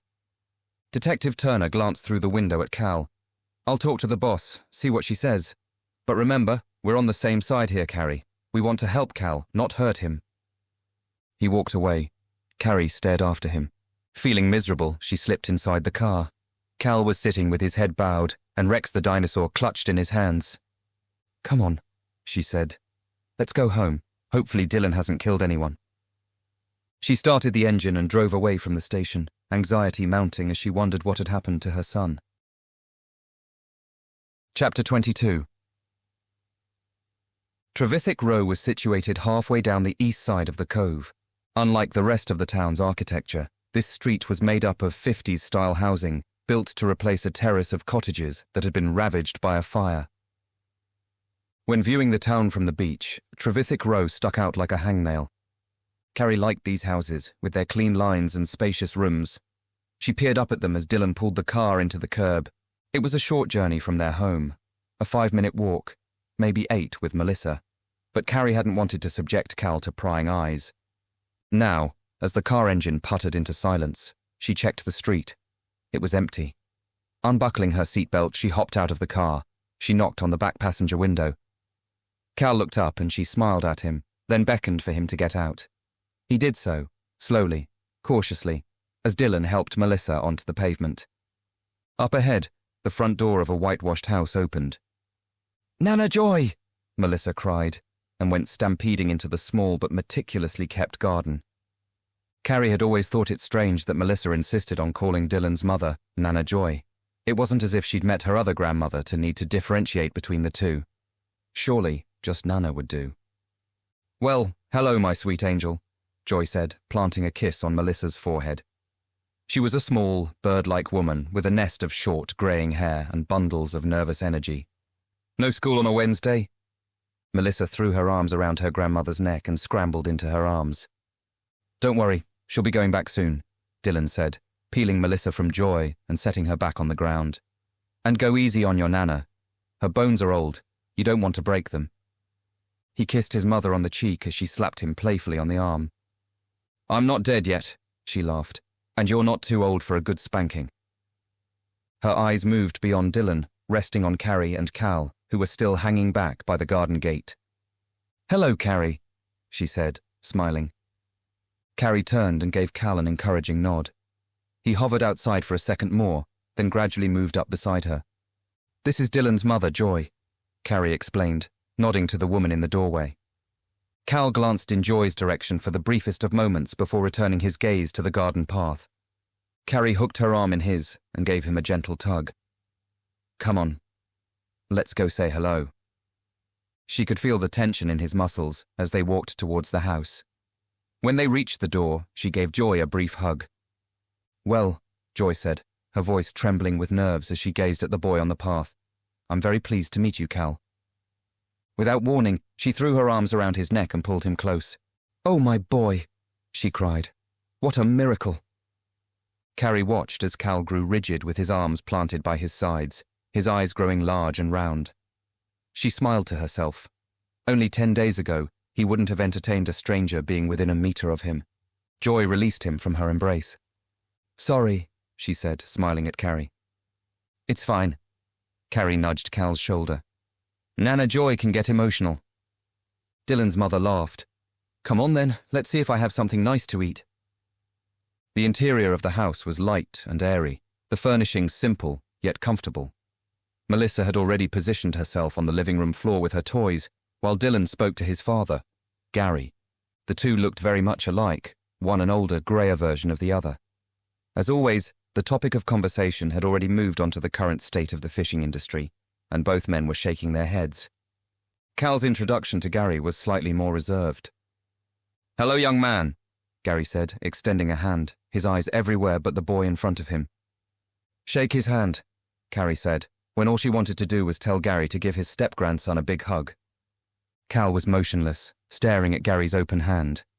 After what seemed like minutes, Gary retracted his hand and slid it into his pocket. They were quiet then. The air in the room felt thick and gloopy. "I'll make some tea," Joy said. Carrie nodded. "I'll give you a hand if you like." "Nonsense, you sit down and get comfortable." Joy paused, linking and interlinking her fingers. "Cal, would you like some tea?" Cal didn't answer. His attention was focused on a corner of the room where a fluffy white cat sat in a green armchair. "Cal?" "Joy asked you a question," Carrie said. Ignoring her, Cal padded across the room. He crouched down until his face was square with the animal's. The cat glared at him through wary yellow eyes. "Cal, please answer your grandmother." Dylan watched him, a frown wrinkling his forehead. Joy flapped a hand. "He doesn't have to call me that." It was as if Cal couldn't hear them. He cocked his head, watching the cat. To Carrie's surprise, he reached out a hand and began stroking its head. It was the first physical contact she'd seen him offer. The cat began to purr loudly. It pushed its head against his hand. "Cal," Dylan said. "Please, don't ignore me." "He'll have juice," Carrie said to Joy. "Her name is Daisy," Joy said, watching Cal. "You must have a gift because usually she hates strangers." Cal continued to stroke the cat's head. Carrie glanced at Dylan, who returned her stare with annoyance, as if Cal's obliviousness was somehow her fault. "I'll put the kettle on," Joy said. "I want to help." Melissa jumped up from the floor, where she'd already begun drawing in her sketchbook, and ran over to her grandmother. Joy's shoulders loosened. "You do? Well then, you'd better come with me." Taking Melissa's hand, Joy headed out of the living room towards the kitchen. More silence fell. The only sounds were the rolling vibrations of Daisy's purrs. "When are you off to sea then?" Gary asked Dylan, breaking the quiet. "Tomorrow." "You'll be glad to get back on the boat. It's been a while." Their conversation resumed. Carrie stood in the middle of the living room, her heart skipping with excitement as she watched Cal. This was good progress. Cal was voluntarily reaching out and showing emotion. She had been worried about today. But except from ignoring everyone in the room, Cal was doing okay. It would be a strange experience for Gary and Joy too. Usually, grandparents got to know their grandchildren from birth, but there were plenty of loving step-grandparents out there. This was no different. Except that Cal had vanished from the world for 7 years. An hour later, the atmosphere had become more relaxed. As usual, Melissa was taking up much of the attention. Cal remained seated in the armchair, his arms folded across his chest. Carrie tried to involve him in Melissa's games, but each time he shook his head and returned his gaze to the cat, who was now curled into a ball on the carpet and dozing in the afternoon sunlight. Melissa was making quite a show, singing songs she'd learned at school before getting her parents and grandparents involved in a game in which they had to guess the animal she was pretending to be. Every so often, as the adults laughed and clapped at her antics, Carrie noticed her glancing in Cal's direction, a slight, triumphant smile on her lips. "Now guess this one," Melissa said, her head swiveling from adult to adult. Carrie was convinced that one day Her daughter would either become a movie star or would be running the country. Bringing her hands up to her chest, Melissa began to flap her arms and skip around the room. "A chicken?" Nana Joy suggested. The girl shook her head. Carrie smiled. "An emu." Melissa came to a standstill and beamed at her captive audience. "That's right. Now try this one." She hunched her shoulders and raised her hands to chest height, then curled her fingers into claws. She scrunched up her face, wrinkling her nose and brow. Her lips curled back, revealing her teeth, and she let out an almighty roar. "Goodness!" Joy said, laughing. "Aren't we the little actress?" Melissa stomped around the room, roaring and snarling. "I've got it. You're a bear," Dylan said, grinning at his daughter, his eyes sparkling with pride. Melissa shook her head as she snarled and stamped her feet. Gary raised a finger. "An angry kangaroo." Laughter rippled around the room. Melissa threw her arms in the air. "No, silly grandpa," she said, staring at the adults as if they were incomprehensibly stupid. "I'm a Dinosaurus Rex." "I think you mean Tyrannosaurus Rex," Grandpa Gary said. Melissa shook her head from side to side. "No, Dinosaurus Rex. Like this one." She deliberately stared at Cal, who was watching her with narrowed eyes. Carrie drew in a sharp breath as Melissa pulled out Cal's toy dinosaur. Before she could stop him, Cal was on his feet, his eyes as dark as thunder. He lunged forward. Melissa shrieked as he twisted her wrist with one hand and took back the dinosaur with the other. Dylan flew towards them. "Cal, no!" Cal retreated, his dinosaur clutched in his fist as Melissa wailed in pain. Carrie jumped up. "Dylan, take it easy." Dylan ignored her. He stabbed a finger in Cal's face. Cal flinched and began to tremble. "Don't you ever do that again." Veins popped at the center of Dylan's forehead. "You want to pick on someone? You pick on me." Carrie felt the anger unleash inside her. "That's enough, Dylan." Nana Joy moved to the middle of the room, where Melissa was slumped and weeping. "Now, let's all calm down," she said, wrapping an arm around her granddaughter. "What's done is done. Perhaps you could say sorry to your sister, Cal." Cal's eyes were trained on Dylan's. His face was deathly pale. "Dylan," Carrie said again, this time more forcefully. Gary stood in the corner of the room, watching the scene unfold through dark and serious eyes. Dylan straightened and took a step back. Cal turned and bolted from the room. The front door opened and slammed shut. "Great," Carrie said, shooting Dylan a glare. She moved over to the door. "Your daughter is upset," Dylan said. Carrie froze. Melissa was now hugging her grandmother and sobbing into her chest. From the window she could see Cal had reached the garden gate. She turned back to Dylan. "So is yours," she said. Then she went after Cal. She reached the garden gate just as he was about to go through. He whirled around as she drew near. For a second, she thought he was going to run, but he stood still, his shoulders heaving up and down, his fingers turning white as they squeezed the dinosaur in his fist. "Look at me," Carrie said, keeping her voice low but firm. When Cal refused to look up, she said, "I'm not going to get angry with you. Please look at me." Slowly, Cal lifted his head. She could see the shame in his eyes. He knew he'd done wrong. "Melissa shouldn't have taken your toy, but that doesn't mean you can hurt her. It's not how we do things in this family, Cal. We talk about things. If there's a problem, we try and fix it. Melissa's young. She's 4 years old. You can't hurt her like that. Or anyone else." Cal lowered his head.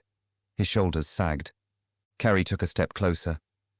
"I know this is hard. I know this is confusing. But everyone's trying, Cal. Melissa isn't used to being... She's not used to having a brother. But she will get used to it. And soon, she'll love you just as much as I love you. It's going to take a little time, that's all."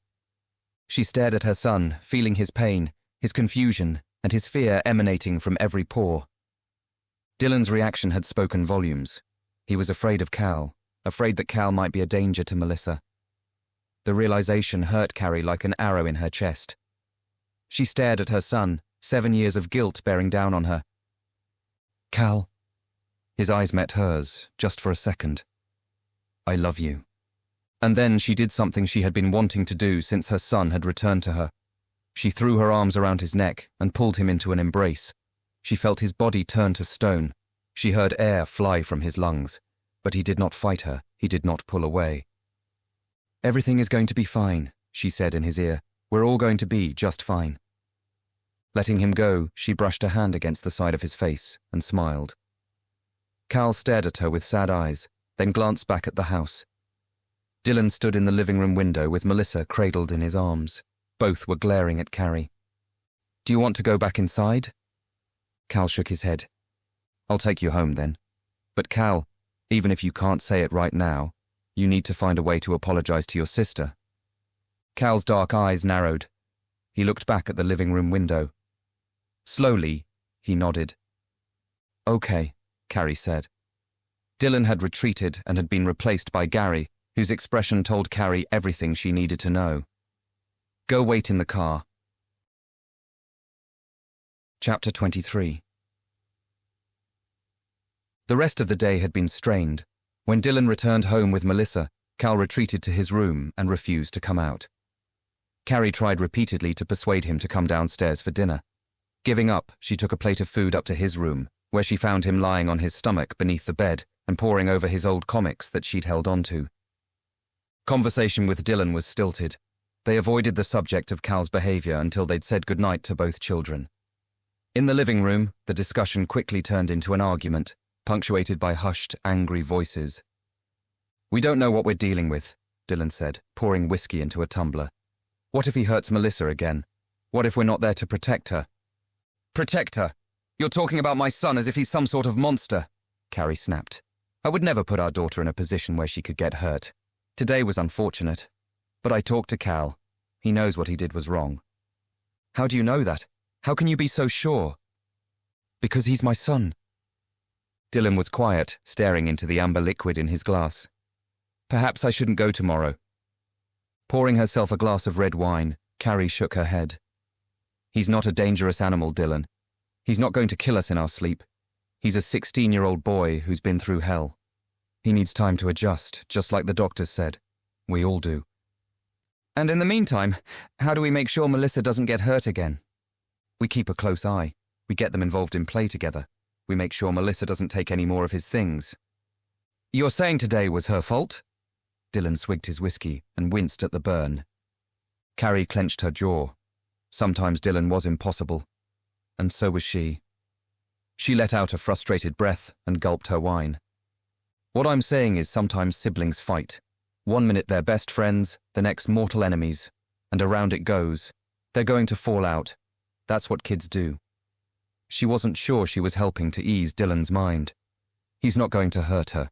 We'll be fine for a few days, then you'll be back. Next week, Cal starts his therapy sessions. In a month's time, we'll all be one big happy family." "What about the police? They're going to want answers soon enough. Tess, too." "And so do I," Carrie said. "But if we push Cal now, he may never talk again. I won't let that happen. It's difficult, but we need to wait until he's ready." They were quiet, the ticking of the wall clock the only sound. Dylan drained his glass. He stood. "I think Melissa should go back to school tomorrow. She's had enough time off." "Fine." He hovered, the anger in his eyes fading, until all that was left was sadness. "I want everyone to be safe, Carrie. That's all. I want everyone to be happy. Cal, too." "I know." Carrie avoided his gaze. Dylan announced he was going to bed. He needed to be up at 3 to meet the crew and catch the tide. "I love you," he said. "I love our family. And I'll learn to love Cal. I need time, that's all. We all do." He kissed her head and left the room. Carrie sat for a while longer, a confusing mix of anger and guilt giving her a headache. She drained her glass of wine and poured another. She could understand Dylan's concerns, but Cal was not his son. He didn't know him like she did. Cal had once wept uncontrollably after accidentally treading on a snail. He wasn't violent by nature. He was a kind and sensitive boy who loved people and animals, who would do anything to help anyone. But that was before, a voice whispered in her mind. Who knows what's happened to him since, or what he's become? Carrie sat up, alarmed by the thought. No, Cal was a good boy. Whatever trauma he'd experienced, they would work through it together, mother and son. and she would prove to Dylan that he was wrong about Cal, that Melissa was safe. They all were. Chapter 24. Quiet had settled over Devil's Cove. Above the rooftops, a vast blanket of stars shimmered. The ocean was calm. The beach was still. Even the music and voices seeping from the shack was subdued tonight. Grady Spencer shut his garden gate, and with Caliban by his side, set off for their final walk before bedtime. As he passed by Rose Trewatha's house, he glanced at the upstairs window. The curtains were open, light spilling out. It was the girl's room, Natalie Tremaine, the one whose parents had been caught extinguishing cigarettes on her back. Grady smiled to himself. It hadn't been difficult to find out about her, even when she'd refused to answer his own questions. All he'd had to do was take Caliban for his walks and eavesdrop on conversations. The people of Devil's Cove liked to talk, especially about a curious creature like Natalie Tremaine. And she was a curious creature. Cutting her hair off like that, keeping herself to herself. She interested him. Perhaps he'd invite her over to drink tea with a lonely old man. Moving on, Grady passed by the Pengelly house. All the windows were lit up. They didn't like the dark in that house anymore, because it was filled with nightmares and horrors and things that could make a person's hair turn white. Grady smiled. The Pengellys knew all about what lay in the dark. Memories of the journalist crept into his mind. That idiot thought he'd worked everything out. Well, Grady had shown him he hadn't learned a thing. And now, he would always be in the dark. Snickering at the irony, the old man picked up his pace, tapping his cane along the pavement. Reaching the end of the road, he headed downhill. It wasn't his usual route, but this evening, he'd felt a yearning to see the boy. The house had been quiet since he'd been gone, except for when he'd made the journalist scream. As he walked, Grady wondered if he should do something about the idiot's car. Perhaps he would just leave it to rust. He hadn't gone near it, so they wouldn't find his fingerprints. And no one would suspect a frail old man living alone of heinous acts. Even if they did, there wasn't much left of the journalist to find. Caliban had unwittingly seen to that. His thoughts returned to the boy, and a black hole opened inside his chest. Despair crawled out to poison him. Grady stumbled to a halt. Caliban pulled on his leash and emitted a strangled whine. His house was empty without the boy. He'd had to find more papers, more things to fill it with. It was those idiots at the farm. They'd tried to take him away, tried to make him theirs. And in the confusion, the boy had vanished. Now he was back with his mother, back where he didn't belong, because the boy was his. He had kept him these last 7 years, fed him, beat him. Once he'd almost killed him, but he'd let him live, because the boy was his to do with whatever he wanted. Carrie had lost ownership of him that day on the beach. Mine, Grady said through clenched teeth. All mine. Tugging on Caliban's leash, he set off again. The gradient of the hill pained his knees as he descended into the cove, but he didn't care, because he was going to see him. He was going to get him back. Maybe not tonight, there wasn't enough time to think of a plan. But soon, he would find a way to lure him back to his home, back to his cage, where he slept next to Caliban, like a good dog. He ran a tongue over his lips as he turned onto Clarence Row, where cottages were shrouded in darkness. But there was a light on in the Killigrew's living room. His breaths growing more ragged by the second, Grady came closer. The curtains were half open. He strained to see inside, hoping for a glimpse of the boy. The hole in his chest grew wider, deeper. It was Carrie. She was sitting alone. She was crying.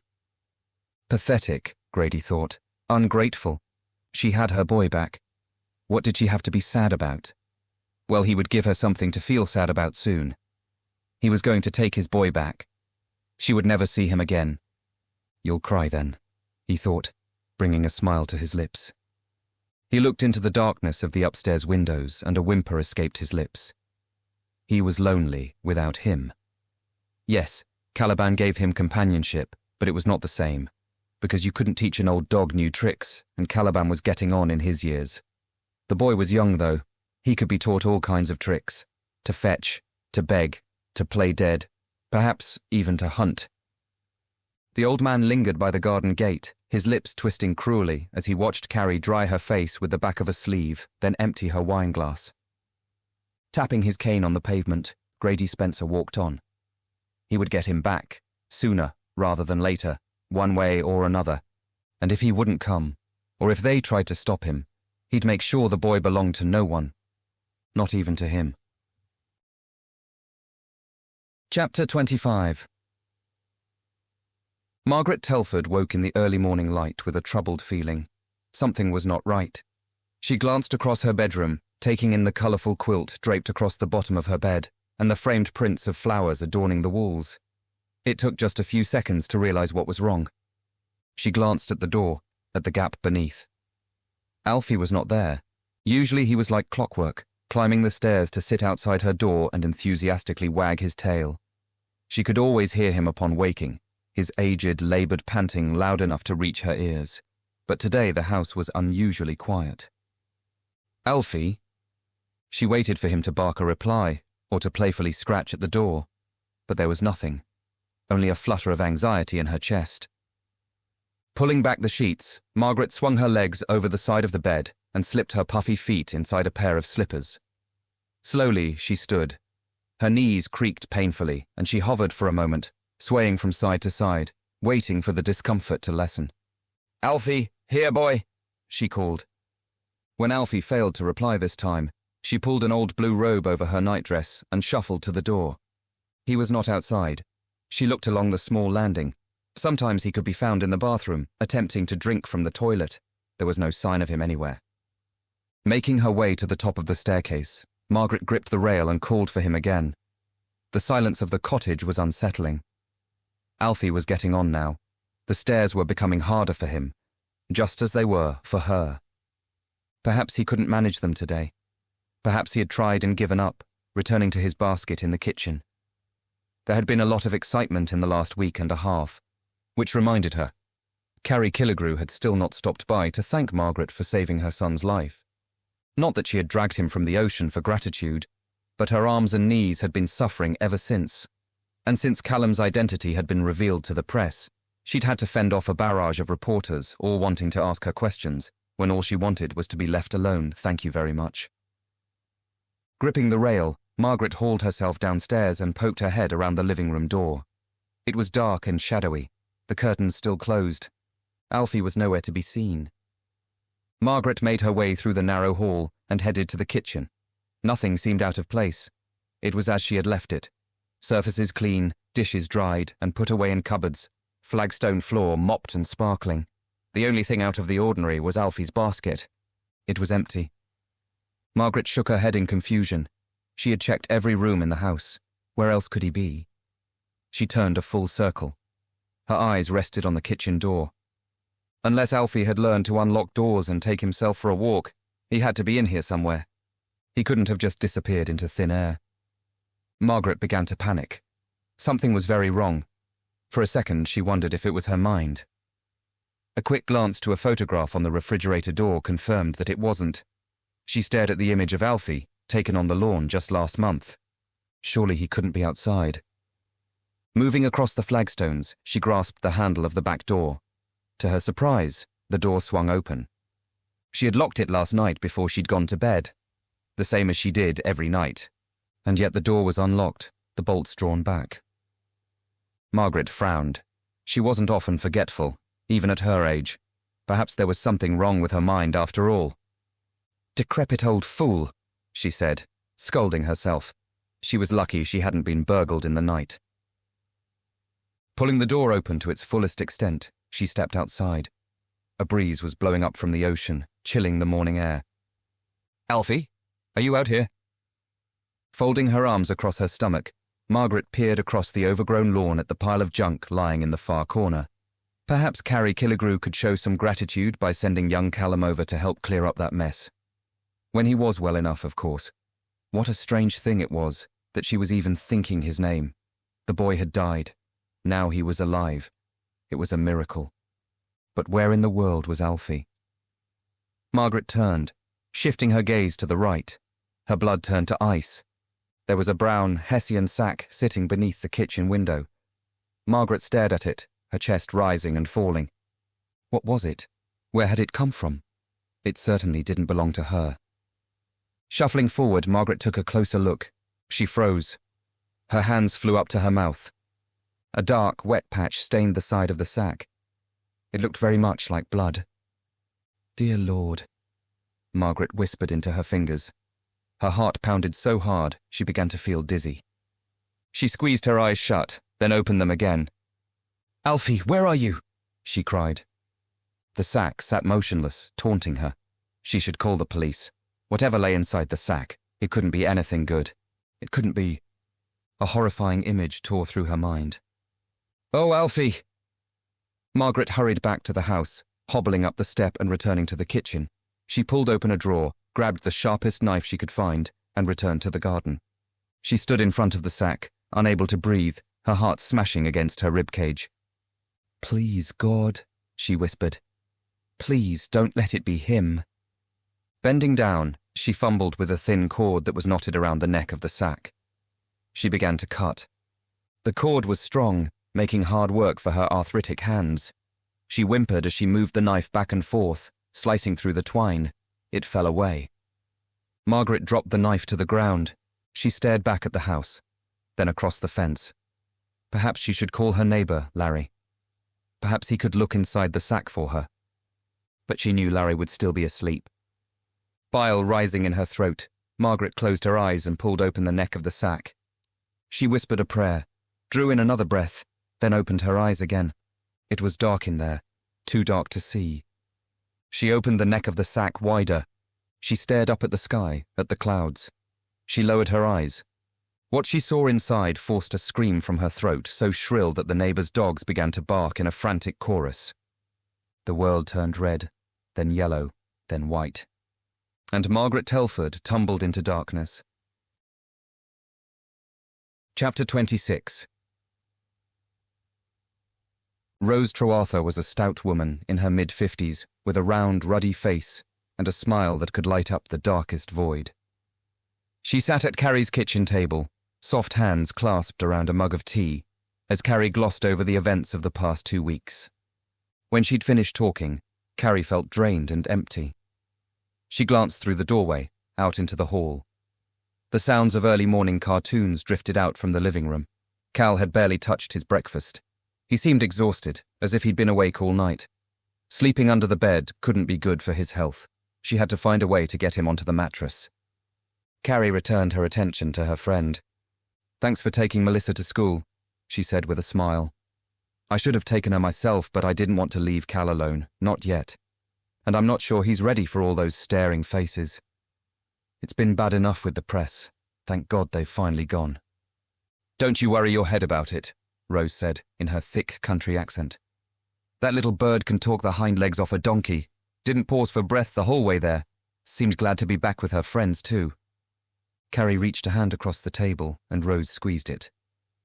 "I'm so glad you're here. I've hardly seen a soul since Cal came back, and now Dylan's gone to sea." Tears formed at the corners of her eyes. She willed them away. Dylan had left in the early hours while it was still dark. He'd showered and dressed, then wrapped himself around her until it was time to leave. She had pretended to be asleep, even when he'd kissed her cheek and whispered goodbye. "You're looking tired, bird," Rose said, her smile fading. "You've got a lot on your plate right now. Are you managing?" "I'm fine," Carrie said. "It's a lot, but we're working through it." Rose squeezed her hand again. "I know when something is wrong, Carrie Killigrew. Ever since you were a little girl, those hardened eyes could fool everyone else but me." Carrie felt the fight leave her body. Her shoulders sagged. She couldn't say it. She couldn't admit that she was failing her family. "I forgot the sugar," she whispered and tried to stand. Rose held fast. She raised an eyebrow. They were quiet for a moment longer. Carrie let it out. "It's Dylan. He thinks Cal could be dangerous." "Why would he think something like that?"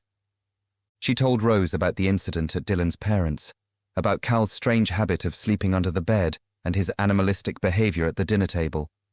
As Carrie talked, Rose's eyebrows knitted together in a concerned frown. "Dylan didn't want to leave today," Carrie said. "He's worried Cal will hurt Melissa again. Clearly he doesn't think I can cope on my own." The two women sat in quiet contemplation. "Here's the problem," Rose said at last, staring at Carrie with an expression falling somewhere between concerned parent and Victorian headmistress. Maybe you can't cope on your own. Before Carrie could protest, Rose held up a hand.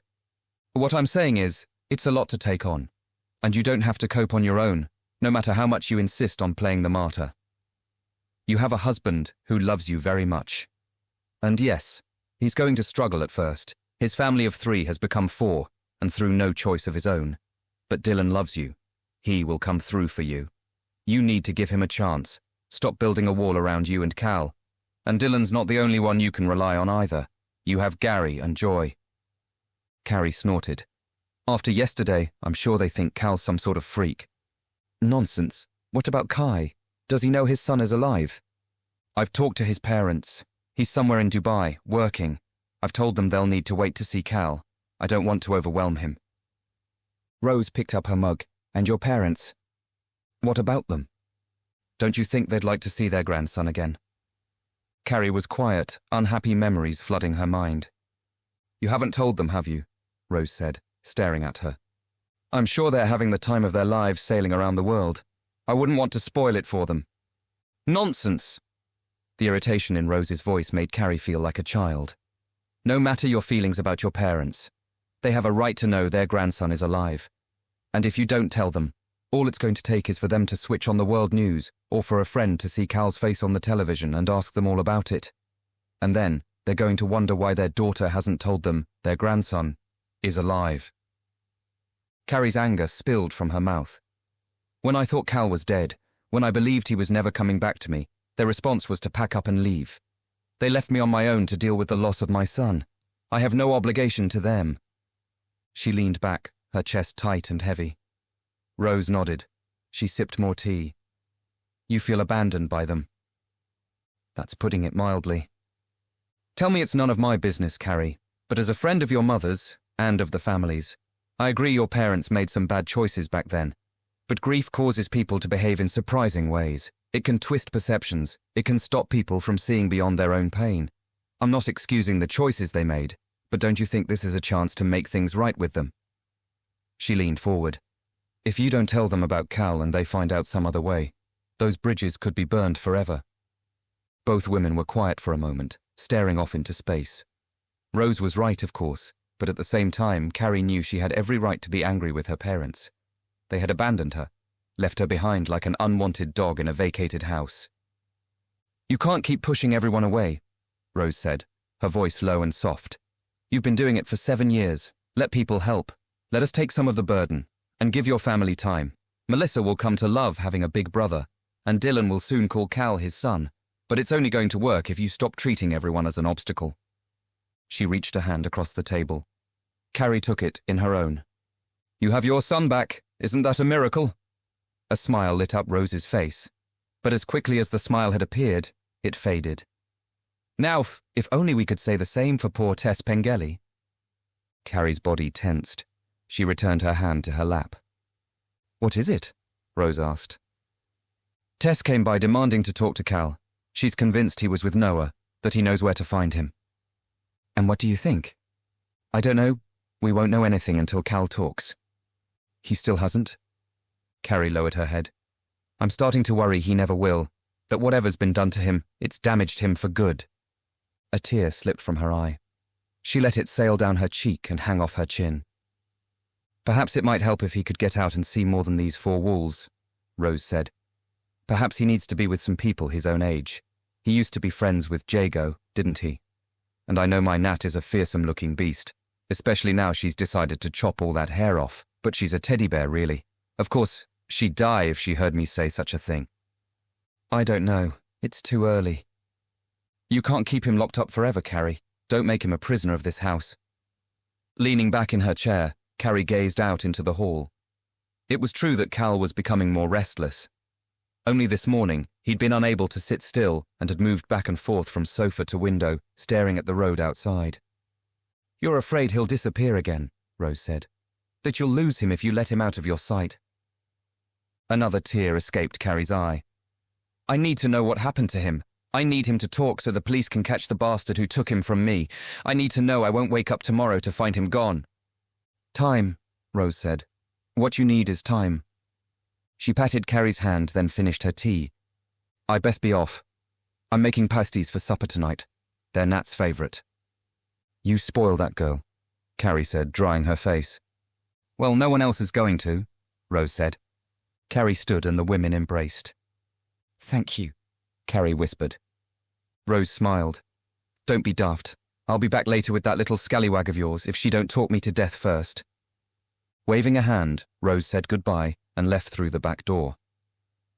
Now alone, Carrie mulled over their conversation, glancing at the phone on the kitchen wall. Her mother's mobile number was scrawled in an old address book shoved at the back of a drawer. She'd deleted it from her own mobile phone. It was childish, she knew, but it had felt good at the time. She chewed on her lip for a minute. Was she ready to have that conversation with her parents? Maybe, maybe not. Rose was right, she supposed. She would have to make the call soon or risk irreparable damage. And as much as she was still angry at her parents, the thought of losing them altogether was one she didn't want to haunt the rest of her days. Later, she thought. I'll do it later. She wandered into the hall, heading for the living room. Cal was at the window again. He turned when she entered, staring at her with dull eyes. "How are you doing?" Carrie asked. "Want to watch something together?" He shook his head and returned his gaze to the window. His chest heaved up and down as he expelled a long, sad breath of air. "Something to eat, then?" Carrie leaned against the doorjamb. Her heart felt unbearably heavy. Rose's words echoed in her mind. "How about meeting an old friend?" she said. Cal turned. The dullness in his eyes lit up. Slowly, he nodded. Chapter 27. Carrie had called Jago around noon, asking if he would like to see Cal. Now he stood on her doorstep, crackling with nervous energy as he waited to be let in. It had taken him 3 attempts to convince Nat she could not come along.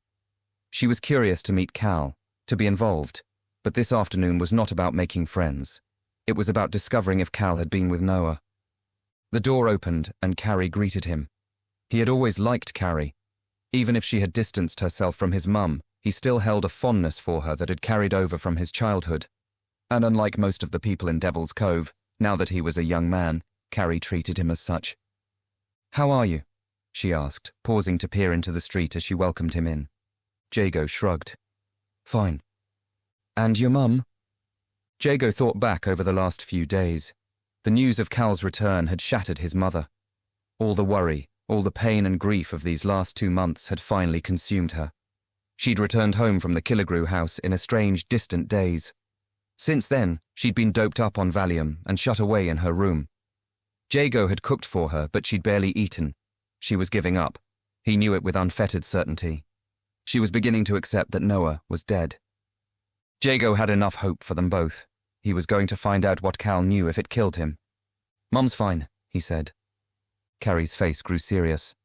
"Will you tell her I'm sorry about the other day? It was bad timing, that's all." Jago nodded. His eyes wandered to the open living room door, and a jolt of nerves shot through his body. He could sense Cal was in there, waiting for him. Carrie placed a hand on his arm. He tensed. "Do you want to go say hi to a long-lost friend?" "Sure." "There's just one thing before you do. Please don't ask him about where he's been. And I know it's tempting, but you can't ask him about Noah either. He's not ready. He doesn't even know you have a brother." She paused. "It's okay to talk about before, though. Some old memories might help him." Nodding, Jago slipped his bag from his shoulder. The curtains of the living room were half open. The television was switched on, the volume turned all the way up. Cal sat crossed-legged on the carpet 1/2 a meter away from the screen. He didn't look up, even when Carrie cleared her throat. "Cal, there's someone here to meet you." Cal was transfixed, images from the screen flickering in his pupils. It was only when Carrie picked up the remote control from the armchair and hit the power button that Cal glanced away from the screen and noticed Jago. Jago stared back. It was a strange sensation, like looking into the eyes of a ghost. But that was exactly how Jago felt, even if this ghost had grown older. He couldn't quite recall the exact memory of when he'd last seen Cal, but it would have been just days before he'd supposedly drowned. If their mothers hadn't been friends, he suspected their own friendship wouldn't have developed.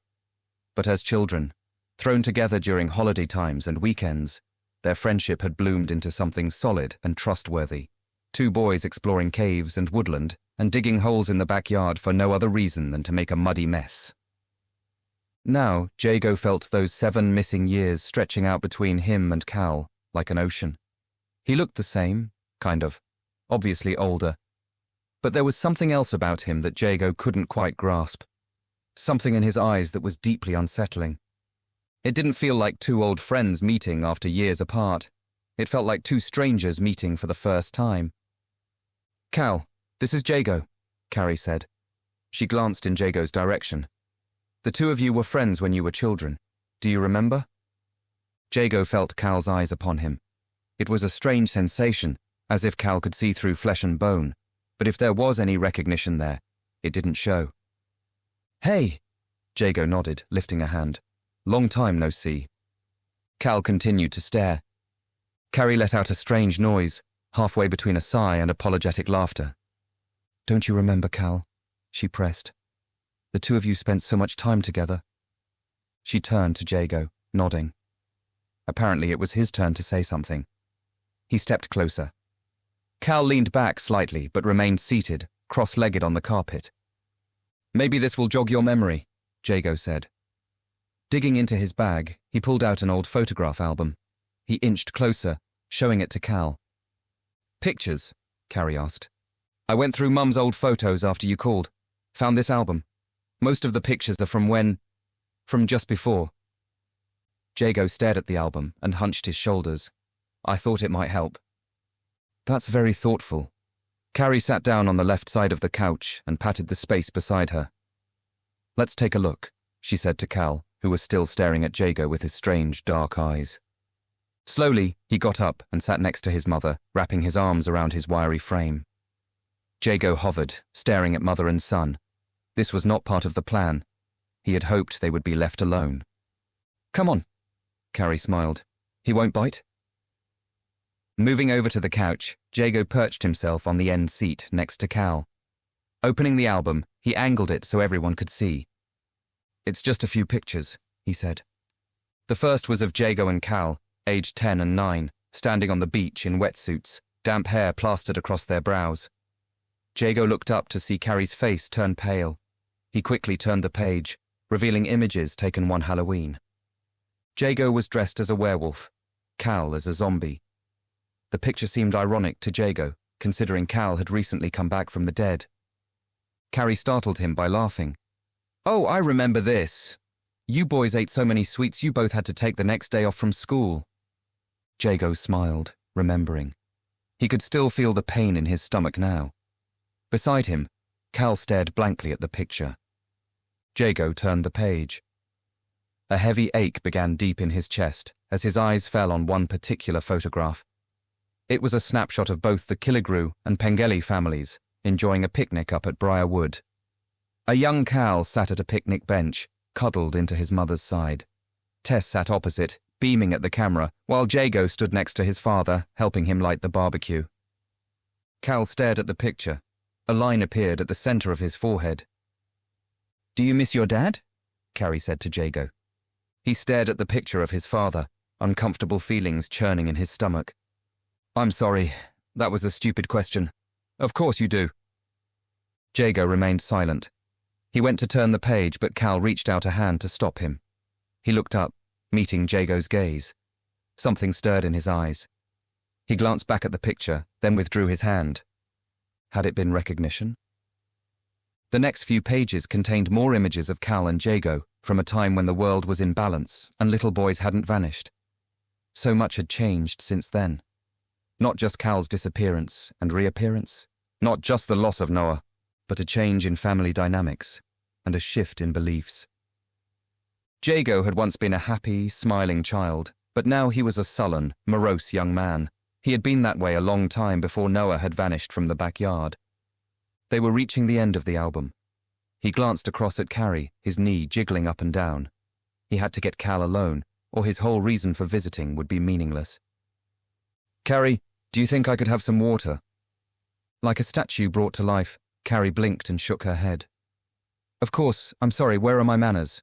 We have juice if you prefer," Or tea? Water is fine, thanks. Carrie stood. Cal, you want water? Cal stared up at her. He nodded once before returning his attention to the photo album. Jago watched as Carrie made her way to the door, where she hovered for a moment, as if unsure about leaving them alone. I'll just be in the kitchen, she said. When she was gone, Jago leaned back and took a long, observational look at Cal. Cal stared right back. This is weird, Jago said. Can't you talk at all? A pained expression flickered across Cal's face. He turned away. Sorry, buddy. I didn't mean to hurt your feelings. It's been a long time, hasn't it? Jago hesitated, wondering if he should ask the next question. Fuck it.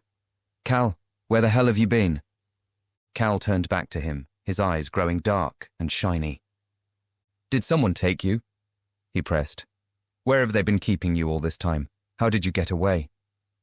He watched as Cal's mouth opened and his chest began to heave up and down. His large, frightened eyes remained fixed on Jago, who glanced at the open living room door. He reached for his bag. There's another picture I want to show you, he breathed, keeping his voice low as he pulled out a rolled-up poster. I have a brother. His name is Noah. He's 4 years old. He disappeared 2 months ago. No one can find him. Not the police. Not me. He checked the door again, then unraveled the poster. Noah's beautiful, smiling face stared up, a mop of blonde hair hanging over blue eyes so mesmerizing that anyone who gazed into them instantly fell in love. Jago paused, looking up from his brother's face, ignoring the pain tearing at his heart. Do you recognize him? He asked Cal. Where you were, where you've been. Was he there too? Cal stared at the poster. He reached out with searching fingers and touched Noah's face. You know him, don't you? Jago said, his pulse racing. You've seen him before. Cal's eyes grew impossibly dark. His jaw clenched. Tell me, Cal, please, where's my brother? A strange sound came from the back of Cal's throat, something like a sob cut off by a choke. His fingers began to tremble on the paper, making Noah's face blur. Please, Cal, Jago whispered. Desperation clawed at him as his eyes shot back to the living room door. You're the only one who can help me find him. Cal shook his head, freeing tears. Jago leaned into him. Who took him? Is he here somewhere in the cove? Now Cal's whole body trembled. A strangled whimper gurgled in his throat as Jago grabbed his arm. He recognized Noah. Jago felt it in his blood, in his bones. He held the poster closer to Cal's face. Please, Cal, tell me, is Noah... Is he... He couldn't say it, not out loud, because voicing such a terrible thought might make it true. Cal shook his head, over and over. He pulled away and let out a piercing, drawn-out wail. Jago's eyes flew to the door. He quickly rolled up the poster and stuffed it into his bag, just as Carrie came running in from the kitchen. What happened? She said, setting 2 glasses of water down on the coffee table. She rushed forward, kneeling in front of Cal, who was now rocking back and forth, his hands clasped over his ears and tears splashing onto his lap. Carrie glared at Jago. What happened? She repeated. Jago stared from mother to son. I don't know. 1 minute we were looking at pictures, the next he started freaking out. Cal's face twisted into a silent scream. It's okay. I've got you, Carrie soothed, rubbing his arms. I'm right here. I've got you. Jago clutched the photograph album as he watched Carrie comfort her son, moving her hands from his arms to his shoulders and back down again. I didn't mean to upset him, he said. Maybe I should go. Carrie nodded. Her eyes flicked in his direction. Standing, Jago threw the album into his bag. Not knowing what else to say, he nodded goodbye and headed for the door. Jago?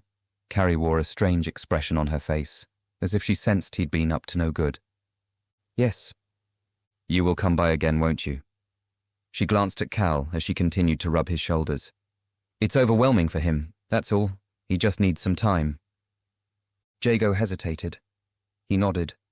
Sure. He let himself out, almost running from the house. When he'd reached the road, he allowed himself a few unsteady breaths. Cal had recognized Noah. The only way that could be possible was if he and Noah had been held together. But Cal's reaction was deeply troubling. He had been terrified. Reaching the end of the road, Jago took a left and headed back up the hill. Horrible images taunted his mind, and he fought to expel them. Someone had taken Cal. Years later, that same person had taken Noah. Somehow, Cal had managed to escape. But Noah hadn't. Jago walked on, a sick feeling of dread threatening to bring him to his knees. He froze and slowly turned to view Devil's Cove. He would tear this town apart to find his brother. And if Cal refused to help, he would tear him apart too. Chapter 28. By the time Jago strolled up to his house, Nat had already smoked 2 cigarettes. She'd had a bad day at college, with Sierra Davis giving her more grief about her cropped hair. Well, screw her, she thought. There were more urgent things to worry about than the opinion of some brainless, superficial idiot. So why couldn't she get that brainless, superficial idiot out of her head? Sierra was not the only person who'd irritated her today. She'd been desperate to come along and meet Cal. Her curiosity was piqued, but it was more than that. Jago's old friend had returned. How long would it be before they became best friends again? Where would that leave her? Jago stopped outside his garden gate, nodding in her direction. She walked up to him, and they perched on the garden wall. "So, how was it?" she asked. Jago was quiet as he pulled out his tobacco pouch and began to roll a cigarette. "It was weird," he said. "The last time I saw Cal we were kids. Now he's a teenager, but it's more than that. There's something not right about him." "You mean apart from being alive when he should be dead?" "It's the way he stares at you, like he's still a little kid, and the whole not talking thing is creepy." He lit his cigarette and inhaled deeply. "There's something else." I showed him Noah's picture. He started freaking out. He recognized him. I know it. But it shouldn't be possible because Noah was born after Cal disappeared. Maybe Carrie showed him a picture. She told me she hadn't mentioned Noah yet. She said he wasn't ready. Nat heaved her shoulders. "I take it Carrie was out of the room when you showed him." "She was in the kitchen." Jago took another drag on the cigarette. "The only way he could recognize Noah is if he's been with him." Goosebumps teased the surface of Nat's skin. There could be any number of reasons explaining why Cal had recognized Noah's picture. There were posters with his face on them all over town. His picture had been in the newspapers again within the last few days, the press speculating a connection between the boys' disappearances. Or perhaps Cal hadn't recognized Noah at all, and Jago was seeing what he wanted to see. She glanced down the street. Something else was troubling her, and she wondered if telling Jago about it would only fire his suspicion. If she didn't tell him, he would find out anyway, and she might not be there to act as his voice of reason. "Did you hear about Margaret Telford?" she said, flicking her finished cigarette into the distance. Jago sat up. "What about her?" "The police have been to her house today." "Why?" "Not sure. Rose told me when I got home. Apparently one of Margaret's neighbours heard screaming." Jago stared at her, his eyes growing wide. "I wonder what that's about." Shrugging, Nat ran her fingers over her scalp. She could see by Jago's lined expression that he was already connecting the two events. It was strange, though, she agreed, that the person who saved Cal's life should be heard screaming at the top of her lungs. "What are you going to do about Cal?" she asked. Jago's face turned serious. "Carrie's asked me to come back and visit him. I'll wait till we're alone again, and this time, I'll press him harder." "You think that's a good idea? If Carrie finds out what you're doing, she'll go ballistic. She'll stop you from seeing him again. Besides, don't you think Cal's probably traumatized enough without you making it worse?" Anger flashed in Jago's eyes. "Worse?" he said. "What if he knows exactly where to find my brother? What if waiting for Cal to tell us in his own time means it'll be too late? I'm not taking that chance." Nat stared at the ground. "I'm just saying," she muttered. When she looked up again, Jago was shaking his head, as if she were some ignorant child who had no idea what she was talking about. But she knew more about trauma than most people in this stupid town. Sucking in a breath, Nat held it for a second, then let it go, expelling her anger. "Just be careful," she said. Jago said nothing. His eyes were fixed further down the road, on a dark blue Renault. The car had been there for a few days. Nat had noticed it while hanging out of her bedroom window, smoking cigarettes after Rose had retired for the night. She didn't think it belonged to any of the neighbours. Nat watched as Jago jumped down and paced towards the car, Slipping off the wall, she followed behind. "Whose is it?" she asked, peering through the driver window. She grimaced as she noticed a wad of bloody tissue sitting in the passenger seat. Next to her, Jago grew very still. He glanced both ways along the road, then tried the driver door. It was locked. "Remember that journalist from the other night? The one who told me about Cal? This is his car. It's been here since Sunday." Nat cupped her hands to her face as she peered in.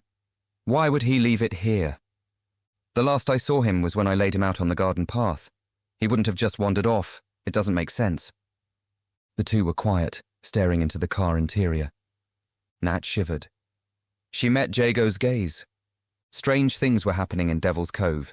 Any event out of the ordinary should have torn away the boredom of small-town life. But all Nat felt as she stepped away from the car was a creeping sense of unease. Chapter 29. Rain rolled in on Friday morning, turning the ocean muddy grey. With it came a damp chill that sank into the bones of the cove's inhabitants. Carrie had been up since 6 a.m., distracting her anxious thoughts with housework. She'd left the children to sleep while she'd prepared breakfast. Now, at a little after 7, she returned upstairs with an empty laundry basket. Stopping at the top of the landing, she cocked her head. Melissa's sing-song voice floated out from her bedroom. Smiling, Carrie pushed open the door. She stopped still. Melissa was in the center of the room, surrounded by toys. Facing her, with a handful of Lego bricks, was Cal. "Good morning," Carrie said from the doorway. Her children looked up briefly before returning to their play. Carrie watched them for a short while, a warmth spreading through her stomach. Stepping into the room, she carefully circled them and began stripping Melissa's bed of sheets. Cal had made some kind of vehicle, while Melissa had crafted a small building, on top of which she'd placed a toy figure. "Help me!" she cried in a cartoon voice. "My house is on fire!" Her gaze turned to Cal, who picked up the vehicle and turned it over. "Cal, you have to rescue me," Melissa whined. Carrie waited. Her heart danced with delight as Cal placed the vehicle back on the carpet and pushed it towards the house. "I hate to break up your play," she said, after a minute more of watching, "but it's almost time to get ready for school." Melissa scrunched up her face. "But I want to play with Cal." "I'm very happy to hear that, sweet pea. You can play with Cal all you want, but later." "Why do I have to go to school and Cal stays home?" "You know why. Now up you get," Carrie said. She hadn't given much thought to Cal's education. She wasn't sure where to begin. He had missed 7 years of schooling. She had no idea of his abilities. It was something she would need to discuss with that social worker, whatever her name was. But not yet. Cal had been home for less than a week. He was watching her, the toy vehicle forgotten. Carrie smiled at him. For the briefest of moments, he smiled back. "Breakfast will be on the table in 10 minutes, she said, buzzing with joy. Leaving Melissa to grumble, she carried the basket of dirty sheets into Cal's room. Her wide, happy grin was quickly wiped away. There was an unpleasant smell. The stench of stale air, sweat, and something else she couldn't define. Wrinkling her nose, Carrie dumped the basket on the bed and wrenched open the curtains. A row of toy figures, including Rex the dinosaur, stared at her from the window ledge. She smiled as she opened the window and sucked in the morning air and rain. "Boys," she muttered. "Why did they always smell so bad?" Cal had not slept in his bed again. It was becoming a habit. Wherever he had been all this time, had he been forced to sleep on the ground? She longed to ask him, for him to tell her everything so she could strip it from his memory and wash it clean like dirty sheets. She looked out at the rain. She would be taking Cal into town today for the first time. Cove Crafts had been sitting unopened for days now. She'd missed the last week of business, which meant even less money to tide them over the winter months. And now she had the thankless task of packing up the stock and storing it away until spring. She would get Cal to help her, but she would keep him in the storeroom, away from prying eyes. A change of scene would be good for him, she thought, hearing yesterday's conversation with Rose in her head. Meeting with Jago hadn't gone as well as she'd expected, although she had her suspicions that Jago had said something to upset Cal while she'd been out of the room. But it was a start, at least. Perhaps today would be another step forward. Movement below pulled her from her thoughts. Her neighbour, Dottie Penpole, stood just outside the garden gate, wearing a raincoat and a scarf wrapped around her head. She peered at the house with wide, curious eyes. "Can I help you with something, Dottie?" "Goodness, Carrie, you scared me out of my skin." Startled, the elderly woman shot her hand up to her chest. "Everyone fine in there?" "Oh, yes, we're all doing very well, thank you." Carrie watched her through narrow eyes. She was still annoyed with Dottie for talking to the press. "And that boy of yours, is he well?" "He's just fine." "It must have been such a shock to find out he was alive," Dottie said, arching an eyebrow. "Where has he been all this time?" "I don't know." "You don't know? Well, how can that be?" Dottie waited, open-mouthed, for Carrie to explain. When she didn't, she clamped her jaw shut. "Well, it's a miracle, a true blessing," she said, finally. "The Lord really does move in mysterious ways." "Tell that to Tess Pengelly," Carrie thought. "You be sure to have a nice day now, Dottie. You don't want to stand there for too much longer, or you'll catch a cold." The elderly woman pursed her lips as her eyes wandered to the living room window. "Quite," she said, then took a step closer. "By the way, did you hear about Margaret Telford?" Carrie felt a chill creep in through the window. "Margaret Telford? What happened?" "The police were at her house yesterday, and those funny men in white suits. Larry Bolitho said they were out in her yard examining something." "Examining what exactly?" Dottie shook her head. "No idea, but Larry reckons whatever it was something unpleasant. Well, I'd best be off. Mabel's having a last-day sale on postcards." Carrie waved as her neighbour trundled off. She turned to face the room. Anxiety washed over her as she wondered what had been found in Margaret Telford's garden. She had yet to thank the woman for finding Cal. Perhaps she'd call her later today. She moved to the bed and began pulling off the sheets, even though they'd not been slept in. Perhaps she should stay home with Cal after all. The shop could wait another day. But it would be another day Cal had to stay locked up inside. It would be another day to wait for life to return to normal. The bed stripped, she hooked the basket under her hip and headed for the door. She stopped and tilted her head, sniffing the air. What was that smell? She would take Cal to the shop. She would cancel Rose and drive Melissa to school herself. The sooner life returned to normal, the better. Chapter 30. The continuing rain allowed Carrie the excuse of driving down to the seafront, where she parked the car on a side street and hurried Cal into an alleyway and through the rear entrance of Cove Crafts. In just that short distance, she'd seen Cal change from observant to alert, his head swiveling on his shoulders as he absorbed his surroundings. Once inside, Carrie made some tea for them both, then showed Cal how to build the flat-pack boxes that the shop's stock would be stored in over the winter season. Leaving him to work in the storeroom, she moved to the shop floor, where she logged onto a desktop computer and began the laborious task of stock checking. Occasionally, she would look to the back of the shop, or out into the town square, where a handful of shoppers moved from store to store. At first, Carrie thought she'd managed to avoid a full inquisition by the Cove's inhabitants, thanks to the bad weather keeping them at home. But as the morning progressed, the rain dried up. Then, every 10 minutes or so, someone would notice her at the counter and peer through the glass in search of the enigmatic, returned from the grave, Cal Anderson. One or two even ignored the closed sign and came inside, only to find Carrie alone. If they'd ventured a little further, they would have found Cal, methodically building boxes and stopping occasionally to examine a mermaid figurine or miniature ship's wheel from the shelves of excess stock. But Carrie had not allowed them to get that far. Lunchtime arrived. Carrie returned to the storeroom where Cal had built 4 neat towers of boxes and was sitting on a chair in the corner, poring over a book of local history. The current page showed an old illustration of smugglers carrying crates of rum from the beach, where a wrecked ship had run aground. "When you were little, all you wanted to be was a pirate," she said, startling him. Cal stared at her before returning his attention to the book. "Is that where you were?" she thought. "Off sailing the seas in search of buried treasure?" Carrie watched him for a moment, reveling in the sight of her son. "Lunchtime," she said, crossing the room to the small refrigerator.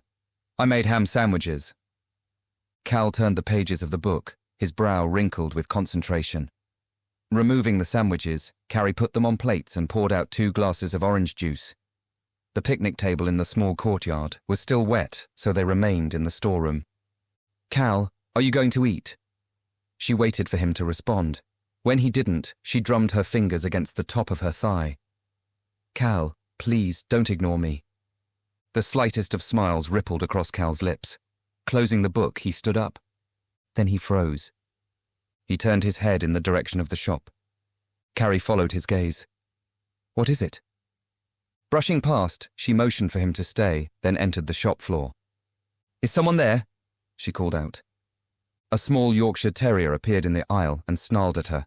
Ignoring it, she reached the counter to find a figure peering down at the computer screen.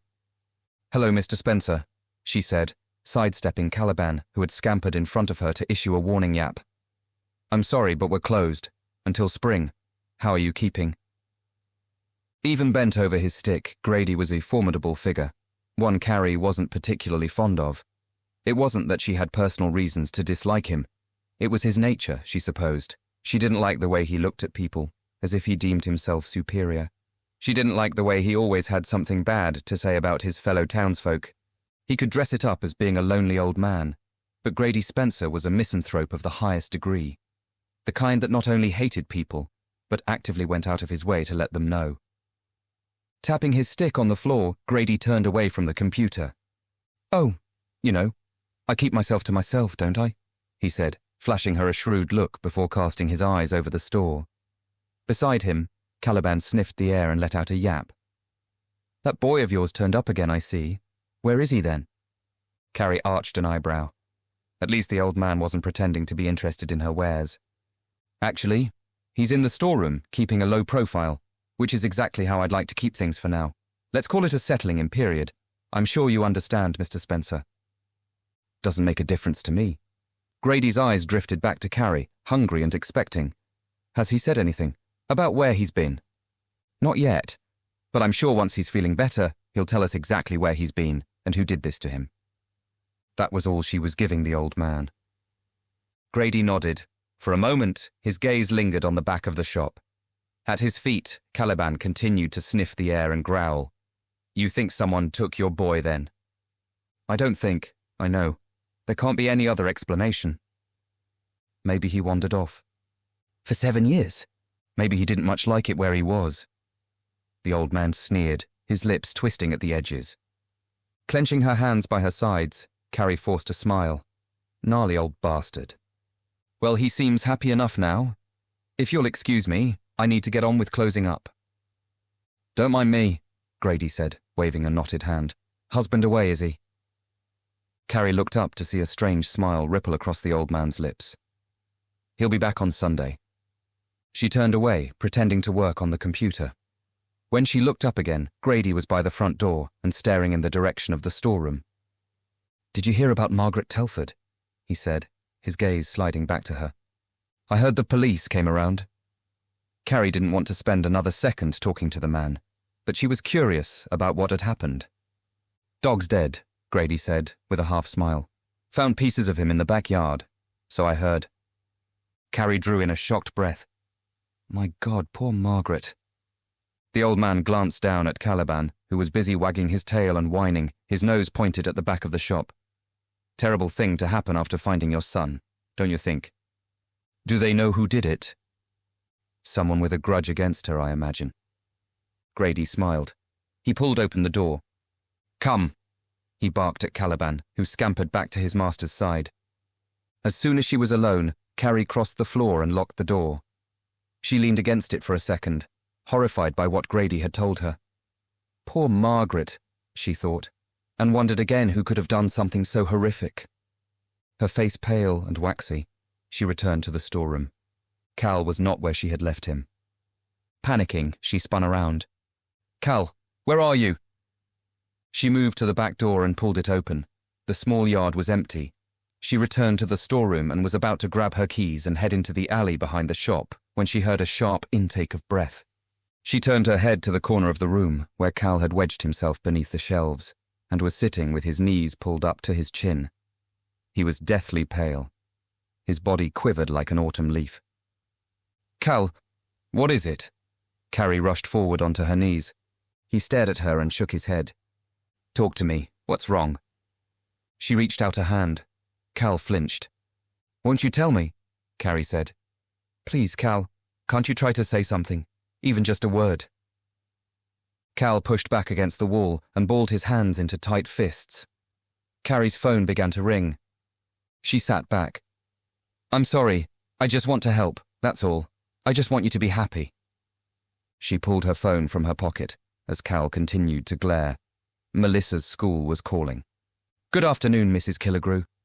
This is Valerie Taylor, the school receptionist. Mrs. White would very much like to see you when you collect Melissa this afternoon. There's been an incident." Carrie's heart thumped a little faster. "An incident? Is Melissa all right?" "Oh no, it's nothing like that," the receptionist said. "Melissa is fine, but Mrs. White would like to see you as a matter of urgency." Carrie turned to see Cal still crammed into the corner of the storeroom, watching her. "What's this about?" "We'll see you at the end of the day," the receptionist said. She hung up before Carrie could question her further. Lines of worry creased Carrie's brow. The beginnings of a headache began to manifest at the top of her skull. She looked up at Cal, then back at her phone screen. Grady Spencer's words echoed in her mind. She stood. "Come out of there, Cal," she said softly. "Everything's fine." Her words sounded as empty as the surrounding boxes. Chapter 31. Porth and Jowl Primary School was situated at the very top of the cove, just past Briar Wood and opposite the caravan park. It was a small Victorian building with an even smaller playground, where less than 100 young students spent their lunch hour chasing each other while collecting new bruises and grazes. Now, the playground was a hive of voices as parents arrived to collect their children. Carrie pulled up on the road outside and switched off the car engine. A few heads turned in her direction, more interested in her passenger than they were in her. Cal had spent the short drive with his face turned to the window. It had taken Carrie almost 15 minutes to convince him to come out from under the shelves and even longer to leave the shop. Once inside the car, his agitation had lessened, the hum of the engine and the changing view acting like sedatives. At the sight of the crowd, Cal pulled away from the window. "Maybe you should stay here," she told him, "unless you want to come inside with me." Panic returning, Cal shook his head. Carrie stroked his hand, feeling tendons tensing beneath his skin. "I'll leave the radio on, but don't touch anything. And if anyone tries to speak to you, ignore them." She punched the button on the stereo, and pop music began to filter through the speakers. Cal cocked his head, listening to the tune. "You'll be okay?" She didn't feel comfortable leaving him, but the alternative would be even more stressful. Cal nodded. He pressed the button on the stereo, changing the channel. Stepping out of the car, Carrie closed the door. At the school gates, she stopped and glanced back at the car, then pushed the remote lock button on the car key. Cal's head snapped to the left, startled by the click of the locks. He peered through the window, touching the glass with his fingertips. 5 minutes, Carrie mouthed, spreading her fingers. Pushing past the other adults and children, she headed for the main building. Someone called hello to her, but she ignored them, hurrying through the doors and away from the staring faces. As she entered the reception office, she wondered if she'd been right to leave Cal alone in the car. His behavior in the store had worried her. What had he been so afraid of? She reached the reception desk, where Valerie Taylor sat behind a glass partition, talking with another parent. Carrie waited, staring out the window into the playground, watching the other parents and children walk away hand in hand. Had Cal overheard Grady Spencer talking about Margaret Telford's poor dog? Was that what had upset him? She shuddered as she turned back to the desk. It would have taken a very sick individual to mutilate an animal in the way Grady had described. The murder of Margaret's dog could not be a coincidence. It was almost as if someone had wanted to punish Margaret. But for what? For saving Cal's life. "Good afternoon, Mrs. Killigrew. You're here to see Mrs. White," Valerie said, interrupting her thoughts. Carrie nodded. "I can't be long. Cal is waiting in the car." "Of course, I'll take you through. Then I'll fetch Melissa. She's in with the after-school club." Carrie was led along a long corridor, its walls adorned with artwork and writing done by the children. Valerie was silent, leaving her to grow increasingly disturbed by the thoughts churning her mind. She stopped in her tracks, growing suddenly pale. What if whoever had taken Cal was responsible for killing poor Alfie? That would surely mean Cal's abductor lived in the cove. Did that also mean Cal had been kept hidden away all these years just meters away from her? The thought had crossed her mind more than once since his return, but she had dismissed it, because that would mean it was entirely possible she knew her son's abductor. "Mrs. Killigrew? Carrie, are you all right?" Valerie had stopped outside the head teacher's office door. "I'm fine." Looking unconvinced, the receptionist knocked and waited until a woman's voice instructed them to enter. Elsa White was tall and gaunt, dressed in a tweed jacket and skirt, her white hair pulled back in a tight bun. She had been the head teacher at Porth and Jowl Primary School for what seemed like forever, even when Carrie had attended. Her hair had grown whiter, her face thinner, but not much else had changed. Also present was Laura Rodder, Melissa's teacher, who stood and smiled nervously as Carrie entered. She was younger than Carrie, perhaps in her late 20s. She was not from the Cove. "It's nice to see you, Carrie," Elsa White said, her voice soft yet firm. "Please, sit down." The three women sat for a moment, silence pervading the room. "I can't be long," Carrie said. "I've left Cal in the car." "Of course." Elsa's face softened a little. "How is he?" "Getting there? The doctors say it will take a little while." Carrie shifted on the chair, crossing her legs. "It was such a tragedy when he disappeared," the head teacher said.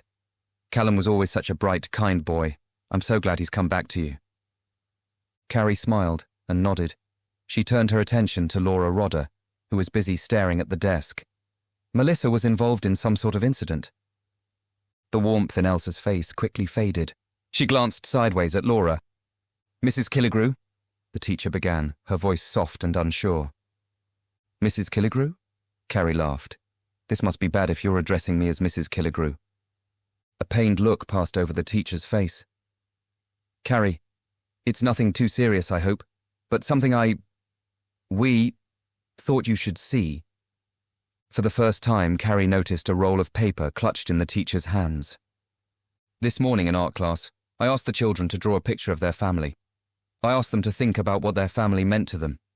I'm afraid that Melissa drew something rather disturbing." Carrie stared at the roll of paper, her mouth running dry. "Oh?" Elsa nodded at Laura. Slowly, she unrolled the paper and flattened it out on the desk. Carrie leaned forward. "As you can see, it's rather gruesome," Laura said. Carrie's eyes bulged in her head. Her jaw dropped open. "Holy shit!" Melissa had drawn a picture of the Killigrews' house and garden. She had taken pains to colour each flower in the garden and to draw the pattern of the curtains in the living room and bedroom windows.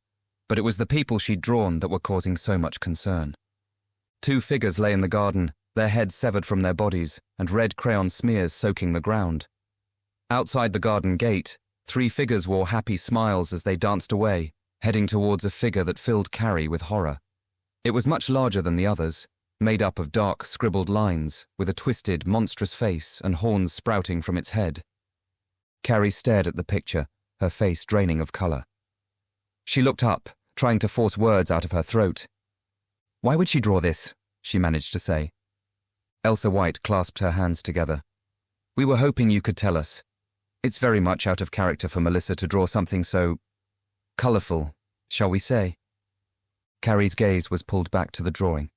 Colourful was not a word she would have used to describe such horrors. "Do you think it could be a reaction to Callum's return?" Elsa suggested. "Perhaps it's her mind's way of expressing how she's feeling." "I want to see her. I want to see her now." "She should be right outside." Elsa stood and went to the door. The receptionist, Valerie, stood on the other side, her hand wrapped around Melissa's, whose eyes were large and round. They grew wet as she saw her mother. Her lower lip began to tremble. "It's okay, sweet pea," Carrie said, reaching out a hand and helping Melissa into the chair next to her. "You're not in trouble. We just need to talk about something, that's all." "Do you know why we had to call your mummy today?" Elsa asked her.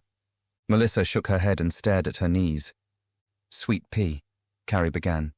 She picked up the drawing and was immediately drawn to that terrible, demonic figure. "Do you remember drawing this in art class today?" Melissa peered at the drawing with large, sorrowful eyes. "Do you want to tell me why you drew a picture like this?" The little girl shrugged and pushed her lower lip out even further.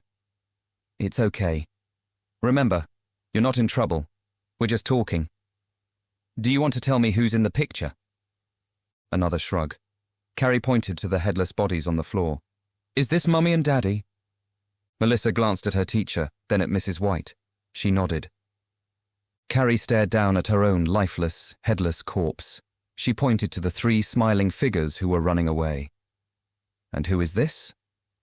Melissa was silent, her small face lined with worry. She reached out her index finger. This is me, she whispered, pointing to the smallest stick figure with a nest of wavy hair.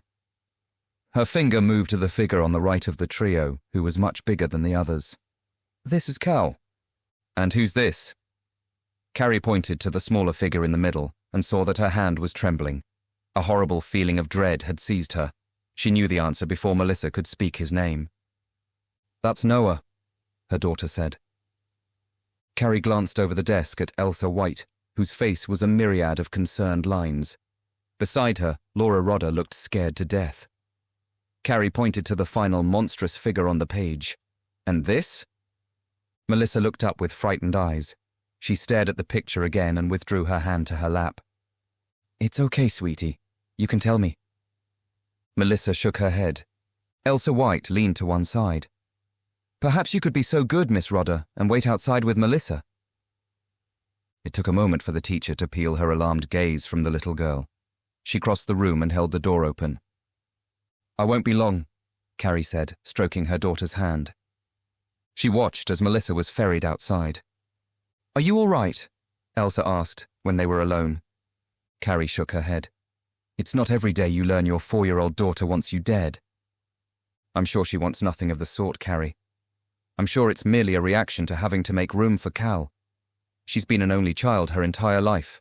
She's never had to share you or her father. The drawing is her mind's way of dealing with all those confused feelings. Carrie stared at the picture. Something about it didn't make sense. Why was she running away with Cal, smiling and happy, if she resented him being here? And what about Noah?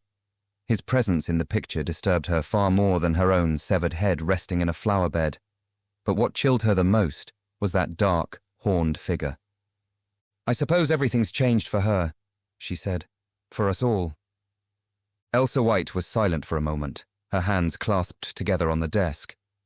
You know, Carrie, we do have a school counselor visiting us once a week. Perhaps Melissa would benefit from a little time with him. It would be non-invasive, just play and talk. He may be able to help Melissa understand the changes that are happening around her right now. Carrie leaned back, shaking her head. I don't know. Dull pain throbbed at the base of her skull. Cal's return was never going to be easy. She knew that, and dealing with whatever was going on inside his head was stressful enough. But having both of her children in therapy, she was beginning to feel a lot like a shitty mother. I'll tell you what, Elsa said, her face softening. Take the weekend to think about it. Having Melissa talk to a professional could make things a little easier for you. A little less on your plate to deal with. Carrie let out a deep, trembling breath. She nodded. Good. And perhaps Melissa will be open to further discussion at home, away from her terrible head teacher. Elsa smiled wryly, then leaned forward and took a closer look at the picture. It's strange she drew Noah Pengelly, isn't it? Carrie stared at the 3 figures running away, gleeful smiles on their faces. When Noah had disappeared, Melissa had been curious to know what had happened to her friend. Gradually, as the months faded, so had her interest in Noah. Or so Carrie had thought. Can I take this? She asked, rolling up the picture. Elsa White nodded her head. Of course, although it's not quite one for the refrigerator door, is it? Carrie stood. Come see me first thing Monday morning, the head teacher said, shaking her hand. The playground was almost empty as Carrie and Melissa walked silently back to the car. Carrie's mind flashed with images of Melissa's drawing. Her headache grew worse. Cal was in the front passenger seat, his expressionless face watching as they drew near. I want Cal to sit in the back with me, Melissa said, pulling away from Carrie and running to the car. As she came closer, Cal trained his eyes on her. He smiled. Carrie slowed down. She watched Cal climb out and open the rear passenger door. Melissa clambered in, and he followed her, slamming the door behind him. By the time Carrie had walked around to the driver's side, both children were wearing their seatbelts. They stared at her as she climbed in. In the rearview mirror, Carrie saw them turn to each other and smile. She should have been happy, but all she felt was a quiet, unsettling anxiety. She glanced down at the rolled-up picture on her lap. "Let's go home," she said. Chapter 32. Detective Turner stood on the garden path, a grim expression on his face as Carrie pulled up outside the house. In the back seat of the car, Melissa was busy showing Cal a storybook she'd brought home from school. Cal looked up and saw the police officer. His eyes narrowed. "Take your sister inside," Carrie said, passing her house keys to him. "I'll be there in a second." Climbing out, she helped Melissa onto the pavement. Detective Turner came up to the gate. "This is a surprise," Carrie said as she ferried the children into the garden. Detective Turner stood to one side. "Sorry to drop by unannounced," he said. He locked eyes with Cal as he passed by. "How are you, young man?" Cal said nothing as he took Melissa by the hand and walked her to the front door. Once they had disappeared inside, Carrie folded her arms across her chest and leaned against the gatepost. "Judging by the look on your face, I'm guessing this isn't a social call." "I'm afraid not," Turner said. "It's been requested that I try to talk to Cal again." "I thought we agreed he wasn't ready yet. And what about the intermediary?" "There's been a development. DCI Marsh is keen we try and get Cal talking sooner rather than later." "You mean Margaret Telford's dog?" Turner stared at her open-mouthed. "It's a small town. You know how quickly news spreads." The detective was quiet for a moment. He glanced up at the neighbouring houses. "Can we go inside and speak?" "I'd rather not. I don't want my children hearing about how that poor animal was hacked into pieces. Do you know who did it?" "Not yet. It's part of the reason I'd like to talk to Cal." "Why? You're not suggesting he had anything to do with it?"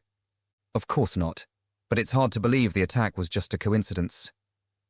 Carrie tightened her grip around her ribcage. Her eyes moved to the house. Cal was in the living room window, watching them. "What are you saying, Detective? That whoever took Cal killed Margaret's dog? That means it would have to be someone local, someone we know." "It's too early to say anything yet," Turner said. "But if Cal could talk to us, or communicate what's happened to him, it would really help us out." Cal was still standing at the window, his expression stony. He wasn't going to talk to the detective. He wouldn't even talk to his own mother. Besides, she still had to get to the bottom of Melissa's disturbing picture. "I'm sorry, Detective Turner, but this isn't a good time," Carrie said. "Perhaps you can talk to the intermediary and arrange something with her. Give Cal another day or two. We're making progress, but I don't want to risk everything by trying to force him to speak." Turner frowned and dug his hands inside his pockets. Noticing Cal, he turned his body slightly so that his back was facing the window. "I'll see what I can do. But it needs to be soon, Carrie. The powers that be aren't going to wait forever. We're drawing a blank. People want answers. Answers we can't give them right now." "And by people, you mean Tess Pengelly?" Carrie said, feeling miserable. Detective Turner shook his head. "I mean people. If word is out about Margaret Telford's dog, then it won't be long before your friends and neighbours start drawing conclusions of their own. The last thing we need is for people to panic. It's not going to help either investigation." Carrie glanced over Turner's shoulder. What would happen when the inhabitants of the Cove started making connections?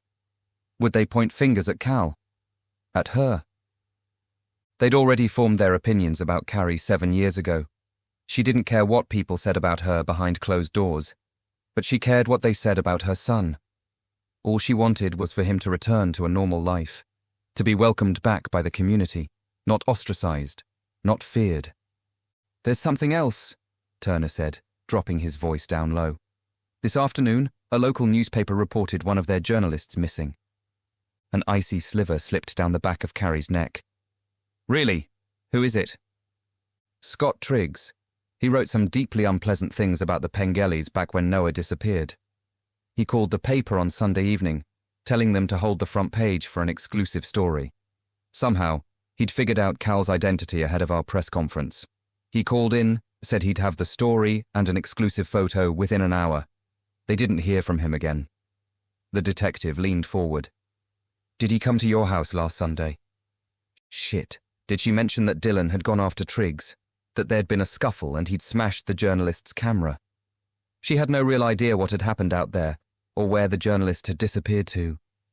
"He was taking pictures of us through the kitchen window," Carrie said. Dylan chased him away. We didn't see him after that. I don't remember seeing him the next day when the rest of the press arrived, but he'd stopped me out in the street a few days earlier, trying to get me to admit Cal was alive. I ignored him. Her mind raced. First Margaret Telford's dog, now this damn journalist. She stared up at the detective. "What's going on here?" Deep lines spread across Turner's face. "We don't know yet, which is why we need to talk to your son." Carrie expelled an unsteady breath. "Let me talk to him," she said. "I'll try tonight." I'll try tonight," Carrie repeated.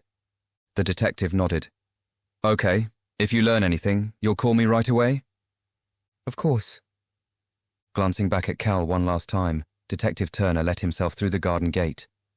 "I'll contact the intermediary," he said, "just in case." Carrie watched him climb into his car, start the engine, and pull away. She waited until he had reached the end of the street and headed left, disappearing from view. When she could no longer hear the hum of the car engine, she turned and walked to the door. Cal was still watching her from the window. With trembling fingers and her mind overwhelmed with worry, Carrie pushed open the door and stepped inside. Chapter 33. As the evening drew in, a dark, ominous mood fell over the Killigrew house. Carrie sat at one end of the kitchen table, with her children on either side. She did not engage them in conversation, but instead lost herself in worried thoughts as she picked at her meal. Occasionally, her eyes moved from son to daughter, scrutinizing them. More than once, the children's gazes met across the table. Carrie felt pangs of envy. With dinner over and the children sent off to the living room, Carrie busied herself with cleaning up. As she loaded the dishwasher, her thoughts flicked from Melissa's disturbing drawing to Margaret Telford's butchered dog to the missing journalist. As she returned cutlery to the drawer with a clatter, she pictured the horribly deformed figure that Melissa had drawn. Who was he? Something wasn't right. She didn't care about theories of attention-seeking or Melissa expressing feelings of neglect. Something was wrong with that picture, way beyond the blood. The kitchen now clean and tidy, Carrie moved into the hall. Laughter floated out from the living room. It was Melissa's laughter. Carrie pressed her ear to the closed door and listened. As if Melissa could sense her mother on the other side, she fell silent. Carrie opened the door. They were sitting on the living room carpet, Melissa opposite Cal, a battalion of toys scattered between them. As Carrie entered, her children looked up. Their smiles faded. "Are you guys having fun?" she asked, stepping forward. Cal and Melissa stared at each other with stony expressions. "What were you laughing about?" Melissa shrugged her shoulders, then turned back to Cal. A stab of irritation pierced Carrie's already grim mood. "Well, it's time for bed, Melissa. Perhaps the two of you could tidy up this mess first." She watched as her children turned away from her, their faces pulled into scowls. Slowly, they began to pick up toys and return them to the large toy box in the corner. When they were done, Carrie nodded to the stairs. "Say goodnight to your brother, Melissa. Cal, you can watch television for a little while." Leaving him in the living room, Carrie took Melissa by the hand and wordlessly led her up to the bathroom. The silence continued as her daughter brushed her teeth and dressed in her pajamas. Now tucked up in bed, Carrie stared at Melissa's gloomy expression. "What is it, sweet pea?" "Nothing, not even a shrug." "Are you worried about the talk we had with Mrs. White?" Pushing her lower lip out and narrowing her eyes, Melissa turned away. "Remember what I said. You're not in trouble. We were just talking about the picture you drew." Melissa shot her a sideways glare. "Sweet pea, why did you draw Noah?" Her daughter swung her shoulders from side to side. Picking up a stuffed rabbit, she hugged it to her chest. "Have you been thinking about Noah lately?" "Yes." "You miss him?" Sealing her lips together, Melissa looked away. She nodded. Carrie took her daughter's hand and kissed it. She was beginning to wonder if Elsa White had been correct. Melissa's whole world had changed. A boy she'd known had disappeared and was now probably dead. Another boy who was supposed to be dead had barged his way into her family and shoved her to one side. Carrie reached out and stroked the girl's head. "I know things are tough right now, but it will get easier, I promise. But drawing pictures like that, are you angry with Mummy and Daddy?" She watched as Melissa shook her head, then returned her gaze to the stuffed rabbit. "What about the monster in your picture? Is it from a bad dream?" Melissa shook her head again. Something you just made up? When Melissa spoke, her voice was barely a whisper. Not supposed to talk about the bad man. The bad man? That's the monster from your picture. Melissa nodded. Her frown grew deeper. Why can't you talk about him? Not allowed to. It's just a picture. He can't hurt you because he's not real. Yes, he is, Melissa said. No, he's not. Monsters aren't real.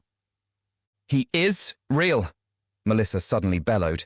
Tears slipped from her eyes as she clutched her rabbit. Cal says not supposed to talk about the bad man, or he'll come and get me. Goosebumps crawled over Carrie's skin. Sweet pea, that's not true, she said. Cal can't speak. You know that. Yes, he can, Melissa wailed. He talks to me all the time. Carrie froze. Her heart hammered in her chest. She placed trembling hands on her daughter's shoulders. Cal talks to you? Melissa nodded. She wiped away tears and stuck out her lower lip again. What does he talk about? Not supposed to say. Nausea churned Carrie's stomach. Surely it was a lie. It had to be. So why did she believe every word her daughter was saying? Melissa, please. It's very important you tell me. What has Cal told you? Silence. Melissa turned away. Has he talked about Noah? Now Melissa began to sob. Her shoulders shook as tears ran down her face in streams. I want Daddy, she wept. I want to go to sleep. Pulling her daughter to her chest, Carrie embraced her. Daddy will be home on Sunday, she whispered. She turned to face the open bedroom door. Television sounds floated up. She kissed the top of Melissa's head. No one is going to hurt you, sweet pea. No one. Cal was sitting cross-legged in front of the television as an action film exploded across the screen. Carrie stood in the doorway, watching him. He knew she was there. Every few seconds she saw his eyes flick in her direction before returning to the television. Moving into the room, she sat down next to him and put a hand on his shoulder. He flinched. I need to talk to you, Carrie said. Cal ignored her and flicked the button on the remote. Taking it from him, she switched off the television. Cal furrowed his brow. Slowly, Carrie unrolled Melissa's picture. Do you see this? Do you see what Melissa drew? Cal's eyes begrudgingly moved over the sketch. Carrie pointed to the 3 children running from the house. Melissa says this is you, this is her, and this is a boy called Noah. He's Jago's little brother, and he's been missing for a while. Have you heard about him? She watched as Cal focused on where she was pointing. His eyes seemed to grow darker. The police have looked all over, but they can't find him. No one can. She leaned in closer. Do you know where he is? There was something in Cal's eyes, something black and impenetrable. He turned his head and stared at the blank television screen. What about this character? She pointed to the demonic figure. In the dim light of the living room, he looked even more terrifying. Melissa called him the bad man. Cal's eyes wandered back to the picture. She couldn't be sure in this light, but his face seemed to grow a shade paler. He turned away again, his breaths audible. Carrie put the picture down on the carpet and flattened it out. Cal, I want to help you, she said, watching as he stared down at Melissa's drawing. I know it's difficult. I know you don't want to think about it, but I need you to try. If Noah was with you, if he's still alive. Cal's fingers curled over his palms and dug into the flesh. I want to help, Carrie said again. Can you tell me who did this to you? Where they've kept you all this time? If you can't tell me, can you show me? She stood and grabbed one of Melissa's sketchbooks from the side. She held out a pencil. Cal glared at it. If you know where Noah is, you can tell me. Write it down. Do you remember how to write? She could feel frustration bubbling inside her as Cal remained unmoving. He turned his head away from the pen and paper. His face drew up into a scowl. Please, Carrie said, resting a hand on his knee. Her voice trembled. Tears welled in her eyes. I know you speak to Melissa. I know you've told her things, and I just... Without warning, Cal batted her hand from his knee and jumped up. He headed for the door. Sit down! Her voice was loud and angry, startling them both. Cal bowed his head. He remained standing. Sit down, Carrie said again, this time in a soft, guilty tone. Cal stayed, rooted to the ground. "Why can you talk to Melissa, but not to me?" They were not the words she'd intended. She looked up at him, her eyes begging. "Please, Cal. Please talk to me." But Cal did not talk to her. Instead, he left the room. She heard his footsteps thunder on the stairs. She heard his bedroom door slam shut. She heard Melissa, startled and awake, call out for her. Ignoring her daughter's cries, Carrie brought her hands to her face. She squeezed her eyes shut. Tears came. She let them run down her face and drip on the empty sketch paper. After a minute, she stopped crying, dried her face, and cleared her throat. Melissa's drawing caught her eye. The bad man stared at her, his glowing eyes burning into her skin. Cal was not going to tell her what she wanted to know, nor was Melissa, but perhaps she would tell her father. Suddenly, Carrie wanted nothing more than for Dylan to come home, to be wrapped in his arms. She thought about contacting him on the satellite phone, then changed her mind. He wasn't due back for another 48 hours. Telling him everything now would leave him trapped on a boat and worrying about his family. And he would turn against Cal. He would make her send him away. Upstairs, Melissa had fallen silent. Carrie got to her feet. As soon as Dylan was home, she would get him to talk to their daughter. Until then, she was on her own. Picking up Melissa's drawing, she stared at it for a while longer. Dread crept beneath her skin. Making her way to the kitchen, she pulled open a drawer and hid the picture inside. She locked the back door, slid the bolt across, and pocketed the key. Then she moved from room to room, ensuring all the windows were locked and the curtains were closed. Finally, she locked the front door and removed the key. She would think about calling Detective Turner in the morning. Until then, no one was getting in or out of her house. Chapter 34. Nat's head felt as if someone had opened it up with a pickaxe. She'd been awake for 30 seconds, had no idea what time it was, and was vaguely aware of a buzzing somewhere near her right ear. Last night, she'd downed half a bottle of cheap whiskey stolen from Jack Dawkins' shop. She felt bad for stealing it, but what choice did she have? She was still 6 months away from being legally able to buy alcohol, and thanks to her youthful looks, no fake ID in the world was ever going to convince Jack to take her money. Besides, Jack overpriced everything. If they didn't use those damned security contraptions at the supermarket, she would steal from there. At least they'd be able to afford losing a bottle or two. It was risky stealing from Jack. His shop was small and cramped, making it easy to get caught. She'd only stolen from him once before. The guilt had stopped her from doing it again, until last night. She supposed she could, like any other underage kid in town, persuade someone old enough to buy the booze for her, but that meant having more friends than Jago. He'd been in a mood last night and hadn't wanted to see her, leaving her no choice but to slip a whiskey bottle into the inside pocket of her military jacket before paying for her tobacco at the counter.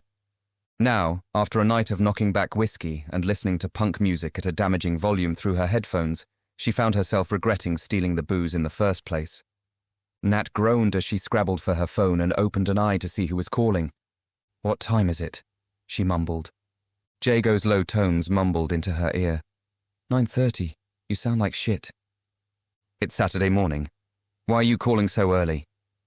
"Have you seen the police outside?" "What? Wait a second." Nat pushed herself up onto an elbow and grimaced as the pounding in her head intensified. Dragging herself out of bed, she stumbled to the window and pulled back the curtains. A patrol car was parked outside. A few meters along, the journalist's car was being loaded onto the back of a tow truck. "What's going on?" she said into the phone. "I don't know, but if they talk to you, you can't tell them what I did." Nat looked around for her tobacco pouch and papers. "So you punched him. He deserved it. What if I was the last person to see him? It won't look good." "That's a little dramatic, isn't it?" "Just keep it to yourself." Tobacco located, she tucked the phone between her ear and her shoulder and began rolling a cigarette. "Fine. What are your plans for today?" "I'm searching the hotel. Want to come with me?" "Maybe, but it seems like a waste of time. The police already searched it." "That was 2 months ago. Besides, they're under-resourced because of the cuts. Maybe they didn't search the whole place." "There's no chance Noah could have climbed the hotel gates. They're 2 meters tall, and they're the only way in. Whoever abducted him could have helped him over." Hearing the desperation in Jago's words, Nat softened her voice. If someone had taken him up there, don't you think the police would have found him? Besides, the whole place is boarded up. Come on, Jago. Noah's not up there. He can't be. And if you really thought he was up at the hotel, wouldn't you have searched the place already? Silence. The cigarette rolled. Nat licked the gum and sealed it shut. She sighed. There's a window at the back, Jago said at last, his voice cold and distant. The board is loose. Some of the kids from town go up there to hang out. He could have got in the same way. Nat shook her head. Jago's reasoning was becoming more ridiculous by the second. Tucking the cigarette behind her ear, she bent down to search for her military boots. The pain in her head grew sharp and nauseating. I thought you were going to speak to Cal again, she said. It sounds like a safer idea than wading through used condoms and junkie needles. I'll talk to him later, when Carrie lets me. She must be so weirded out with her dead son walking around like that. Jago was silent again. Guilt pulled at Nat's conscience. She supposed if it were her little brother who was missing, she would go searching places he couldn't be in too. The alternative was to give up hope. Look, I'll check with Rose and see if I can come with you, she said, letting out a heavy breath. Margaret Telford's dead dog has made her all twitchy, and now that the police are outside, I'm anticipating a full curfew, effective immediately. Whatever, Jago said. I'll be heading up there as soon as the police are gone. Let me know. Nat slipped her feet into her boots and scanned the floor for her jacket. Sure thing, Mr. Monotone. I need to smoke a cigarette, then throw up. See you later. Jago huffed a sigh into her ear. She hung up and let the phone fall to the bed. Sometimes she felt like murdering Jago in his sleep. Giving up on finding her jacket, she pulled a black hooded top over her head, grabbed a lighter from the bedside table and stumbled downstairs. Her attire looked out of place in Rose's cottage, which was rustic perfection, kitted out with a whole farmyard of porcelain animals and soft furnishings in floral print. Nat hated every inch of it, but she loved Rose, who was kind and caring, much more than her parents had ever been. She found her in the kitchen, staring worriedly through the window into the back garden. Have you seen the cops outside? Rose jumped. Her hand shot to her chest. I've just had an officer on the doorstep, she said. They wanted to know if we'd seen some journalist hanging around. Apparently he's missing. Oh. Rose turned back to the window. He's not the only one. What is it? Nat asked, as she moved further into the room. The smell of coffee hung in the air, tantalizing her hungover taste buds. A fresh pot sat on the side, next to a mug that already contained milk and sugar. Rose shook her head. When she turned around again, her round face had grown 2 shades paler. I can't find honey, she said. I've looked all over the house. Nat poured hot black coffee into the mug and stirred the liquid with a teaspoon. She glanced up. She'll be around somewhere. She only ever goes outside to take care of business. She's probably asleep under a cushion somewhere. No, I've looked. She's not in your room. Honey doesn't go upstairs. Besides, she's not allowed in my room. What about last night? You made sure she was in when you locked up before bed, didn't you? Of course. The truth was Nat had been so drunk when she'd last gone outside for a cigarette, she couldn't remember where the damn cat had been. Having stirred her coffee, she picked up the mug and took a sip. It was hot and glorious. Instantly, the hammering in her head receded a little. But now, she felt another sensation. Guilt. Had she accidentally locked Honey outside? Sometimes the cat did follow her outside when she went for a smoke. She'll be around somewhere, she said. I'll smoke this, then I'll help you find her. Rose glanced at the cigarette in Nat's hand. Those things will kill you. So will those curtains, Nat muttered, glancing at the windows. You're not seeing Jago today. Maybe. He wants me to go on another one of his searches. Where to this time? Nat raised an eyebrow. Sometimes it was safer to lie. The woods again, I think. Rose thrust a hand on her hip and stared through the window. I don't know, Nat. The whole cove doesn't feel safe today. I asked that policeman about Margaret Telford's dog, but he couldn't tell me a thing. Said they're still looking into it. I don't like the idea of you wandering off. I'm almost 18. I'll be fine. The last thing I need is social workers coming around, telling me I'm not doing my job, that I'm not taking care of you. Nat took another sip of coffee. Rose stared at her for a long time, worry lines aging her skin. "I could do with your help looking for Honey. That awful business with poor Margaret has got me worried out of my mind." "Cats wander sometimes. Not my Honey." Guilt pressed down on Nat's shoulders as she brushed past Rose. "I'll ask the neighbours if they've seen her, once I've smoked this and drank a gallon of coffee." "You were boozing again last night, weren't you?" Rose said, shaking her head. "I wish you wouldn't." Nat pulled open the kitchen door. Fresh air rushed in, making her feel a little better. "Come on, Rose. Even you were young once."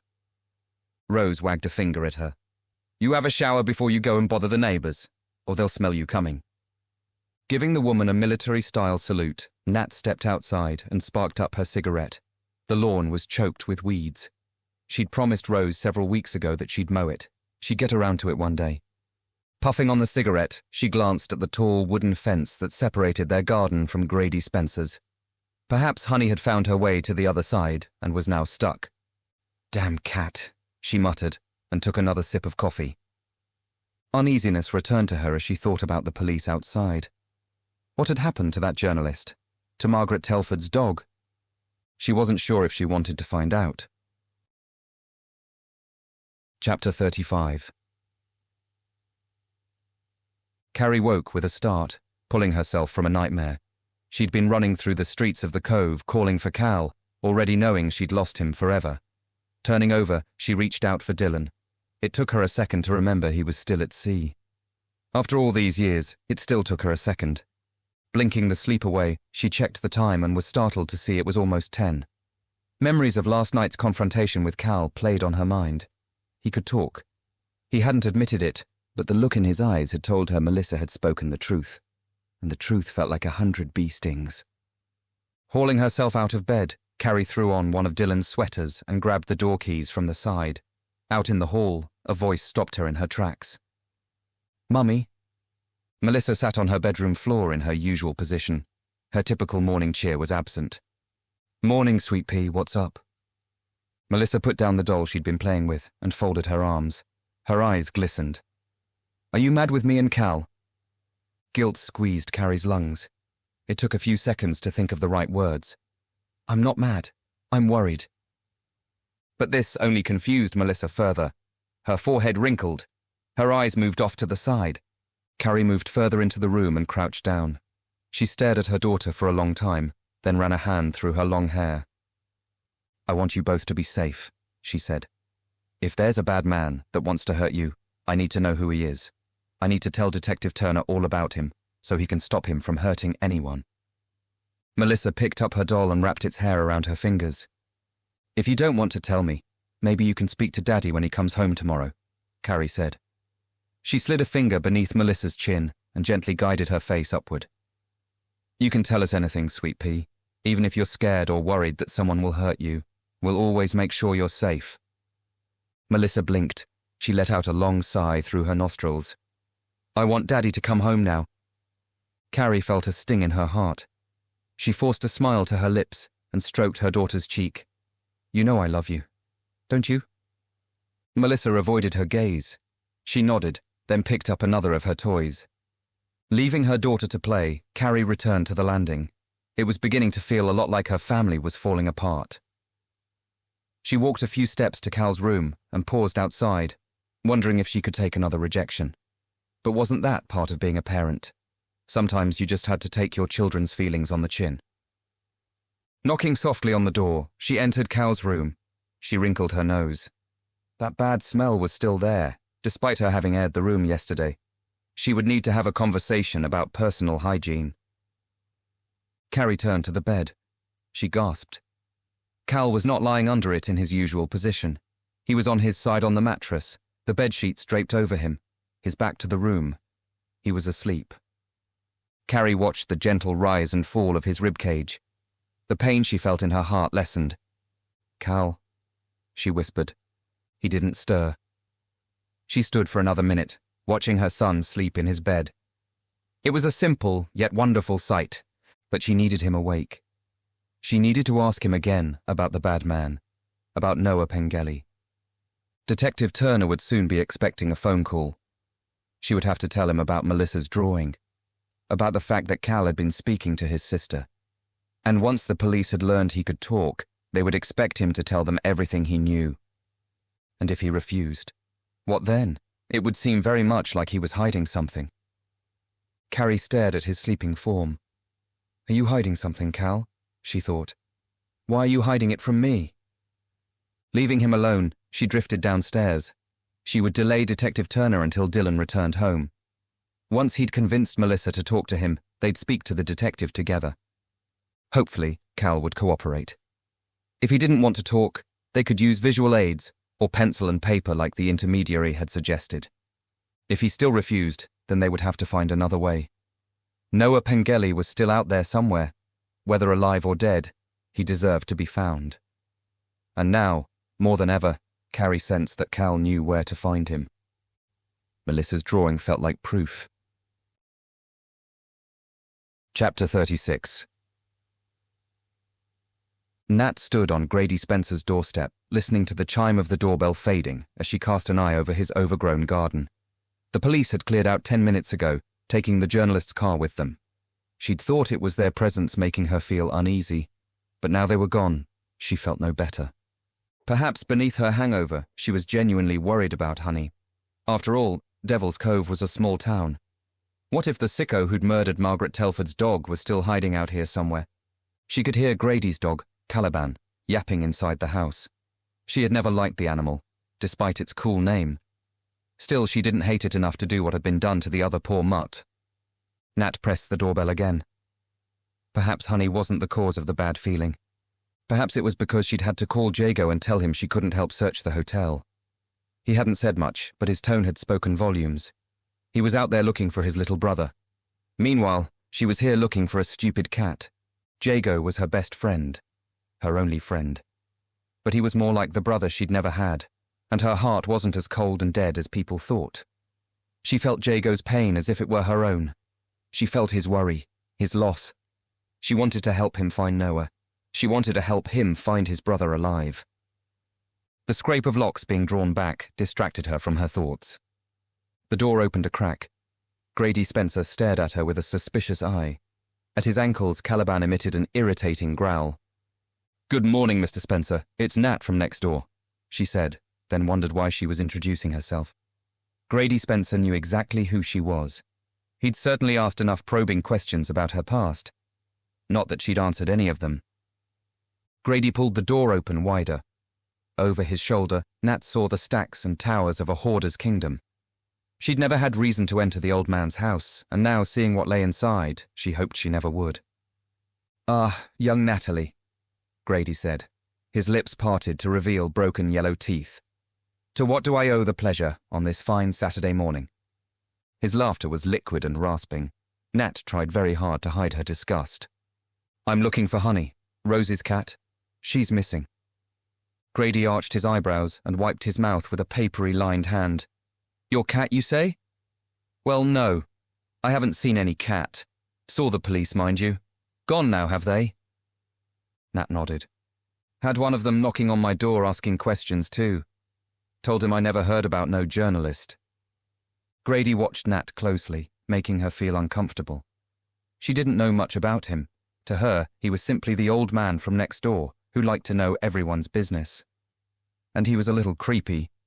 She suspected that living alone, he was also deeply lonely. But it wasn't her responsibility to keep him company. That's what families were for.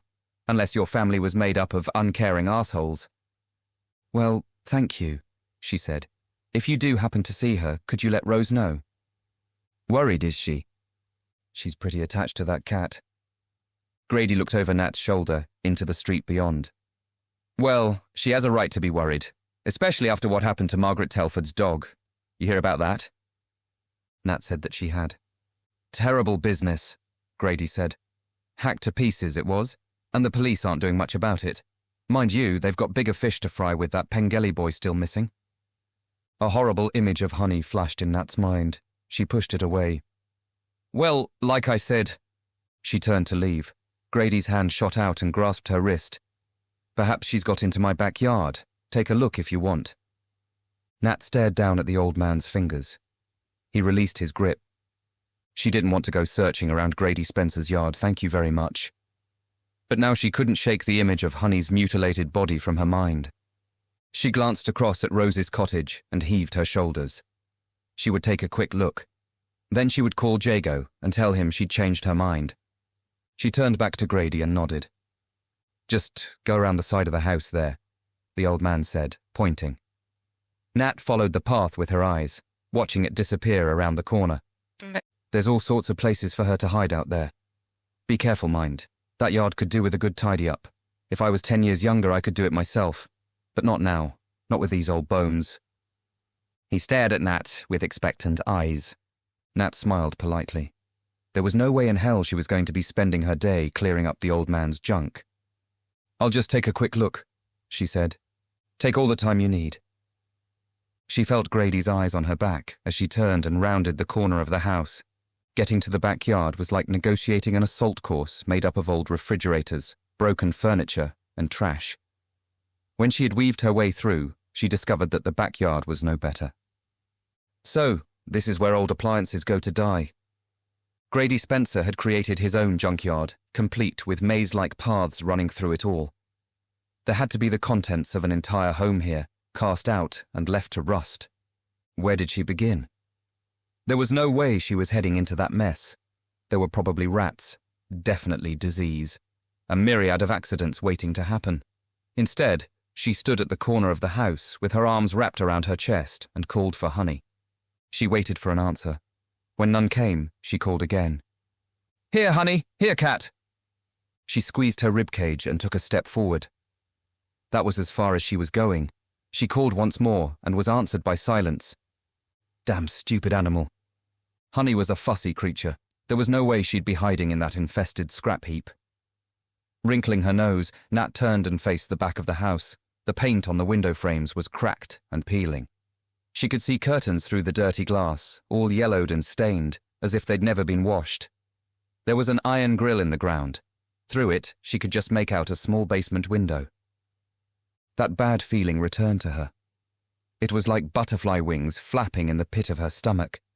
Moving quickly, she returned to the front of the house, where Grady Spencer still stood in the doorway, with Caliban now resting beside his feet. "No luck?" He stared at her with intense eyes. Nat shook her head. "Thanks anyway. I'm sure she'll show up." "You could have a quick look inside," Grady said. "I leave the windows open. Sometimes cats come in." "I should probably get back.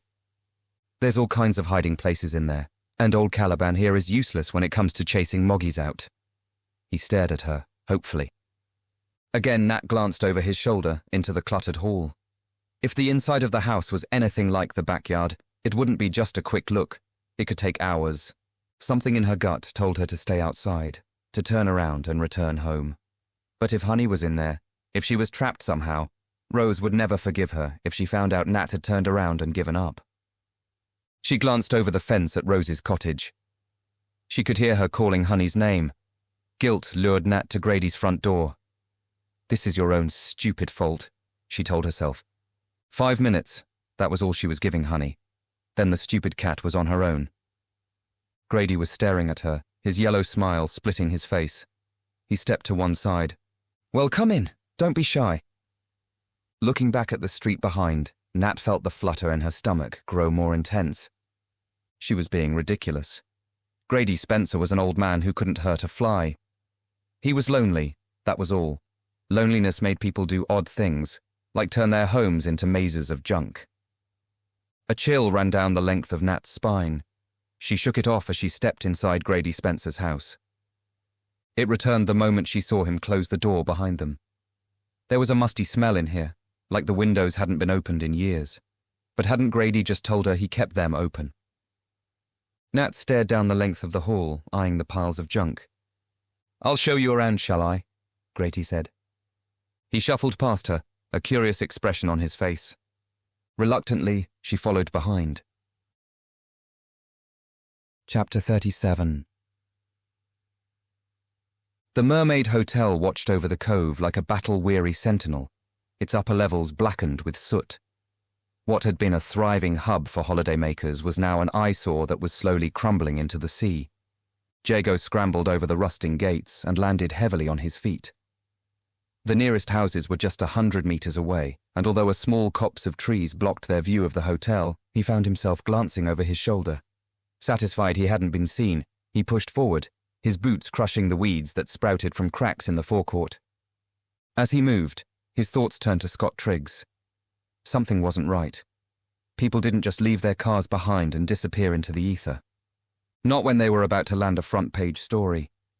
The journalist's disappearance and the murder of Margaret Telford's dog had to be connected. But how? The hotel loomed over him. Staring at its boarded-up windows, he skirted the once grand entrance steps and turned the corner. The rear garden had been an elegantly landscaped space filled with swathes of hardy shrubs, one of the few plant types capable of surviving the salty air and coastal winds. Now abandoned, the garden was a strangled mass of grass and weeds, fenced off by eroded iron railings. With his back to the hotel, Jago stopped to take in the view. Beyond the garden was an endless expanse of charcoal sky and green ocean. Gulls flapped overhead. A ship sailed in the distance, a speck on the horizon. As much as he hated living in Devil's Cove, he could never complain about the view. He turned back to the hotel, taking in its charred upper floors before lowering his gaze to the ground floor and locating the kitchen window. The wooden board came away easily. The glass had been knocked out a long time ago, providing easy access for bored youths looking for a secret hideout away from their banal lives. As far as he knew, few kids came up here now. As fun as it was to get wasted or laid, falling to their deaths in a collapsing building was not as appealing. Leaning the board against the wall, Jago hoisted himself up and swung his legs through in one fluid movement. Planting his feet on the floor, he dusted himself off and looked around. The hotel kitchen had once been filled with industrial-sized cookers and refrigerators, and a horde of kitchen staff racing to prepare fine cuisine. Now, its contents were gone, the empty space filled with dust and dirt, littered with empty beer cans and bottles. With just one window of light, the room was cast in long shadows. Someone had been here recently, after all. Sets of footprints were stamped in the dust and led away from the window. Jago walked from one end of the room to the other, inspecting the graffiti tags on the walls and wrinkling his nose at a long-ago-used condom hanging from a nail. Someone had removed the inner door that led to the restaurant. He was greeted by more darkness as he walked through. Pulling his mobile phone from his pocket, he selected flashlight mode. A white beam shot out, illuminating the space around him. The emptiness of the restaurant felt vast. A few tables remained, covered in thick dust. Black mold sprouted from a stack of chairs in the corner. A memory sprang to Jago's mind. He had visited the Mermaid Hotel in its former glory only once, shortly before the fire. He had been 12 years old. His mother had just discovered she was pregnant with Noah. His father, who had finally quit the boozer months before, had insisted on taking his family for a celebratory dinner. His mother had dressed in a glamorous blue gown, and she had joked that soon she would be as glamorous as a potato sack. Both he and his father had put on shirts and ties. He remembered his parents both ordering lobster and laughing as they struggled to get to the meat. He remembered looking around the grand room, admiring the sparkling crystals of the ornate chandeliers and the glow of candlelight, and how all the smartly attired serving staff had smiled and treated them like royalty. A week later, his father was dead. Caught up in bad storms, a fishing trawler had sent out a mayday call. By the time Jago's father and the rest of the lifeboat crew had reached the trawler, the storm had grown with terrifying intensity. No one had come home that night, not the fishermen, not the crew trying to rescue them. It had been the biggest tragedy to hit the cove since the loss of Cal Anderson. Holding his phone out ahead of him, Jago moved swiftly through the restaurant. Several pairs of footprints led to a set of double doors. Pulling them open, he found himself within a short, dusty corridor. He walked on. His heart rate was up. His breaths were quick and shallow. He would never admit it aloud, but the darkness of the hotel scared him. A few seconds later, he stood at the center of the hotel's reception area, turning a full circle as he cut through the shadows with the phone light. Dust layered the front desk. Behind it, an empty key rack lay on its side. On his left, another set of double doors, the glass long ago smashed, had once served as the hotel's main entrance. Cracks of light sneaked around the edge of the boards. On his right, Lift doors were sealed behind padlocked iron grills. A once grand staircase, its carpet now rotting, climbed upward. Jago tested the bottom step with his foot. Only the ground floor windows had been sealed, which meant there was light up there. That would make his search easier. It would make him less afraid. Satisfied the steps would hold, Jago began to climb. He wondered, as he always did, if today was the day he would find Noah. As he reached the landing of the next floor, the voice that had been taunting him since his brother's disappearance whispered in his ear. "You don't really expect to find him alive, do you? Give up, you idiot! You're searching for a corpse." He continued to climb the steps, making his way to the upper floors. Noah was alive. He might not be here at the hotel, but there could be evidence that pointed to his whereabouts. A clue to who had taken him, and someone had taken him. He'd been sure of it before, but ever since showing Cal his brother's picture, Jago was utterly convinced. Someone had taken his brother, and Cal knew who. Because the same person had taken him. "Noah's deed," the voice whispered. "You really think he was taken to be kept as a pet? They took him and did terrible things to him. They killed him and laughed while they did it." Jago reached the landing of the 4th floor. A long corridor stretched out before him. At the far end, light spilled in through the window, illuminating dusty carpet. There were no footprints up here. The fire had begun on the top floor, caused by an electrical fault in one of the guest rooms. Its occupants had burned to death while they'd slept. Fortunately, the holiday season had only just begun, and the hotel had been almost empty. There were no other casualties. But the top floor had been decimated, the floor beneath it severely damaged. Except for the scorched ceiling where the paintwork had bubbled, the floor where Jago now stood had had a lucky escape. The hotel owner, an outsider from out of the county, had failed to renew his insurance. He'd lost the Mermaid Hotel and all its contents. The bank had repeatedly tried to sell the hotel grounds, but no one wanted to buy a burned-out building on a cliff's edge, overlooking a place that spent half the year as a ghost town. Walking the length of the corridor, Jago turned 180 degrees. He began his search. The first door was unlocked. The room inside looked much like the rest of the hotel. Furniture had been removed or destroyed. Dust lay in thick drifts. Trails of rodent paw prints disappeared into holes in the walls. He made quick work of checking the room. The bathroom was dark and shadowy. Out of curiosity, he tried the tap. Nothing came out. Returning to the main bedroom, he stared out the window. The beach was far below, the town to his right. Was Noah down there, hidden away in someone's home?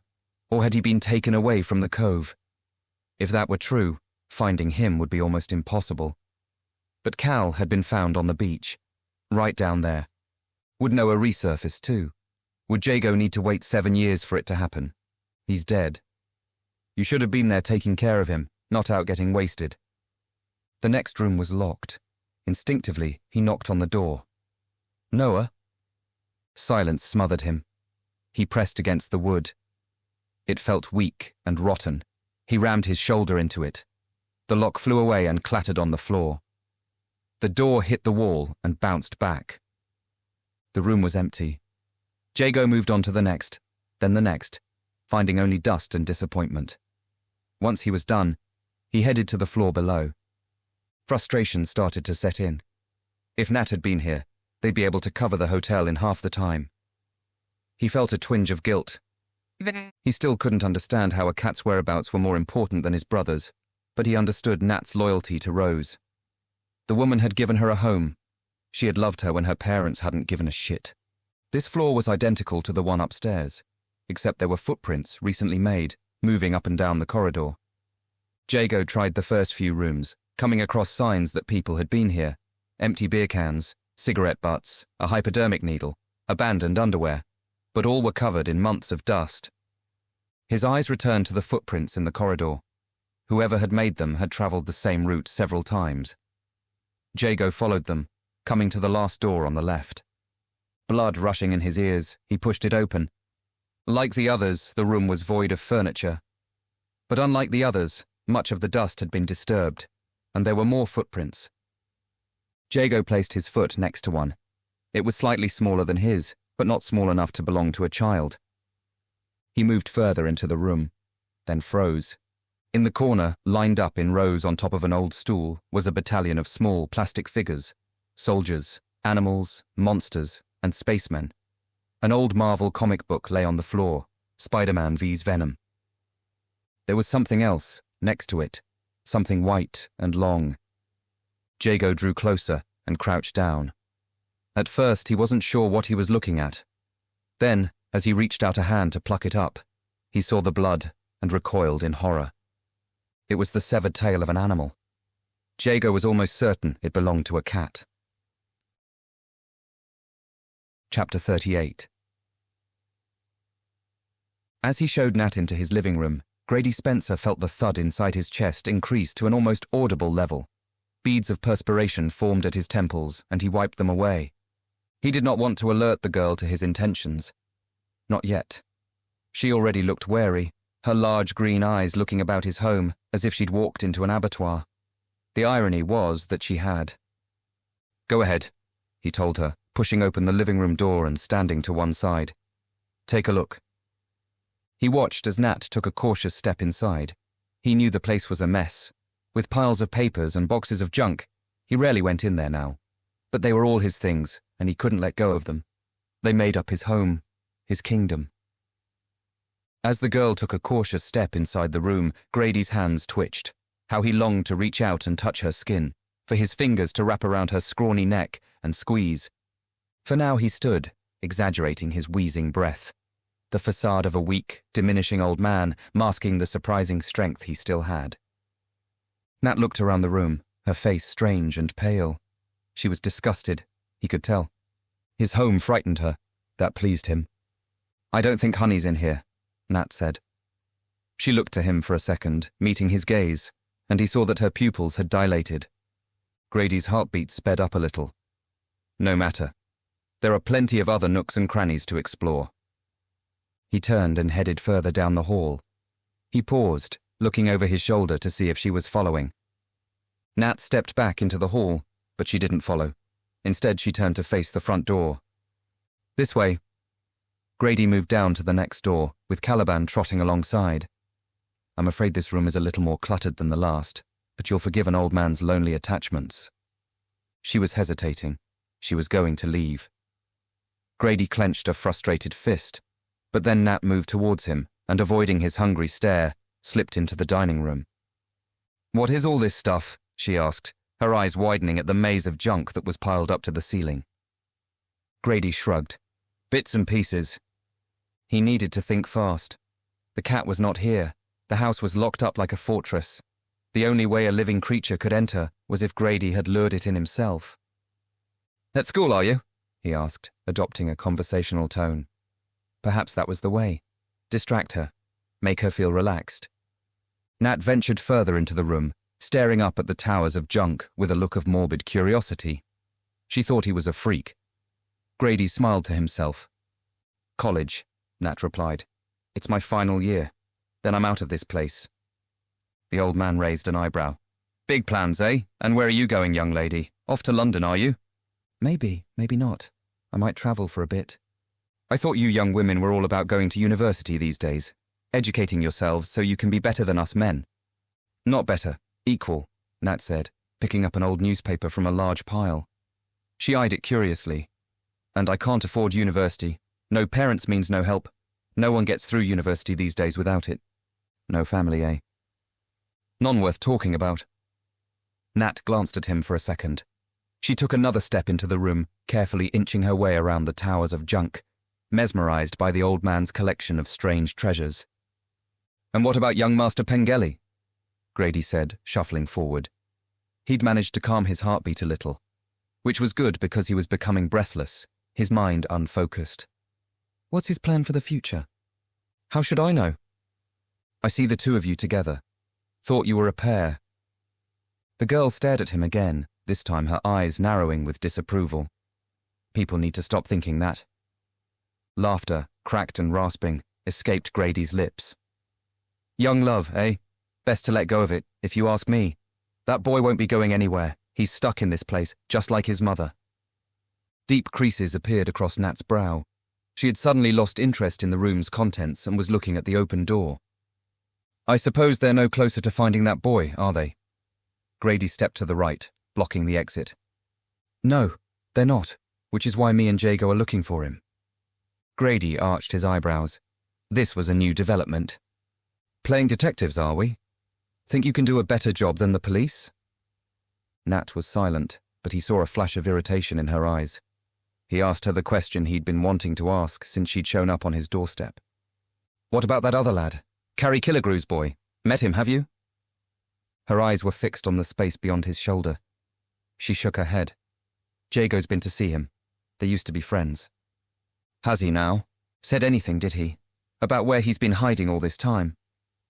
Jago said Cal couldn't speak. Some sort of mutism caused by PTSD. Really? Now isn't that a strange kettle of fish? So no one knows what happened to him? Looks that way. She was looking over his shoulder again, her eyes round and anxious. Grady stepped aside and saw anxiety turn to relief. His mind raced as he tried to think of ways to make her stay. Perhaps he should offer her something to drink.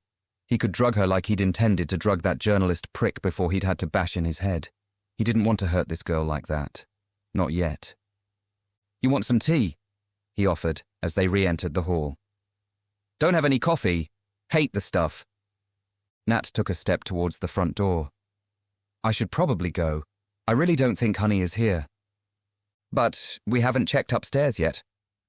Honey doesn't do stairs, even at home. He was going to lose her. If he couldn't drug her, he would have to subdue her another way. And the only other way he knew was violence. It had worked with the journalist, but he had surprised him. He could already tell that this girl had a sharp mind and trusted nobody, which instantly made her a tricky target, but all the more intriguing for it. He wanted her. If he let her go now, he would not get a second chance. But if he used violence, there was the risk she would fight him. And there was enough pain and anger in her eyes to know that she would not hold back, which meant there was a chance she might get away. And then it would all be over. Grady cursed his old bones. He was stronger than most his age, yes. But he was a shadow of the man he used to be. He needed to be clever with his violence. He needed to rely on surprise. You know, he said, shifting his weight and smiling down at Caliban. There's a chance your Moggy could have got into the basement. I leave the window open down there to keep it aired. The damp's no good for my old bones, you see. Cats often sneak in that way. He watched the girl like a fisherman, watching his line, waiting for the fish to take the bait. Nat's expression remained adamant. She was leaving. Might be worth checking, he continued. Only it's not particularly safe. Lots of things lying around a cat might get trapped in, or worse. A flicker of something that looked like guilt passed over the girl's face. Her gaze travelled beyond him, along the hall. Nat let out a heavy sigh. She nodded. Grady almost squealed with delight. This way, the door's right here. Beckoning her with a hand, he shuffled further along the hall, towards a locked door on the left. Turning the key, he pulled it open. Darkness stared back at them. Grady reached in and flipped the light switch. A dull, orange glow illuminated the shadows, revealing stone steps leading down to a second door, which was painted a deep red. Nat shuffled forward. Resting a hand on the door jamb, she leaned over and peered down into the basement. Grady watched as she wrinkled her nose. He often forgot about the bad smells that floated up from there. He'd grown quite used to them over the years. He stepped back, watching Nat hover in the center of the doorway, one hand clutching the jamb, one hand pressed against the door. She was changing her mind. Maybe give her a call, Grady said. He glanced down to his right, where an amber glass paperweight rested on a pile of old books. He picked it up, feeling its heftiness in his hand. Used correctly at the right angle, with enough force, it could smash a skull in. Or it could simply knock a person unconscious. Doing it while she stood at the top of the basement stairs presented a risk. If he couldn't catch her in time, she would go tumbling down, spilling her precious brain. And he wanted her perfect. He wanted her intact, to begin with. He waited as Nat called the cat. She sounded embarrassed, he thought. Or perhaps it was fear he could hear. I don't think she's down there, she said. Grady moved up behind her. The paperweight felt good in his hand. Maybe she can't hear you. Maybe you need to get closer. He was near enough to smell the scent of her skin mingled with cigarettes and coffee. His heart throbbed uncontrollably as he tightened his grip on the paperweight, ready to strike. Sensing his closeness, Nat turned her head. From somewhere in her jacket, a phone began to ring. "Excuse me," she said, her voice small and breathless as she ducked around him and pressed the phone to her ear. It was too late. The excitement that had taken control of him burst like a bubble. If he were to strike now, there would be a fight, one that he would most likely lose. Despairing, Grady dumped the paperweight back on top of the books. He glanced miserably down at Caliban, who let out a pitying whine. "What was that?" "The line's bad," the girl was saying. "Are you at the hotel? Jago? Hello?" All he wanted now was for the whore to leave his house and never return. She dirtied his rooms with her stink. He felt violated. Hanging up, she slipped the phone into her pocket and shot Grady a nervous stare. "I have to go," she said. Grady had already lost interest. The girl was just meat again, indistinguishable from the rest of the carcasses in the cove. A black, cavernous hole opened inside him. Unable to hide his disappointment, he grunted. "Thanks for letting me look," Nat said. He made no move to let her out. Instead, he stood and watched her hurry down the hall and slip through the front door. Beside his feet, Caliban let out another soft whine and nudged his foot. Grady smiled down at the dog. "Come on, boy. Let's see what Daddy can find you to eat." Returning to the basement door, he reached for the stair rail and began to descend the steps. Caliban followed behind, his tail wagging with excitement. Chapter 39. Nat found Jago sitting on the seafront railings and smoking furiously. Rose had not been happy about her heading out to meet him, but she hadn't tried to stop her. "Just be careful," she'd said, "and keep an eye out for Honey." Nat had neglected to tell Rose about her unsettling experience inside Grady Spencer's house. What was there to tell? A bad feeling was not evidence of anything, but he'd been right behind her. She'd felt his breath on the back of her neck, and the old bastard had lied about the windows always being open. They had all been shut. Perhaps loneliness had turned him into a horny old perv, or perhaps there was something else there, something darker. Either way, for now, she kept her thoughts about Grady Spencer to herself. Upon seeing Nat, Jago slipped down from the railings and began to walk. She caught up with him, grabbing his arm. "What is it? What did you find?" He stared at her, flashing one of his perplexing looks that drove her insane, a pained expression somewhere between "leave me alone" and "please make it all go away." She snatched his cigarette and used it to light her own. "You're the one who called me," she said when he still didn't reply. "Stop being such a freak." "I found a tail," Jago said, his complexion growing paler. "A severed tail." Nat choked on cigarette smoke. "What kind of animal?" Jago turned away. She punched his arm. I don't know," he mumbled. "Fuck." "It was in one of the upstairs rooms, along with some toys," Jago said. "It's probably someone from town. You said people used to hang out up there for kicks." "People our age don't play with toy soldiers, and I don't think the kids in town cut up animals for fun." A breeze blew in from the ocean as they continued to walk along the promenade. On the beach, a handful of people walked their dogs. Nat looked over her shoulder, up at the Mermaid Hotel. Was it Honey's tail Jago had found? Had she suffered the same fate as Margaret Telford's dog? "You should go to the police," she said. "Tell them what you saw. It could be a lead." "Maybe." "What do you mean, maybe? This is important, Jago. Even if it's nothing to do with Noah, some psycho's going around mutilating animals." "2 animals. That we know of," Nat said. "Most serial killers start with the torture and mutilation of animals. It's like training. They begin with something small and easy. Birds, rats. Then when they're feeling more confident, they move on to larger animals. And when they get bored of animals, that's when they start on people." Jago stared at her with wild eyes. "It's true. I've read a lot of books about serial killers," she said. "Career goal?" "Just trying to understand why people hurt other people." Nat flicked the ash from her cigarette and watched it sail away onto the sand below. "I mean it, Jago. You need to go to the police." "Or what? You will?" They walked on in silence. Above them, clouds churned and darkened. Rain was on the way. "It's Cal," Jago said at last. Nat shook her head. "Why would he do that to Margaret's dog after she saved his life? It doesn't make sense." There's something wrong about him, Nat. Why hasn't he told anyone what happened? If someone abducted him all those years ago, why hasn't he given their name to the police? Why hasn't he told anyone a damn thing? It's called post-traumatic stress. Jesus, give him a break. You have no idea what he's been through.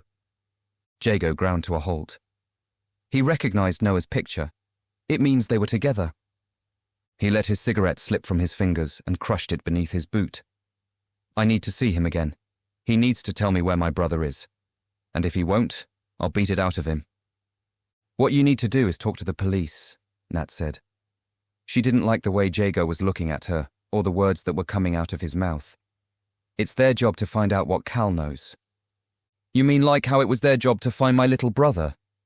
Anger flashed in Jago's eyes. Maybe this can help them, Nat said, looking away. They don't have any leads. You know that. We've been searching for weeks. We haven't found a single thing. Until now. Please, Jago. Think of Noah.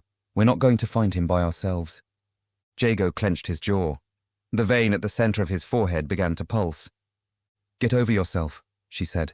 It's the right thing to do. Slowly, Jago took a step back. You're right, he said. We're not going to find Noah. I am. He turned to leave. Nat moved quickly, blocking his path. Do you think Carrie's going to stand by and let you beat up her son? You're going to get yourself arrested. Then the police won't listen to anything you have to say. You need to move. He was glaring at her, his eyes burning with anger in a way she'd never seen. But she stood her ground. This isn't you, Jago. You don't hurt people. Maybe it's time to start. He stepped to the side. Nat jumped in front of him. Colour rushed to Jago's face. He leaned in, clamping his teeth together. What do you care anyway? He hissed. It's not like you give a shit about anyone. The words were like a punch to Nat's gut. She winced. I'm standing in your way because I do give a shit. The only thing you give a shit about is making yourself the most ostracized person in town, because God forbid what might happen if you actually let someone care about you. Maybe that dead heart of yours might actually start beating. He glared at her, his complexion flushing to a deep scarlet. But he wasn't just angry now, she could see. He was embarrassed. He turned away, planting his gaze firmly on the hotel. Come with me. Don't come with me. I don't care anymore. This time, when Jago stepped to the side, Nat remained still. She watched him stalk across Cove Road, heading back into town. Tears brimmed in her eyes. Invisible hands pressed down on her chest. But she did not call out for him. She did not beg him to come back. Turning on her heels, she stared across the beach at the dark sea. She felt completely alone. More than that, she felt afraid. Something terrible was happening in this town. She could sense it like a darkness, seeping up from the pavement and into her feet, working its way through her veins. Screw you, Jago, she said. Giving the hotel one last glance, she headed back home. Chapter 40. An ominous mood stalked the Killigrew household, moving from room to room. In the kitchen, Carrie stood in front of the worktop, pushing her fists into a large ball of dough. She had been overjoyed to see Cal asleep in his bed, but now she was consumed by misery. Cal could speak, but he didn't want to speak to her. At the kitchen table, Melissa sat alone, kneading her own piece of dough. She had wanted to play with Cal, but Carrie had insisted she helped with the bread. She couldn't allow her children to be alone together, not until she knew what had been said between them. Melissa had responded by sitting in self-imposed silence while shooting angry glares across the kitchen. In the living room, Cal sat on the couch and watched television. He flicked from channel to channel, watching but not really watching. Occasionally, he glanced at the open door, and a deep crease burrowed into his brow. The dough was ready. Carrie dumped it in a mixing bowl and covered it with a towel. Are you done? She asked Melissa, who wordlessly held out her piece of dough. Carrie placed it inside a smaller bowl and covered it with another towel. We need to put this somewhere warm so it can rise. Melissa shrugged her shoulders. You're not talking to me either. Carrie watched her daughter turn away. Fine. Suit yourself. Opening the pantry, she placed both bowls of dough inside, then began clearing up the floury kitchen worktop. The sound of the doorbell chimed through the hall. Melissa looked up. Pulling off her apron, Carrie draped it over a chair. "Wait here," she said. Melissa stuck out her lower lip. As she made her way to the front door, Carrie glanced into the living room. Cal was standing up, his eyes fixed on the living room window. The bell rang again. Someone started hammering on the door. Frowning, Carrie peered through the peephole. Jago. The last time she'd seen him angry was when he'd lost at a game of musical chairs on his 10th birthday. But the anger she saw on his face now was much darker and deeper. She opened the door a few inches. "What is it? What happened?" Jago glared at her as if she were the cause of all his fury. Then he looked over her shoulder and his eyes lit up like lightning strikes. "I need to see Cal," he said.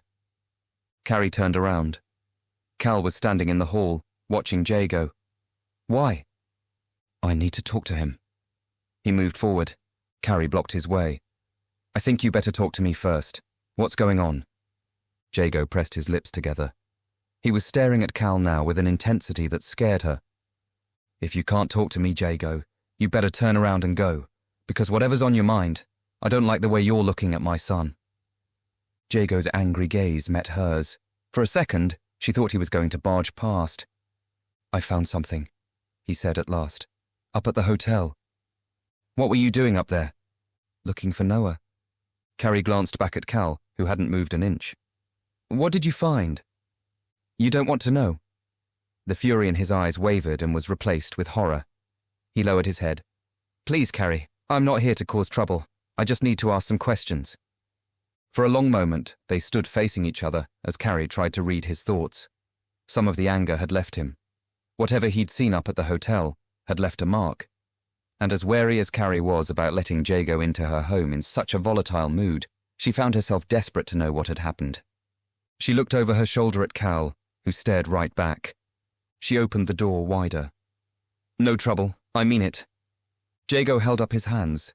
Standing aside to let him in, she closed the door, then pointed to the living room. Jago headed for it, eyeing Cal as he passed by. "Give me a minute," Carrie said, touching Cal's arm. Melissa appeared from the kitchen and Carrie held up a hand. "Stay there." She followed Jago into the living room, where she found him pacing up and down in front of the television. "Now, do you want to tell me what the hell's going on?" Carrie said, crossing her arms over her chest. Sucking in a breath, Jago told her what he'd found. The toys, the comic book, the bloody severed tail that he thought belonged to Rose's cat, Honey. Carrie listened with mounting horror. Every few seconds or so, she checked the doorway. She could see Cal's shadow on the floor. He was listening to every word. "I think whoever killed Margaret's dog has been hiding out at the hotel," Jago said. "What does that have to do with Cal?" Carrie was disturbed by what he'd told her. She glanced back at the door. "Because if you're thinking he has something to do with this, you're wrong. He's barely left the house since he came home, and any time he's been outside, he's been with me." Jago looked disappointed. Was that why he was here? Because he believed Cal had killed Margaret's dog? Was that what the people of Porth and Jowl were thinking too? The very thought of it made Carrie feel sick to her stomach. But the toy figures Jago had found, she couldn't get them out of her head. "How could you even believe that?" she whispered. "You're supposed to be Cal's friend." Jago stared at the floor. "That was a long time ago." "Then why are you here, Jago?" He looked up, his eyes two black pools. "I want to know where my little brother is. I want to know if he's still alive." His shoulders drooped. For a second, those black pools became glistening and watery. Carrie felt pain emanating from him like radiation. It was nauseating. Jago's expression hardened once more. "I showed him Noah's picture," he said defiantly. "The last time I was here. When you were in the kitchen." Carrie's pity turned to anger. She'd been right to be suspicious after all. "You promised me, Jago. You told me you weren't going to do that." "I had no choice." Cal recognized him. He recognized Noah. Confusion swept over Carrie. She was furious with Jago for breaking her trust and upsetting Cal, but she was also angry at herself. All she'd wanted was for Cal to forget everything that had happened and resume a normal life. For them to be a family again. Deep down, she'd known that Cal could lead them to Noah. She'd felt it as if she knew where to find him herself. But it hadn't stopped her from wishing him to forget. It hadn't stopped her from wishing for her family's happiness over Noah's life. "Cal," she said, her voice shaking. He appeared in the doorway with hunched shoulders and his fingers pressed into his thighs. "Do you know something? Do you know where we can find Noah?" For a moment, she thought he was going to run upstairs, but to her surprise, he stepped into the room. "I know it's hard for you," Carrie said. "I know it's scary, but can you answer one question? Just one question, that's all." She glanced at Jago, who slipped off his backpack and pulled out a roll of posters. He held one up. Noah's smiling face stared out. "Was my brother with you?" he said, no longer able to mask the desperation in his voice. Cal stared at the poster, his jaw clenched. "Please, Cal," Carrie said. "Try to think. He's 4 years old. He vanished 2 months ago." "Jesus Christ, why can't you just tell us?" Jago suddenly snapped. He thrust the poster forward. "Is my brother dead?" Carrie shot him a look, silencing him. She took another step closer to her son. "We just want to know where we can find him, so he can be free like you." Cal stepped back. His eyes were fixed on Jago, like a mouse watching a snake. "Please, Cal." Carrie could feel Jago's anger seeping into her, infecting her. She tried to expel it. "Please talk to me." Before she could register what was happening, Jago threw his bag down and launched himself across the room. Carrie watched open-mouthed as he grabbed Cal by the front of his t-shirt and pushed him into the hall and up against the stair rail. "Enough of this shit," he snarled, his face inches from Cal's. "Tell me where my brother is, or so help me God." "Jago, stop." Carrie flew at them. Jago raised a fist and aimed it at Cal's face. "Where is my brother?" he roared. Everything seemed to slow down. Jago drew back his fist, ready to strike. Carrie ploughed forward, making a grab for his arm. Cal's lips curled back over his teeth in a vicious sneer. Then he lunged at Jago's neck. Teeth sank into flesh. There was a terrible scream. Carrie was flung to the side as Jago crashed onto his back. Cal was on top of him, his jaws clamped to his neck. Jago thrashed his arms and legs. He screamed in agony. He brought his fists up and pummeled Cal in the ribs. "Cal, stop!" Carrie shrieked. But he would not stop. He was a wild animal, his eyes rolling in their sockets, oblivious to Jago's blows. Carrie scrambled to her feet. "Cal, please!" She brought her hand up and slapped him hard across the back of his head. Startled, Cal released his grip on Jago's neck and rolled off him. He crouched back on his haunches and glared at Carrie. Blood smeared his lips and jaw. His eyes were wild, primal, barely human. Jago kicked his feet against the floor, pushing himself away from Cal. Swooping down, Carrie helped him to sit up. There were teeth marks on his neck, raw and bloody. They were Cal's teeth marks, her son's. Carrie was frozen in a shock-induced paralysis. Her eyes swung from the wound on Jago's neck to her son's bloody mouth and back again, not quite comprehending what she was seeing. A small shape hovered in the kitchen doorway. Melissa looked up with wide, terrified eyes. Tears streamed down her face. Carrie shook herself free. "Stay in the kitchen, sweet pea. Everything's okay." But nothing was okay. Even a 4-year-old could see that. Cal had gone into some sort of trance. He remained crouched up against the stairs, blood and saliva dripping from his chin, his eyes distant and glassy. Melissa was still hovering at the end of the hall, her shoulders shivering with every sob. "Please, baby, go in the kitchen. I'll be right there." A groan made Carrie look down. Jago was pushed up against the wall, blood oozing down his neck. "Let me help you," she said, one eye on Cal. She was afraid of him, afraid of her own son. What if he pounced again? What if he went after Melissa? Jago pulled away from her. Using the wall, he pushed himself to his feet. A bloody hand clamped across his neck. He stumbled past Carrie. "Jago, please wait." He threw open the door, letting in the late afternoon light. He turned to face her, his skin ashen. "If my brother dies, it will be your fault," he choked. "You've let a monster into your home." Before Carrie could say another word, Jago fled from the house. Panic gripped her. The neighbors would see him running down the street, a bloody bite mark tattooed on his neck. They would know where he was running from, and it would be over for Cal. He would never be welcome in the Cove. If she went after Jago, if she persuaded him to come back, she could talk to him, calm him down, Make sure he didn't tell anyone about what Cal had done. Behind her, Cal was still on his haunches, blood smeared across his mouth. This was not her son. Her son was good and kind and had so much love to give. The boy in her hallway was a feral beast. Slowly, Carrie shut the front door. Melissa hadn't moved, although she'd stopped crying. "Go upstairs," Carrie said to Cal. "Go and wash your face, then go to your room and stay there." Cal didn't move. He was still in a trance, like a lion after a kill. "Now!" Carrie bellowed. She shoved her hands into her pockets, preventing them from lashing out. Cal blinked as if he'd just woken up. Wiping a hand across his mouth, he stared at his bloody fingers. Confusion rippled across his face. He stood. Without making eye contact, he turned and made his way upstairs. Carrie heard him close the bathroom door. She heard running water. Then she clamped her hands over her mouth and collapsed against the door. "Mummy!" Her heart was beating so hard it hurt. She couldn't think straight. What had been done to her son? The water shut off. A second later, the bathroom door opened. She heard Cal's footsteps, soft and deliberate, on the upstairs landing. His bedroom door closed. Carrie glanced down and saw splashes of Jago's blood on the floorboards. A bloody handprint smeared the wall. "Mummy, I don't like Cal anymore." She looked up. Melissa was tiny and fragile. Carrie imagined a dog snatching up a rag doll in its powerful jaws and shaking it furiously from side to side. She propelled herself through the hall and swept her daughter up in her arms.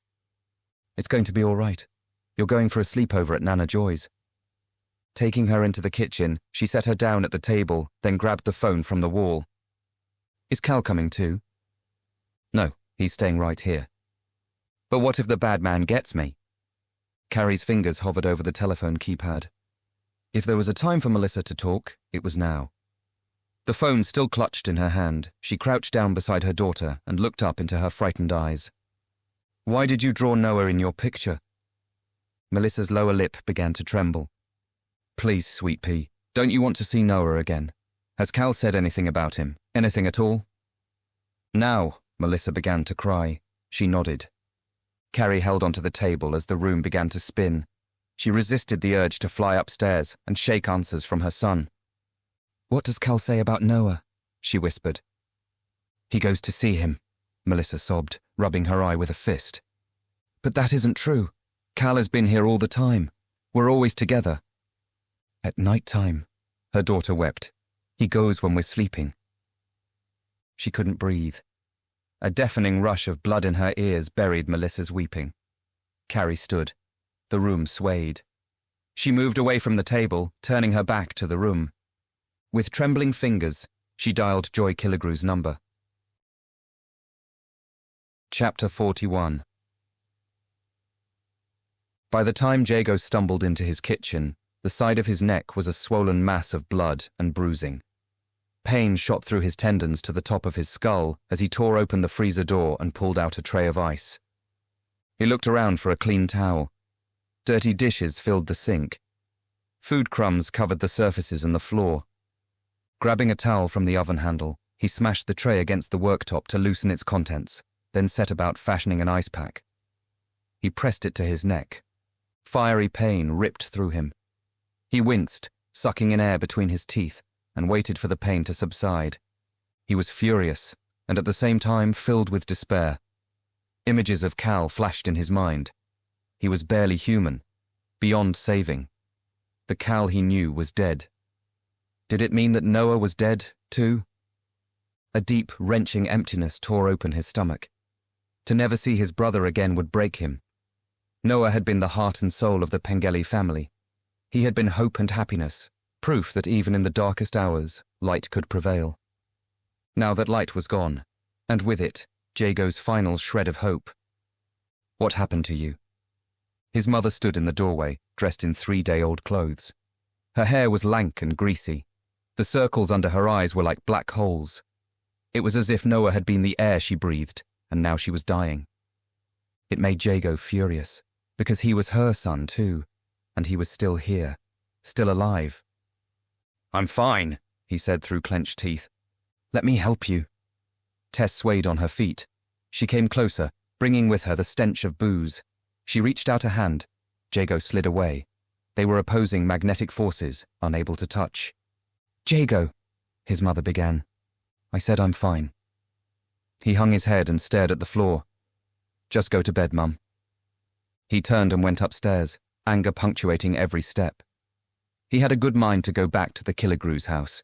He could take a knife, some sort of weapon. Then Cal would see just how brightly his anger burned. Entering his bedroom, he slumped down at his desk. The ice pack was beginning to melt. Blood and water trickled beneath his t-shirt. He stared into space for the longest time, his heart thumping, his breaths growing thin and shallow. "My brother is going to die," he whispered to the room. It whispered back. "Your brother has been dead for months." A tear escaped from Jago's eye. Panicking, he swept it away. He hadn't shed a single tear since Noah had vanished. To do so would be to accept his brother was lost. Until now, he had believed Noah would one day be found. A second tear spilled down his cheek. "No," he hissed. "Stop it." But the tears wouldn't stop. He flipped open his laptop and hit a button. Loud rock music blared from its speakers, drowning out his sobs. In his pocket, his phone began to vibrate. He pulled it out, staring through blurred vision. Fresh flames of anger ignited. Carrie was calling him. "Leave me alone," he breathed. He wiped away more tears. Perhaps Nat was right. Perhaps he should call the police. The evidence he'd found at the hotel might be enough to bring Cal in, especially if they found fingerprints, DNA, anything that connected him to the mutilated animals. He would be sectioned and carted off to a psychiatric ward, locked up for years. Jago had lost his brother. Now, he'd make sure Carrie lost her son for good, because it was her fault, wasn't it? If she'd kept her eyes on Cal that day, none of this would be happening. Jago was certain of it. Noah would be downstairs right now, cutting shapes out of Play-Doh. His mother would be sober, the house filled with light. Perhaps even his father would be alive. It seemed to Jago that Cal's disappearance had left a black cloud hanging over Devil's Cove that rained down a torrent of misfortune. He should have listened to Nat. Yet again, he'd let his temper choose the wrong path. He had the detective's card somewhere. Making the call might not bring Noah back, but it would hurt the Killigrews, and that would satisfy him for now. Over the music, he heard his mother knock on the locked door. He watched as the handle moved up and down. Where had he put the detective's card? He sifted through the crap on his desk, then scanned the floor. A blue light brought his attention back to the desk. He'd received a text message. A message from Carrie Killigrew. What did she possibly have to say that could make things better? He stared at the screen, his finger hovering over the delete tab, but a voice, rising from his unconscious, pleaded with him to stop. He opened the message. "Give me until tomorrow. I know how to find your brother. Please trust me." "Bullshit," he spat, staring at the words. And yet, he could not bring himself to delete them. He sat, reading the message over and over, the music so loud it hurt his ears. "I know how to find your brother." Was it true? Or was it a ploy to stop him from contacting the police? Perhaps it was both. He leaned back in the chair, his neck throbbing, not knowing what to believe. Hope returned to him. But he was terrified. Because to hope meant to believe, and if he discovered Carrie was lying to him, there was no telling what his rage could make him do. Suddenly, he didn't trust himself to be alone, and there was just one person whom he felt safe enough to be around. Turning down the music, Jago dialed Nat's number. She picked up after 7 rings. "You're a prick," she said, "and an asshole. I know, and I'm sorry, but I need you." The line went quiet, long enough for Jago to wonder if she'd hung up. "You're a complete loser too, and you suck." Jago found himself smiling. "Yes, I do. I'm glad we've got that straight. I feel better already. I'll be over in 5. He waited for Nat to hang up, then opened Carrie's text message. He clung on to his hope with white knuckles. Chapter 42. Quiet settled like mist over Carrie's house. Gary Killigrew had collected Melissa 3 hours ago, but not before Carrie had cleaned up the blood. Gary had been concerned, wanting to know why both Carrie and his granddaughter had seemed so distressed. She had promised to have answers for him tomorrow. As Gary had led Melissa away, she had turned and stared at Carrie with a tear-stained face. "I love you, sweet pea," Carrie had said. "Love you too." Cal had not come out of his room and had ignored her calls to the dinner table. Instead, Carrie had made a plate of sandwiches and left them outside his door. She'd hovered, tempted to go in there and confront him, but she'd learned by now that confrontation only pushed him further away. And she didn't want to push him away. She wanted to follow him. The chiming of the hall clock broke the silence. It was 11 p.m. Carrie locked the front door but left the key in the lock. If Cal was leaving, there was only one way he could go. Switching off the lights, she headed upstairs. The plate of sandwiches was still sitting outside Cal's door, the bread turning stale. Guilt tugged at her mind. She shook it off. She was doing this for his own good, so they could all move on. "I'm going to bed now," she called into the silence. "We'll talk in the morning." She waited for a response, knowing it would never come. In her bedroom, she switched on the corner lamp, kicked off her shoes, and climbed onto the bed. Pulling her knees up, she turned to face the door. As she waited, her thoughts turned to Jago. He hadn't replied to her text message, and yet the police hadn't showed up either. Carrie could only imagine he'd granted her wish, that he had pinned his last shred of hope on her. She would not let him down. She would find Noah. She'd find him tonight. And then things would be better. The Pengellies would have their boy back. She would make sure Cal received the help he needed. Whether that would be here at home or out of the county, she was still undecided. But it was not a decision to make on her own. She knew that now. When Dylan came home tomorrow, they would sit down and have a serious discussion. They would make a choice that was right for everyone. For now, Carrie focused on her breathing and stared at the bedroom door. An hour passed. Her eyelids grew heavy. Soon she was struggling to stay awake. Perhaps he had somehow sensed her plan. Perhaps he had spent his energy attacking Jago and was now asleep. Perhaps he was curled up under the bed, terrified by the things he'd done.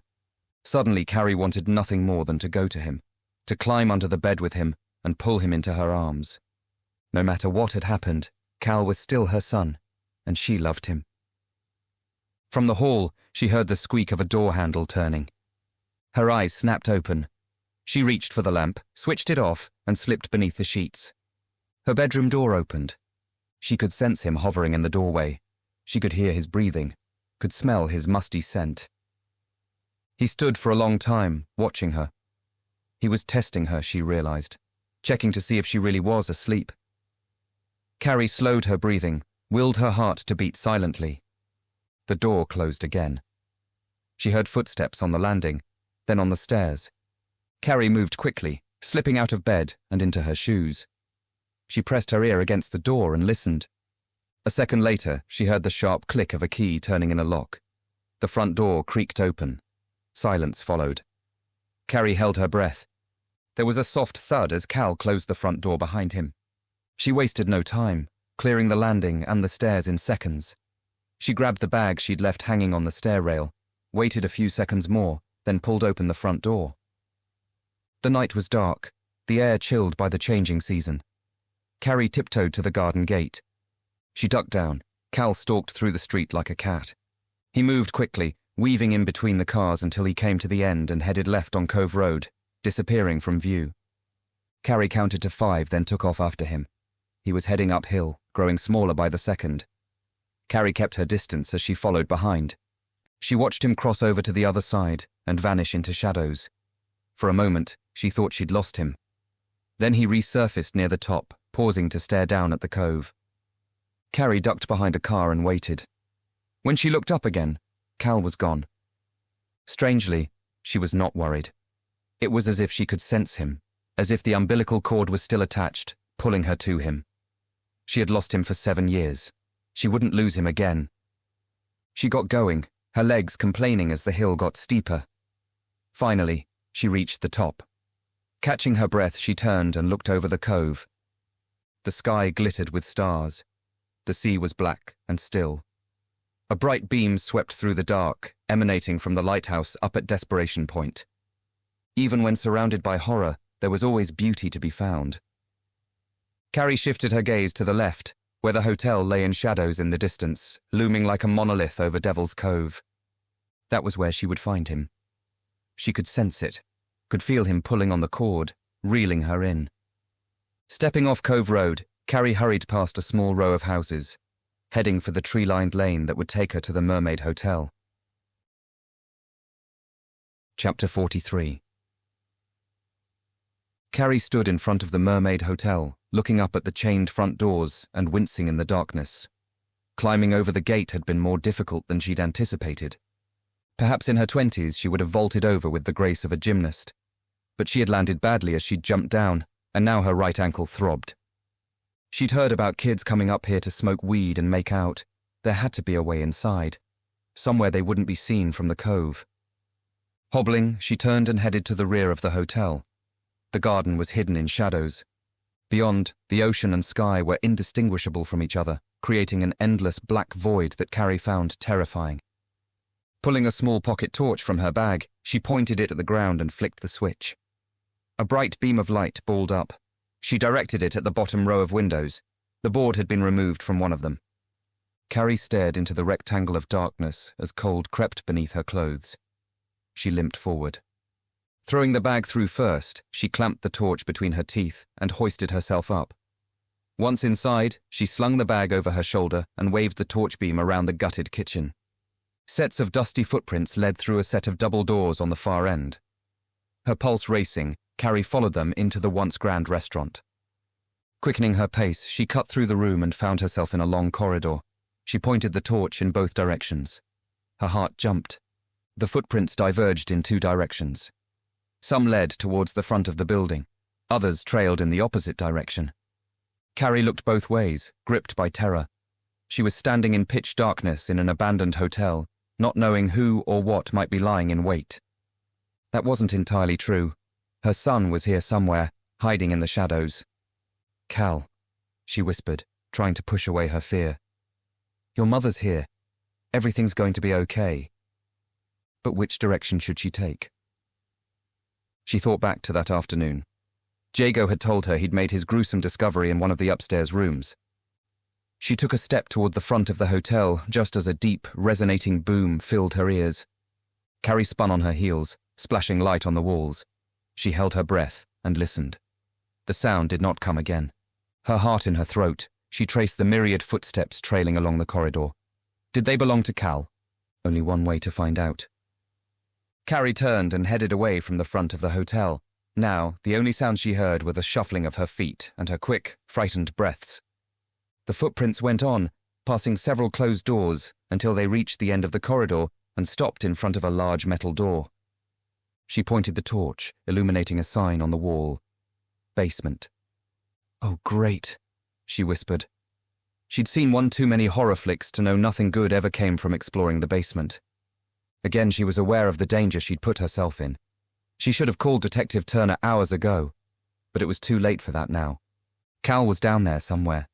She could sense him again, tugging on the invisible umbilical cord. He was down there, and he was going to lead her to Noah. With shaking fingers, Carrie reached for the handle and opened the door. It was heavy, and she grunted as she pulled it back. That was the noise she'd heard, the basement door slamming shut. A flight of stone steps was illuminated in the torch beam. She leaned forward and looked down. Fear stole her breath. Even if it was just Cal down there, she wasn't about to head into the basement without some sort of protection. Spinning around, she scanned the floor. A broken chair leg lay in the shadows. Scooping it up, Carrie turned back to the basement steps. She checked that the door could be opened from the inside. Then she waited for the pounding in her ears to quieten. "Okay," she whispered. Chair leg in one hand, torch in the other, she stepped forward. The door swung shut behind her. She leaned back, stopping it from slamming shut, letting the catch rest against the jamb. Satisfied she had a way out, she turned back to the darkness. The torch beam flickered. She shook the torch, and the beam corrected itself. Slowly, Carrie descended into the basement. Chapter 44. At first, Carrie was too terrified to move. She stood at the foot of the basement steps, trying to see beyond the edges of the torch beam. It would be easy to turn back, to take the steps two at a time and run from the hotel, but she would be leaving Cal behind, leaving Noah. She willed her legs to move forward. They did, slowly at first, making her shuffle like one of the zombies from those stupid films Dylan would persuade her to watch with him. Oh, Dylan, how she longed for him to be by her side right now. The truth, she feared, was that when Dylan returned home tomorrow, they might never watch a stupid film together again. Carrie crept forward. Smells assaulted her: rotting timber, mold, rust, and something else, sharp and putrid, like spoiled meat. Wrinkling her nose, Carrie swung the torch beam from side to side. She was in a large room filled with old furniture and broken wine racks. Empty barrels lay on their sides, decaying and covered in mildew. Several open doorways led off into more darkness. If the basement covered the same floor area as the hotel above, Carrie was standing at the mouth of a rabbit warren, a labyrinth in which she could easily get lost, perhaps never find her way out again. She turned on her heels, noting the position of the stairs, mentally mapping out her path. She swung back around. Which doorway did she take? She pointed the torch beam into the first on the right, revealing another, smaller room. Water ran down its mossy walls. More wine racks lay inside, broken and rotting. A quick check of the next doorway revealed a similar picture. Carrie pointed the torch at a doorway in the north wall. A long corridor revealed itself. She stared into the darkness beyond. Was Cal down there? She strained to hear above the drips and splashes of water. She advanced, the chair leg gripped tightly in her fist. There were more storage rooms on both sides. Most were empty. A few contained further remnants of the hotel's old furnishings. As Carrie crept further along the corridor, the air grew thinner and more pungent. The sweet, acrid smell she could not place grew stronger. Her heart pounded. Fear made it hard to breathe, but she had to keep going. Noah's life depended on it. New sounds reached her ears, scrabbling and scratching. Carrie cocked her head. The sounds grew louder. Something clambered over her feet. Carrie yelped. She spun around, pointing the torch at the empty ground. Whatever it was had scurried away. Again she thought about turning back. Then she heard more sounds coming from up ahead. She could hear footsteps. Human footsteps. Pressing the torch to her chest, Carrie plunged herself into darkness. It was Cal. It had to be. But what if it was someone else? Carrie stood completely still, listening to the footsteps move further away. Then they were gone. Whomever they belonged to had disappeared. She felt the walls close in on her and the air rush from her lungs. She had to go on. Whether that was Cal up there or someone else, she had no choice but to go on. Pushing one foot in front of the other and keeping the torch pointed to the ground, Carrie forced herself along the corridor. Something glistened in the light. It was sand, she realized, and wondered how it had found its way into the hotel basement. The corridor was coming to an end. The terrible stench grew stronger, and now Carrie knew where she had smelled it before. In Cal's room. Terrified, she inched ahead. Torchlight rebounded off the wall up ahead. "Cal," she whispered. "Are you here?" She walked another meter into the chamber, then froze. The torch trembled uncontrollably in her hand, making the light shudder and shake. Oh my God! The room was filled with piles of old furniture. Tables, chairs and sofas, all stinking and rotting and covered in black mold. But they were not the cause of Carrie's horror. It was the things on the table by the wall. Animal parts, a severed cat leg, a bloody ear of an unidentified creature, the head of a fox missing its eyes, were laid out in a neat, deliberate row. Something else had been placed behind them. The chair leg dropped from Carrie's hand and clattered to the ground. She stumbled forward, almost tripping. It was a child's stuffed animal, a blue bear with a missing eye. Carrie recognized it instantly. She had seen it countless times in the last 2 months, broadcast on television news bulletins and clutched in the arms of a little boy whose beautiful, smiling face peered out from fading posters around town. The blue bear belonged to Noah. It was caked in old, dried blood. Nausea erupted in Carrie's stomach and shot up to her throat. Oh God, no. Very carefully, she lifted Noah's blue bear and turned it over. It had been his favorite, a gift from his father, purchased the day Tess had discovered she was pregnant. And now, here it was, in a place no child should ever have to see, soaked in blood. And there was something else. If Carrie had any reason to doubt Noah was dead, it was quickly extinguished upon seeing what the bear had been perched on. A human skull. A child's skull. Clutching the bear to her chest, Carrie stumbled back. Something was happening to her. Reality was slipping away. Was this where Cal had been coming at night? To see Noah? Down here in the darkness and decay of the basement. She was going to be sick. She staggered away, the bear still clutched in her hand. Confusion overwhelmed Carrie. She fell to her knees. She needed to vomit, to expel these horrific thoughts and feelings. But they would not leave her body. They were hers to keep. How would she tell Jago, Tess? How could she explain to them what she had found? How could she ever look her son in the eye again, knowing where he had been coming each night? How could she... Someone was watching her. She could feel their eyes burning into her back. Slowly, Carrie got to her feet. She turned, pointing the torch at a space behind. Cal stood in the light, his skin as pale as bones, his dark black eyes glistening and fathomless. Carrie pressed the bear to her chest. Cal. Sadness emanated from him in waves, threatening to knock her to the ground. Cal, baby. He shook his head. Tears spilled down his face. He pointed a finger at the corridor from which Carrie had entered. He was telling her to leave. I can't, Carrie said. I can't leave you down here. She glanced back at the table, at the terrible things on top of it. Cal lowered his hand. He shook his head. Then he turned and melted into the darkness. Cal! Carrie swung the torch. A large wardrobe stood at an angle away from the wall. Behind it was a door-shaped hole. The hole had once been boarded up with planks, but they had been smashed apart, jagged edges still poking out at the sides. Cal had disappeared inside. Cal! She screamed again. He was gone, and she knew that this time, if she didn't go after him, he would be gone forever. Noah's blue bear in one hand, the torch in the other, Carrie sprang towards the hole in the wall, and as she climbed through, she realized it wasn't a hole. It was a tunnel, narrow and low-ceilinged. She could hear Cal running now, getting away from her. Carrie took off after him. Chapter 45. Every room of Grady Spencer's house was drenched in light. As a small child, there had been much to fear in the dark. As a man, he had taken that fear and used it for his own purpose. Now, in his twilight years, it was as if the young child he had once been had awoken inside him, bringing back all his nighttime terrors. For a while, with the boy here, those terrors had receded to the shadows. With the boy gone, they had slithered back out to taunt him. Grady sat in his kitchen, a dark, sullen mood weighing him down. Caliban lay next to his feet, snoring gently.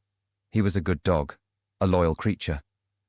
But he could never understand how it felt to be truly afraid, to be truly alone. The journalist had taken some of that loneliness away for a few days, but the high Grady had felt from killing him had now come crashing down, washing over him like a great wave, filling his lungs.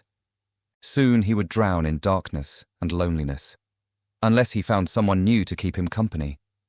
He had thought the girl from next door, Natalie, might keep him entertained for a while, perhaps even longer than the journalist, but she had been too wary, too cynical to be trusting. There was the other one, he supposed, the one down below, but he had little interest in him. That one belonged to the boy, but if the boy didn't come back... Grady stared at his hands. They had once been powerful enough to snap bones. Now they were the hands of a decrepit old man, but they were still strong enough to throttle the life out of a body. Standing up, Grady shuffled over to the kettle and filled it with water. He would have to get a new one. This one had been dented by the journalist. Placing the kettle on the stove, he lit the burner. As he waited for the water to boil, his gaze roamed to the hallway. The sound of emptiness was like a dying breath. "Come back," he mouthed, feeling the emptiness pierce his skin. They had offered to take the boy to the farm, away from Devil's Cove, so Grady would not be implicated in his abduction. The boy could grow and learn the ways of the farm, they'd said. Grady thought the farm and all its teachings were meaningless. He had told them so too, and he had refused to let them take the boy. But they had taken him anyway. Grady had been left alone for a long time. His life had become wretched and empty once more. Then the boy had come back of his own volition. He had chosen Grady over them. But months later, the boy had left again. The farm had confused him. He'd no longer wanted to stay in his cage, not the one upstairs at night, not the one down below. The kettle began to whistle as the water began to boil. Caliban opened an eye. His ears twitched. If the boy were here now, Grady would make him tea and bring it to his cage. Maybe he would let him drink it. Maybe he would scold him with it, a punishment for not following his master's rules. He could feel the hole opening inside him again, growing deeper, threatening to open so wide he would fall in and never get out. "Come back," he said again. And then Grady saw a curious thing. He saw the boy standing in the kitchen doorway, looking straight at him. "I've lost my mind," Grady thought. He shut his eyes, counted to 3, and opened them again. The boy was still there. Across the kitchen, Caliban wagged his tail. Omitting an excited yap, he scampered to the boy who crouched down to scratch between his ears. Grady shook his head. The boy looked up at him, his strange dark eyes reflecting the old man's image. Suddenly, Grady exploded with a high-pitched cackle. "Well, well, well," he said when he could catch his breath. "The wanderer returns." Cal gave the dog one last scratch and stood up. Grady watched him, his heart bursting with joy. He had wished for the boy, and the boy had returned. It was a miracle, pure and true. But now he would have to teach the boy a lesson, so that he would never leave again. Chapter 46. It was late. The house lay in darkness except for Jago's bedroom, where he stood in front of the window, staring down at the street, while Nat lay on the bed, a glass of bourbon whiskey in her hand and a cigarette hanging from her lips. Neither of them had spoken for some time now. Music filled the quiet. It was a band that Nat had recently discovered from the early 90s, Mazzy Star. They were a far cry from the angry punk music she usually listened to, but she liked the mystery and reverb of the slide guitar and the singer's strange, ethereal voice. Somehow, it encapsulated what she thought midnight might sound like. Nat turned and stared at Jago. She was relieved that their fight had been brief. Even though his words had been cruel, hurting her much deeper than she'd first anticipated, she was willing to forgive him. She knew what desperation felt like, how it could make you react in unpleasant ways, but she'd also made sure he knew that she was no pushover. Not anymore. "Penny for them," she said, as Jago continued to stare out at the darkness. He shook his head. "I should have called her back. I should have gone over there. I don't think Carrie would appreciate you showing up on her doorstep right now." "But what did she mean? I know how to find your brother." Maybe Cal finally started talking. Maybe what he did to you woke him up.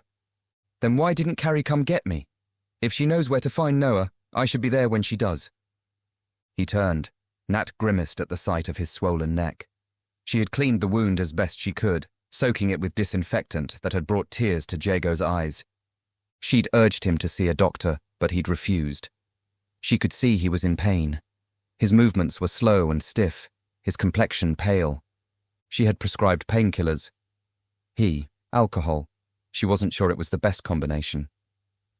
Nat took a drag on her cigarette and blew a stream of smoke up to the ceiling. "You know how volatile Cal is," she said. "I mean, Jesus, look what he's done to you. Maybe it's safer for everyone if you let Carrie do whatever it is she has to do. She wouldn't lie to you about your brother, Jago. I don't know her well, but well enough to know she's not a bad person. She wouldn't hurt your feelings just to protect herself." "Maybe, but I can't just stay here doing nothing." "That's exactly what you need to do. You have a hole in your neck. You should rest, and you should let me put a dressing on that. You don't want to get an infection." She looked away. "Besides, it's making me want to puke." A smile rippled across Jago's lips. For the first time in 2 months, Nat saw his eyes glimmer with hope. "Do as Carrie's asked you," she said. "Give her until tomorrow." Jago's face grew serious again as he returned his gaze to the window. What if tomorrow's too late? Finished with her cigarette, Nat dropped the stub inside an empty beer can. "It's so cool your mum lets you smoke indoors." "She doesn't." They were quiet for a long time, listening to the music. It had been a strange few days. Honey was still missing. Nat hadn't been able to bring herself to tell Rose what Jago had found up at the hotel. Far better to let her believe the cat had simply wandered off. When Nat had wound up in Devil's Cove last year, she thought she'd been sent to live in the most boring place on earth. Noah's disappearance had changed all that. The last 2 weeks had made it even worse. Now she craved the old Devil's Cove, where nothing ever happened, and every day was the same. Perhaps tomorrow she would get her wish. Letting out a heavy sigh, Nat sat up. Her thoughts wandered back to Grady Spencer's house. She could still smell the dust and despair on her clothes. And if she were being honest, she could still feel the fear that had gripped her at the top of Grady's basement stairs. She hadn't told Jago about her visit to the old man's house. She hadn't had a chance at the seafront, but those uneasy feelings had followed her home, and now they taunted her. "What do you think about Grady Spencer?" "I don't think much about Grady Spencer at all," Jago said, turning around. "How come?" Nat told him about her encounter. As she spoke, she watched Jago's expression change from disinterest to deep concern. "Don't you think it's weird?" She reached over and grabbed the bottle of bourbon from the desk. "I mean, he lied to me. He said cats got in through his basement window, but I saw the basement window. It was under a grill in the ground." Jago leaned out of the window, turning his head in the direction of Grady Spencer's house. "I just thought he was wanting company. He's always alone, and I've never seen anyone visit. But then, at the top of the basement steps—" "What?" Nat shook her head, feeling increasingly troubled. "I don't know. It sounds stupid. I felt like he wanted to hurt me." By the window, Jago was frantically rubbing his chin. "Maybe we've been looking in the wrong places all this time." Nat raised an eyebrow. "You're not saying Grady Spencer had something to do with Noah's disappearance? Come on, he's an old man." "You just said it yourself. He wanted to hurt you." "But it doesn't make sense. What about Cal? Where does he fit into it?" Something stirred inside Nat's mind. Maybe it did make sense. Most murderers were known to their victims. Often they were friends or family, sometimes even neighbors. A chill gripped her. Was that what Grady Spencer had been planning this afternoon? Jago was on his feet and pacing the floor. "Grady lives 2 doors down from us. He's always walking up and down with that stupid dog. Noah loves animals. He would have gone with him easily." "What if I'm wrong?" Nat said, worried. She didn't want to be responsible for wrongly accusing an innocent man. But the more she thought about it, the more convinced she became that something wasn't right about Grady Spencer. And it was more than loneliness. She could still feel his eyes on her, his breath on the back of her neck. She set down her glass. Had he been trying to lure her into the basement? What would she have found down there? "I should have seen it," Jago said, his movements crackling with energy. "He didn't even cross my mind." "No one's going to suspect an old man. Not even an old bastard like Grady Spencer." Jago stopped pacing. He stared at her with wide, dilated eyes. "I'm going over there," he said. "But Carrie..." "Carrie could be wrong for all we know." Nat jumped to her feet. "We could be wrong. You can't just go and break into his house." Jago was already grabbing his jacket. "I'll just look around outside." "It's a bad idea." "No, it isn't. It's the best idea I've had all day." He hurried to the door. "Are you coming?" Nat's throat dried. She emptied the remnants of her glass and winced at the burn. The dread she'd felt in Grady Spencer's house hooked its claws in her skin. She couldn't go over there again, even if Noah was still alive, trapped down there in the basement. She shook her head. Every cell of her body was repelled by the thought of returning to Grady Spencer's. But Jago didn't look disappointed. He looked alive. "Stay here if you want." "I can't. Rose wanted me home already." He nodded as he pulled open the door. "Jago, be careful." He smiled. "Stay awake. I'll call you." Then he was gone, leaving Nat standing in his bedroom, fear and excitement and dread spinning around her, making her dizzy. "You better," she whispered, "or I'll kill you myself." Chapter 47. The tunnel was endless, twisting and turning, one moment descending, the next growing steeper. Carrie's ankle throbbed as she stumbled forward. Shock and horror clawed at her heart. Terrible images flashed behind her eyes like strobe lighting.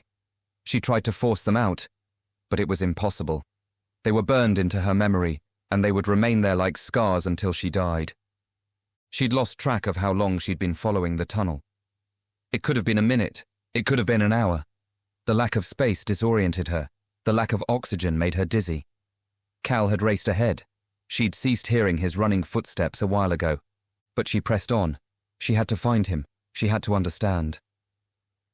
Noah's stuffed blue bear swung limply from her left hand. Noah. Poor Noah. He hadn't deserved such a horrible fate, such a terrible final resting place. She would make sure the Pengellies had everything they needed to give him a beautiful farewell. It was the least she could do. The tunnel was growing narrower, the ceiling lower. Carrie stooped. Her fists scraped against rock. The ceiling dropped another 2 inches, raking against her scalp. She cried out in pain and fell to her knees. The torch flew from her hand and hit the ground, smashing the bulb and plunging her into darkness. Claustrophobia took hold. A strangled shriek escaped her mouth. She squeezed Noah's blue bear against her chest. Get a hold of yourself. If you don't, you're going to die down here. Carrie sobbed.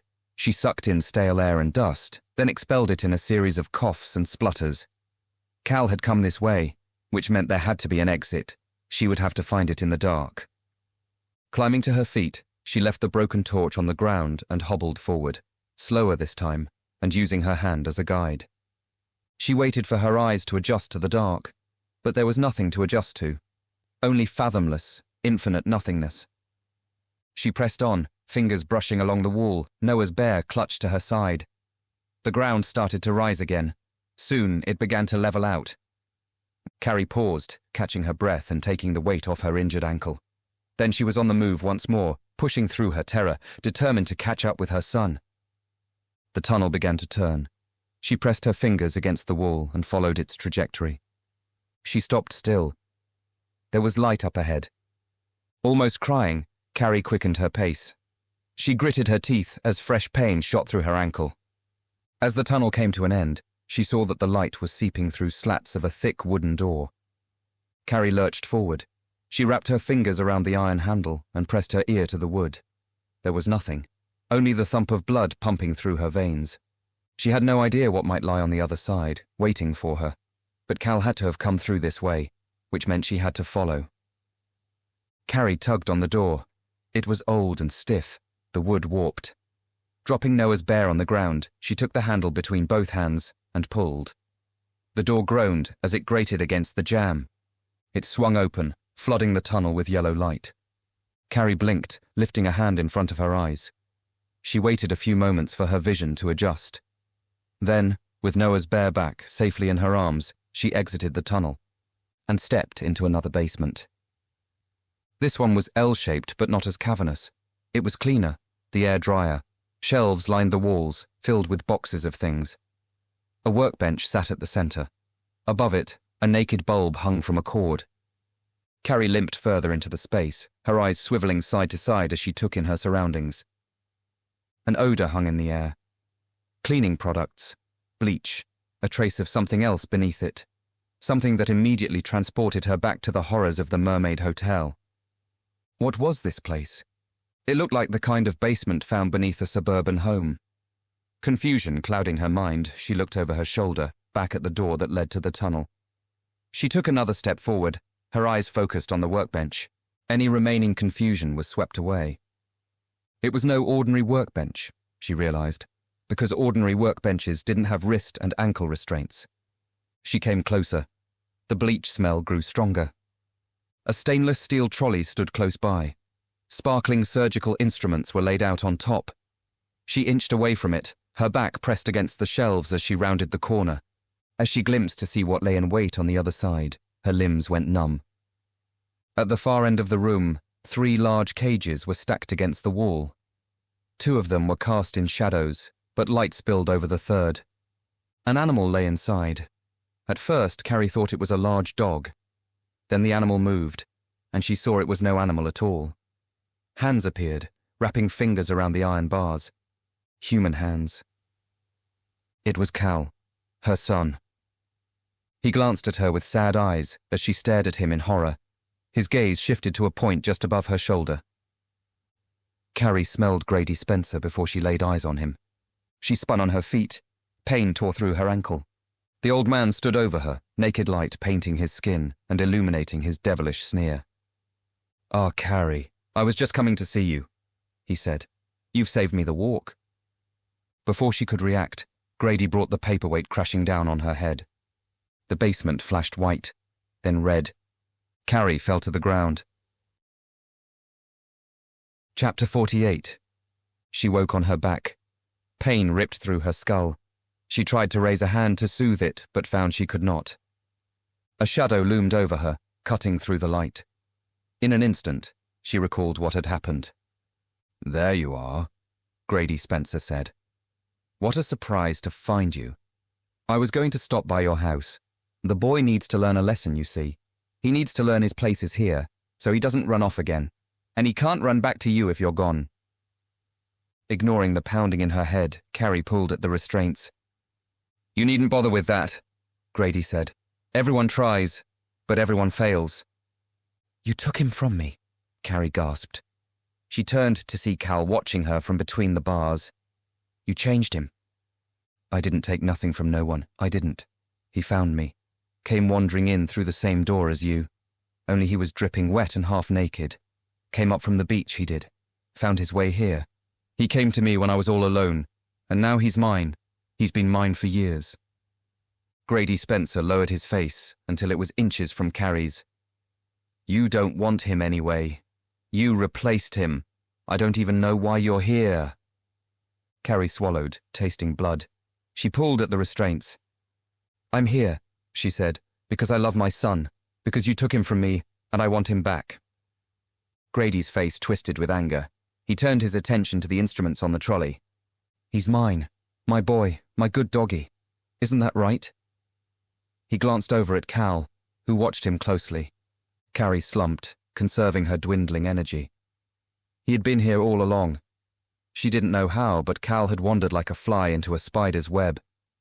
He had been trapped here with Grady Spencer, a monster in the guise of a man. He had been here, just a few hundred meters from his home, locked in a cage, starved, beaten, treated like an animal.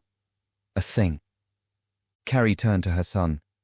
"I'm sorry," she said, tears spilling onto the bench. "We should have looked harder. We should have found you." Cal watched her silently, his head cocked. A clatter directed Carrie's attention back to Grady Spencer, who was rifling through the instruments on the tray. "I'm surprised you're not begging yet," he said. "That journalist cried like a baby. Pissed himself too." "And what about Noah?" Carrie hissed. She wrapped fingers around the restraint cords, searching for an escape. "Did he beg? Did he cry?" The restraints were foolproof. She wasn't getting out. "I never touched the Pengelly boy," Grady said, picking up a scalpel and twisting it in his fingers. "That little rat has nothing to do with me. You should ask your boy about him." All the air rushed from the room. Carrie stared in horror at Cal. He stared right back. "You're a liar," she stammered. "Cal wouldn't hurt a fly." "Tell that to Margaret Telford's dog." By the time he was done, there was nothing left. The room was spinning, her vision wavering. "No, you're lying to me." "Am I? Who do you think took the Pengelly boy from his garden? An old man like me with bad knees?" Grady smiled with pride. "The boy needed to start somewhere, didn't he?" "No, I don't believe it." Carrie shook her head. Nausea bubbled in her throat. Her son was not a killer. He was good and kind. He loved nature and animals and the color blue. When he grew up, he was going to be a pirate, sailing the 7 seas in search of buried treasure. He was not a monster, lurking in the dark. He was the light that cast it out. Tears slipped from Carrie's eyes. "It's not true. It can't be true. I'll never believe it." "People will always believe what they want to believe," Grady said. "They believed he'd be better off at the farm. But the boy came back to me. You believed your son was dead, and you replaced him. He believed you didn't want him anymore. And it was true. That's why he came back to me. Because I believe in him. Because I'm his master." Carrie turned to Cal. Pain tore through her head. "It's not true. You know that, don't you? I love you, Cal. Your home is with me." Grady snatched strands of Carrie's hair and pulled. "This is the boy's home. He belongs to me. He does what I tell him. He hunts, and he cuts, and he does it for me." His eyes grew dark. Saliva bubbled at the corners of his mouth. "He left me once because he was confused, but he came back to me, and now he'll never leave again." Grady nodded at the cage. Carrie watched in horror as Cal pushed open the door and climbed out. He stood for a moment, stretching his limbs. From somewhere upstairs, Caliban began to bark. Grady Spencer grinned, exposing his teeth. He held out the scalpel. "Now you'll see how well your boy has learned to cut," he said. Cal came forward, his eyes fixed on the blade. Carrie shook her head. She tore at the restraints. Cal came closer, staring up at the old man. He plucked the scalpel from his fingers. "Please, Cal." Carrie's body trembled violently. "Help me. Cut me loose." Cal turned to face her. She stared into his eyes and saw a void. "I'm your mother," she whispered. "Do it, boy," Grady said, rubbing his hands together. "Show your father how well he's taught you." "Please, Cal, remember who you are. You're my son. I love you." Cal hesitated. His eyes moved from the blade to his mother's face. Grady lashed out, cracking him across the top of the head. He struck him again. "Do as you're told, boy," the old man said. Cal straightened. He raised the scalpel. "I'm your mother!" Carrie shrieked. He advanced upon her. Chapter 49. Jago stood in the street, watching Grady Spencer's house. All the lights were on, illuminating the dark, but curtains prevented him from seeing inside. When Nat had told him about her encounter, it was as if a lightning bolt had fired through the top of his skull, down to his feet. In an instant, he'd known that Grady was responsible for Noah's disappearance. He had no evidence. No proof. But he was sure. He had known the old man for as long as he could remember. As far as he was aware, Grady had lived in this house for decades. He had never heard his mother mention friends or family, although he recalled seeing a visitor once, a tall, striking man in his 40s, who'd pulled up in an old pickup truck.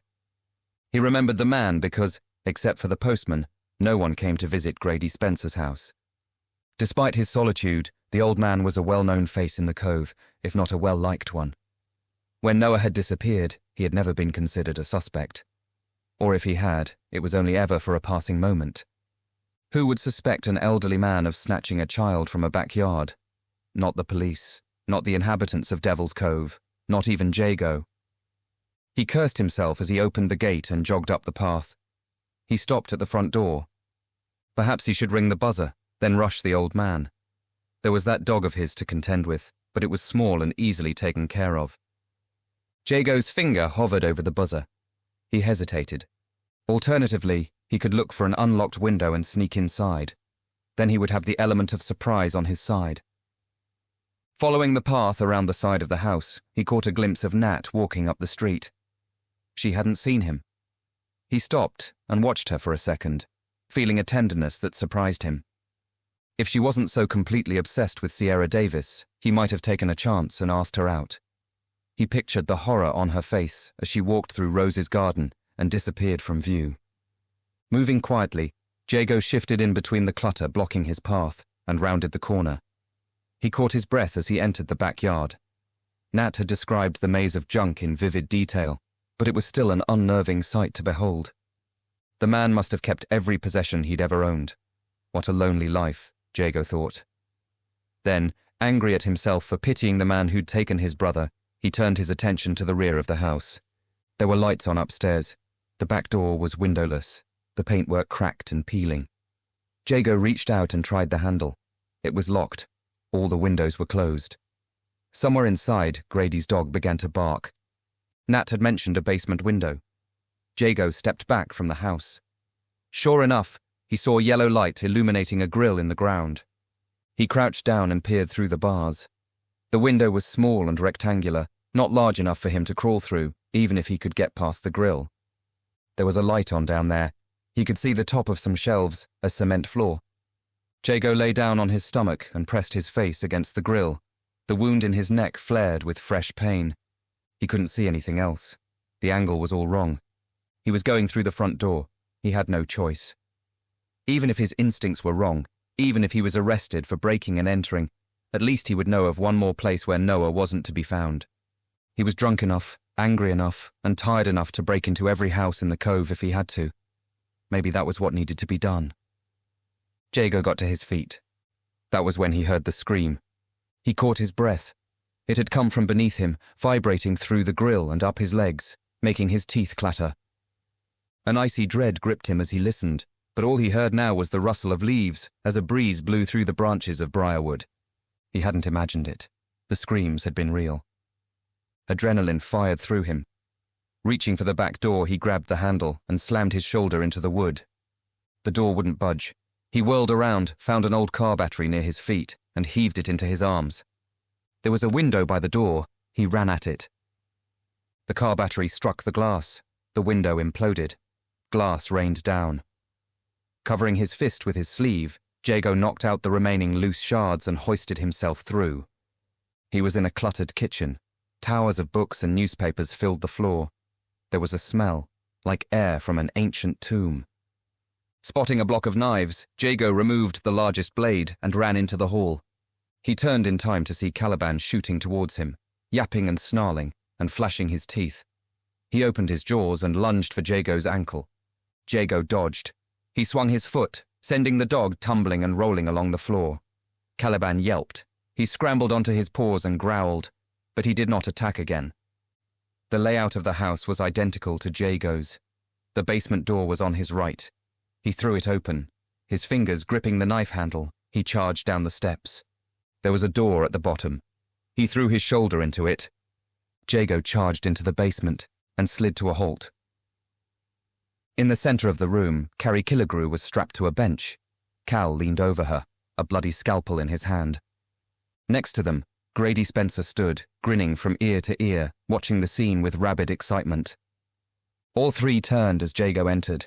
His eyes darted from face to face. He ran forward, skirting around the bench, heading straight for Cal. He slammed into him, knocking him into the shelves behind. Boxes crashed to the ground. The scalpel flew from Cal's hand. Stunned, he tried to get to his feet. Jago brought his knee up, slamming it into his temple. Cal's head struck the shelf. He went down. His eyelids fluttered. His body grew still. Jago swooped down and picked up the scalpel. He turned on Grady. "Where's my brother?" The old man stared at him, open-mouthed. He erupted with laughter. "The cavalry has arrived," he said, slapping his thigh. On the bench, Carrie groaned. Blood matted her hair. A dark, wet stain was spreading on the arm of her shirt. Jago moved to her, discarding the scalpel, but keeping the knife trained on the old man. "Where's Noah?" he said, loosening the strap around Carrie's left wrist. "Jago," she groaned. "We need to go. I'm not leaving without my brother." He freed her other arm while Grady watched, a twisted smile on his lips. Jago waved the knife. "Tell me where he is." The old man threw his hands into the air. His smile widened. "I've already told her. It's nothing to do with me." "Jago, please." Carrie pushed herself up, wincing as she began to unbuckle the restraints on her ankles. A deep panic was rising from the depths of Jago's stomach. Sweat broke out on his brow. His eyes darted around the room, then flew back to Grady Spencer. "Tell me, or I'll kill you," he said. The knife trembled in his hand. The old man continued to laugh. Carrie freed one ankle, then the other. Jago turned and saw the cages, cloaked by shadows. His eyes moved back to Cal, who remained unmoving on the ground, then scanned the shelves. "Please, Jago," Carrie said, her voice strangled with fear. Jago caught his breath. Noah's bear was sitting on a shelf, its one eye twinkling. He saw the blood a second later. "Noah." A strange calm washed over him. Every stab of pain, every morsel of grief and fear he had endured the last 2 months fell away. There was nothing inside him. Everything was gone. He was empty. Dead. Jago stared at the bear. The bear smiled at him. At the same time, the smile faded from Grady Spencer's mouth. His eyes grew wide and uncertain. He shook his head and pointed at the cages. Before he could speak, Jago stepped forward, brought the knife up, and slit the old man's throat. He turned back to the shelf and grabbed the bear, cradling it to his chest as Grady collapsed to the floor where he choked and gurgled, his blood spreading out in a deep, black pool. From a million miles away, Jago felt a gentle hand on his shoulder. He heard Carrie urging him to leave. Pressing the bear to his chest, he turned to go with her.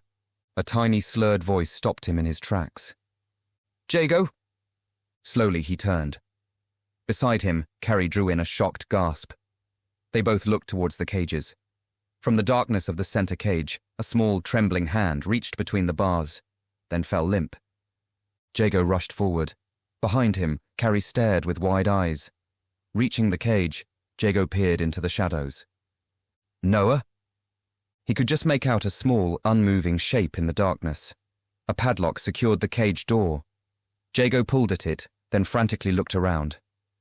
Behind him, Carrie stooped over Grady's dying body and searched his pockets. Finding a bunch of keys, she hurried over and handed them to Jago. He rifled through the keys, slipping one into the lock, then trying another. The third key snapped to the left. The cage door swung open. Holding his breath, Jago reached into the shadows and pulled out his brother. He was painfully thin and caked in dirt. Dark shadows circled vacant eyes. He was drifting in and out of consciousness. But Noah Pengelly was alive. Tears streamed down Jago's face. "Hello, little buddy," he whispered. "How are you doing?" Noah's haunted eyes opened. He looked up at Jago. "I want to go home." His voice was small and trembling. Jago pressed his brother to his chest. More tears spilled down his cheeks. "We can do that," he laughed. "Why not? Let's go home." He stood, Noah's legs and arms wrapped around his body, his cheek pressed against his own. Beside him, Carrie reached out and stroked Noah's face, but she did not smile. Her face was blank, her eyes haunted by ghosts. "Come on," Jago said. "I need to get him out of here." They turned to leave, and saw Cal blocking their way. Chapter 50. Carrie stared at her son. She no longer recognized him. Blood trickled down the side of his head. One of his eyes had closed over. The skin around it was bruised and swollen. The other was fixed on her. Sweat poured from his brow. His chest heaved up and down. In his hand, he held a large knife with a serrated edge. "Cal," she breathed. Beside her, Jago clutched Noah to his chest. Her son was in there somewhere, beneath the feral exterior. Grady Spencer had tried to destroy him, to tear him down so he could build him up into something terrible, something resembling himself. But there was goodness still in there. There had to be. He had hesitated before cutting her, and he hadn't gone for her throat, just her arm. Cal was still in there somewhere, drowning in darkness. If only she could reach him. "Cal, baby," Carrie said, raising her hands, palms out. "It's over now. You're safe. Put the knife down and come to me." She opened her arms up, inviting him in. Cal remained unmoving, his gaze shifting between Carrie and the Pengelly boys. "Come on now. Put it down. No one's going to hurt you. You're safe." But Cal did not put the knife down. "You've done a good thing," Carrie said. "You led me here so we could save Noah. That makes you a hero, Cal. Do you realize that?" Jago opened his mouth to protest. One look from Carrie made him shut it again. She took a small step forward.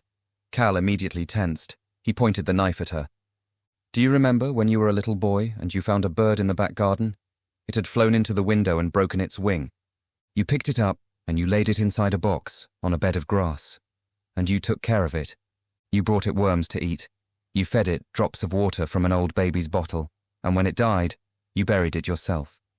You cried, but you told me you knew the bird was happy now because it was no longer in pain." Carrie was crying without realizing it. "You don't want to hurt anyone, Cal." She stared at her son, her heart breaking, over and over. He was that bird now, his mind a broken wing, but he didn't need to die to be free of pain. She could take it away. She could heal him. Carrie took another step closer. "Please, Cal," she said. "I love you. I've always loved you. Let the boys go." Cal lowered the knife an inch. His gaze shifted to Jago, then to Noah, who stared back at him with dull, drooping eyes. "Let them go. I'll stay here with you. It'll be just the two of us. We can talk. Cal glanced down at Grady Spencer's cooling body lying in a dark expanse of blood. His shoulders sagged, his head lowered. Carrie felt anger and envy rampage through her body.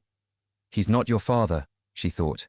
He's not the one who loves you, who birthed you, who spent the last 7 years reliving the day you disappeared, over and over. She swallowed her anger down and nodded at Jago. Go, she said. Jago's grip tightened around his brother. He stared at her uncertainly. Go now. Jago inched forward. Cal's head snapped up. He raised the knife. His lips parted and exposed his teeth. Keep going, Carrie urged. She stepped forward, putting herself between the Pengelly boys and her son. They're leaving now, Cal. We can too. We can go home, just the two of us. Melissa's at her grandparents'. We'll have the house to ourselves. We can get you cleaned up, then make some hot chocolate, and we can sit and talk, just like we used to. Jago moved closer to the door. Cal turned, pointing the knife at him. Carrie moved closer. Look at me, Cal. Keep your eyes on me.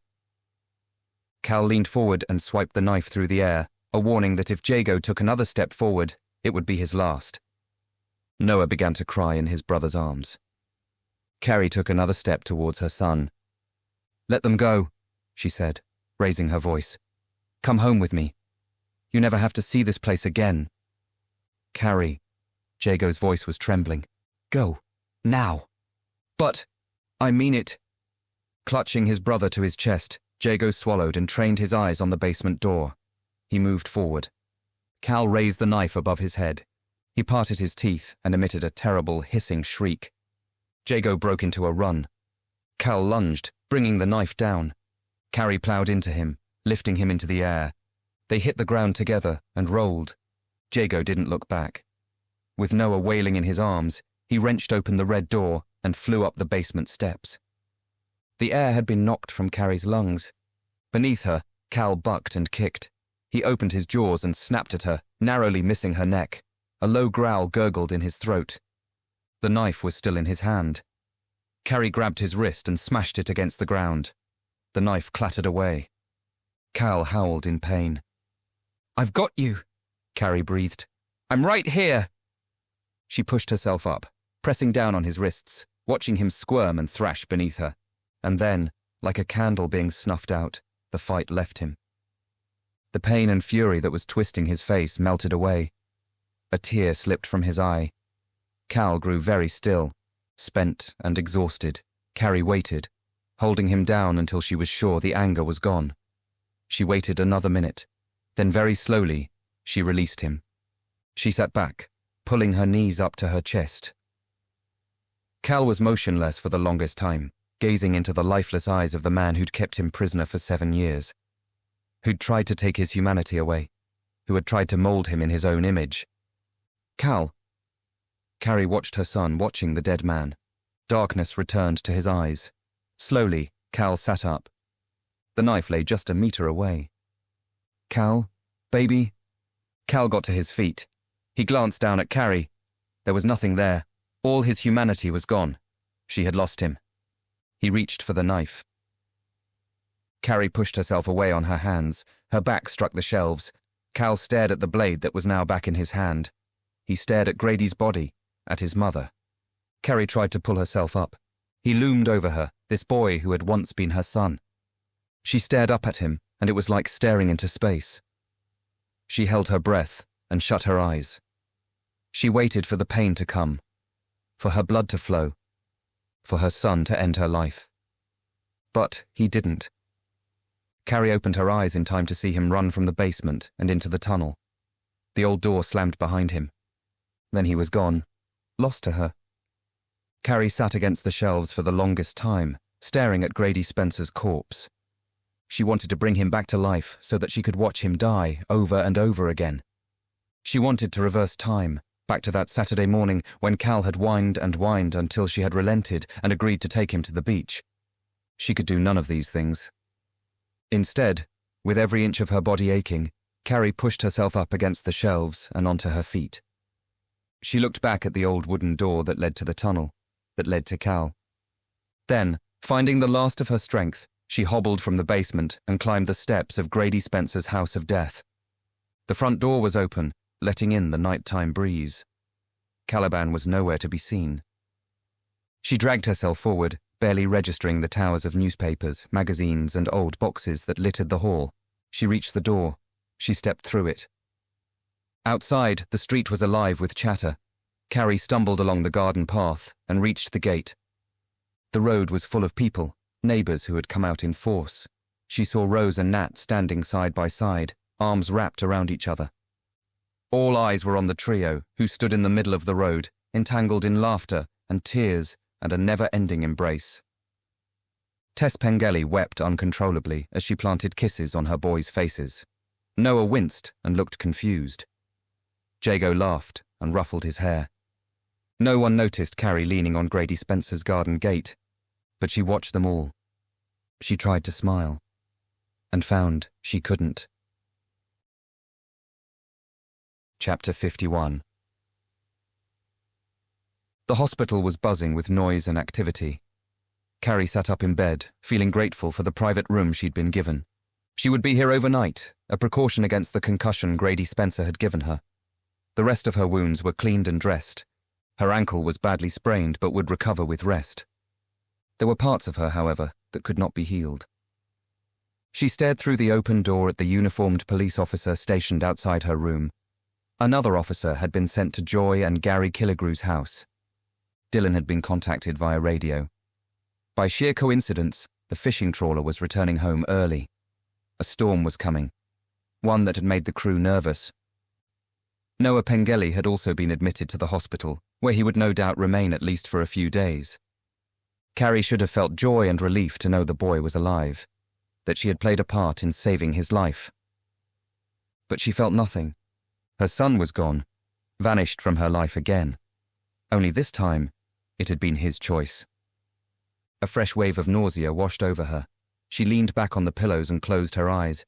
She must have drifted off for a short while, because when she opened them again, Detective Turner was sitting in the chair beside the bed. Another detective, a woman she hadn't seen before, stood talking to the uniformed officer outside. "How are you doing?" Turner asked. He leaned forward, his face lined with concern. Carrie glanced away. She shook her head and instantly regretted it. When the room righted itself again, she turned to face him. "Have you found Cal?" "I'm afraid not." "What will happen if you catch him?" "I'm not sure. I suppose it will depend on what else they find at Grady Spencer's. CSI's there right now. There's another unit on the way to the hotel. They could be there for days." "What do you mean it depends on what else they find?" The detective paused, a troubled look on his face. "Human remains have been found at the house, Carrie.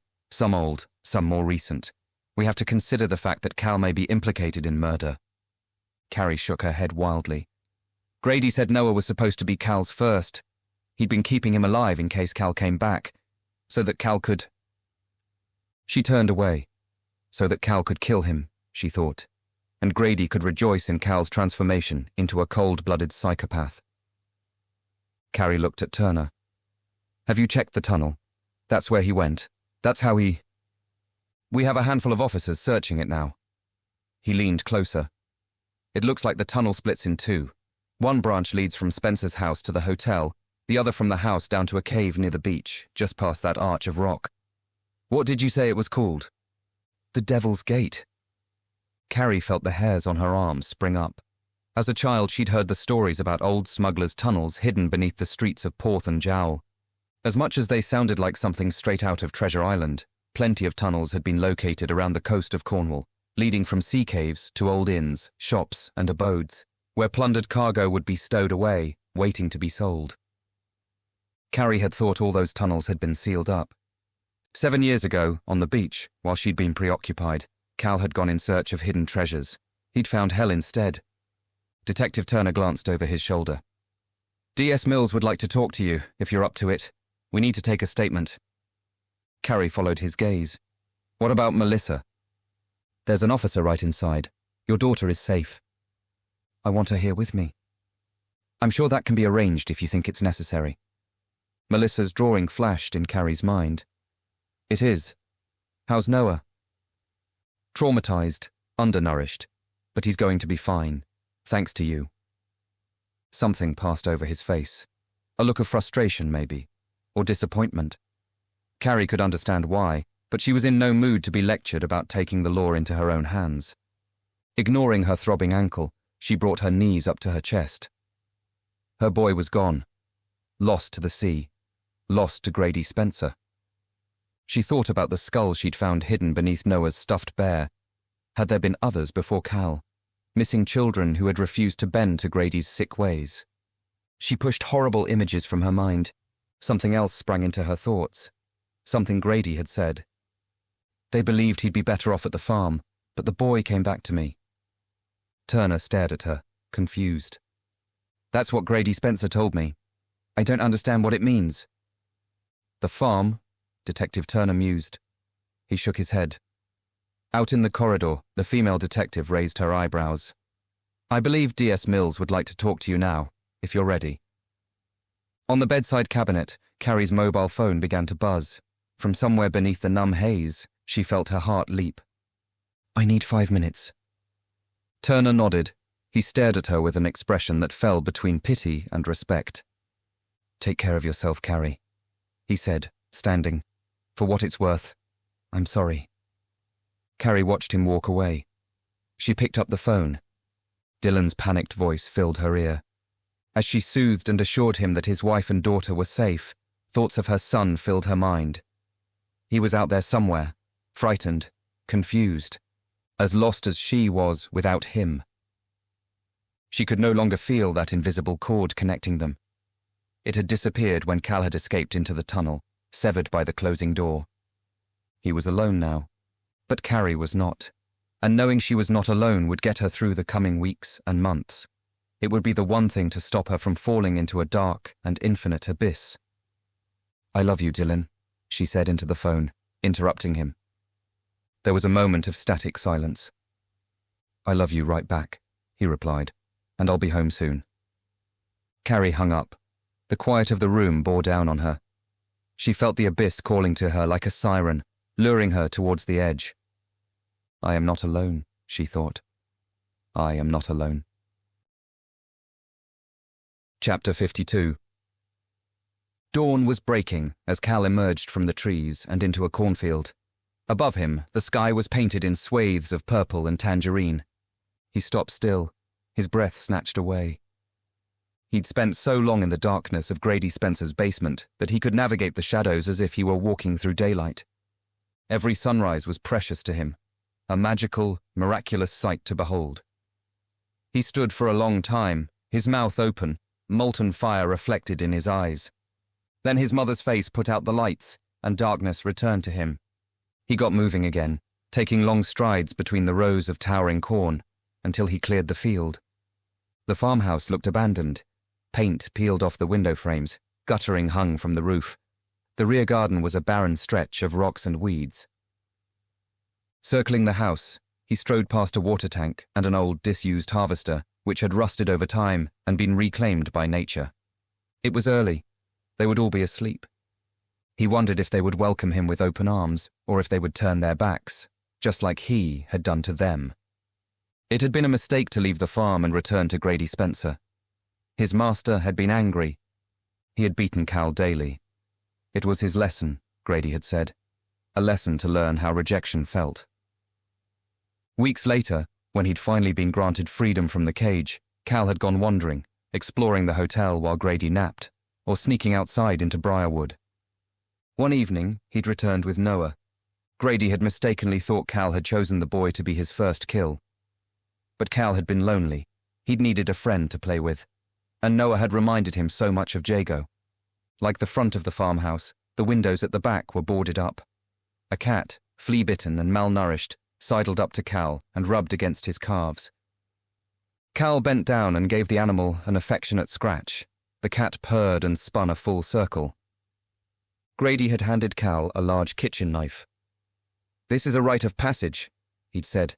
"The boy becomes a man." And Cal had almost done it. He'd pressed the knife to Noah's throat until a thin red line had appeared in his skin. Part of him, the part that had become like Grady, had wanted to press harder, just like when he'd practiced on those animals. But he couldn't do it. Noah was good and kind. He did not deserve to die, Cal should have taken him to the farm, where he would have been safe from the evils of the world, where he could learn about the new dawn that was coming. Cal had refused to kill Noah. Grady had said he wasn't ready, that he was a disappointment. He'd brought the knife to him again 2 weeks later. When Cal had failed to use it once more, Grady had beaten him until the room went dark. Then, when Grady had returned a third time with the knife, and had held Noah upside down like a chicken on a butcher's hook, Cal had become afraid. A voice had whispered in his mind, "Kill him." He'd run from the basement, leaving Noah alone with Grady Spencer. He'd run through the tunnel, down and down, until he'd reached the sea. And he'd stood there for the longest time, swaying in the wind, wondering what kind of a boy he was becoming. Once he had cared for an injured bird that he knew would die.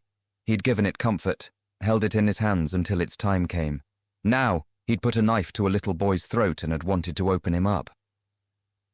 Standing at the mouth of the cave, Cal had listened to the sea calling him. He had let it take him. It should have swept him far out, where pirates sailed the 7 seas in search of buried treasure. Instead, the sea had rejected him, spitting him out onto the beach, because the sea had known exactly what kind of a boy he was. Margaret Telford shouldn't have saved him. That was why he'd punished her. He hadn't wanted to be saved. At his ankles, the cat let out a long, whiny mewl. He would bring it scraps of food if he were welcomed back. If not, he and the cat would go hungry together.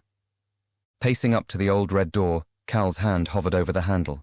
He hesitated, then knocked. He waited. The cat lost interest and sauntered away. Finally, he heard footsteps shuffling inside. Locks were drawn back. The door opened. A woman, tall and round, with a lined face and a ruddy complexion, stared out at him. Her expression was stern, her eyes hardened. "Well," she said, "here's a face I didn't expect to see again." Cal lowered his head and stared at the ground. "Grown tired of you, has he?" Cal shook his head. "Found himself a new toy." The woman ran a hand through her short, red hair. "What is it, then? Grew tired of being treated worse than an animal, did you?" Shame burned Cal's cheeks. Grady's dead eyes stared at him from the shadows. "Spit it out, boy, or does the cat still have your tongue?" Cal looked up. Tears brimmed in his eyes. The woman's face softened. She grew worried. "Something's happened." He nodded. "Something bad?" He nodded again. "Best you come in, boy. And talk to Jacob. No one followed you, did they?" The woman hovered for a moment, glancing over Cal's shoulder at the farmland beyond. "Come on now. Don't be shy. This was your home for a time. It can be again." Cal remained on the doorstep, peering into the farmhouse with nervous eyes. He should never have returned to Grady's house. But his mother didn't want him. He knew it, no matter how much she tried to convince him that she did. All she cared about was her new family and finding Noah. Now that he was calmer, he was glad she had found Noah, and surprised that Grady had kept him alive. There could only be one reason for that. He'd been keeping him for Cal, waiting to give him back the knife so the boy could become a man, made in his master's image, empty and alone. Stepping forward, the woman hooked an arm around Cal's shoulder and pulled him towards the house. "The Dawn children welcome you back," she said. "Back into the fold with open arms. Now in you go." His heart racing, Cal stepped inside. The woman closed the door. "I'll put some tea on, warm you up," she said. "Then I'll wake Jacob, and we'll get to the bottom of your troubles." Cal nodded. "I am not alone," he thought.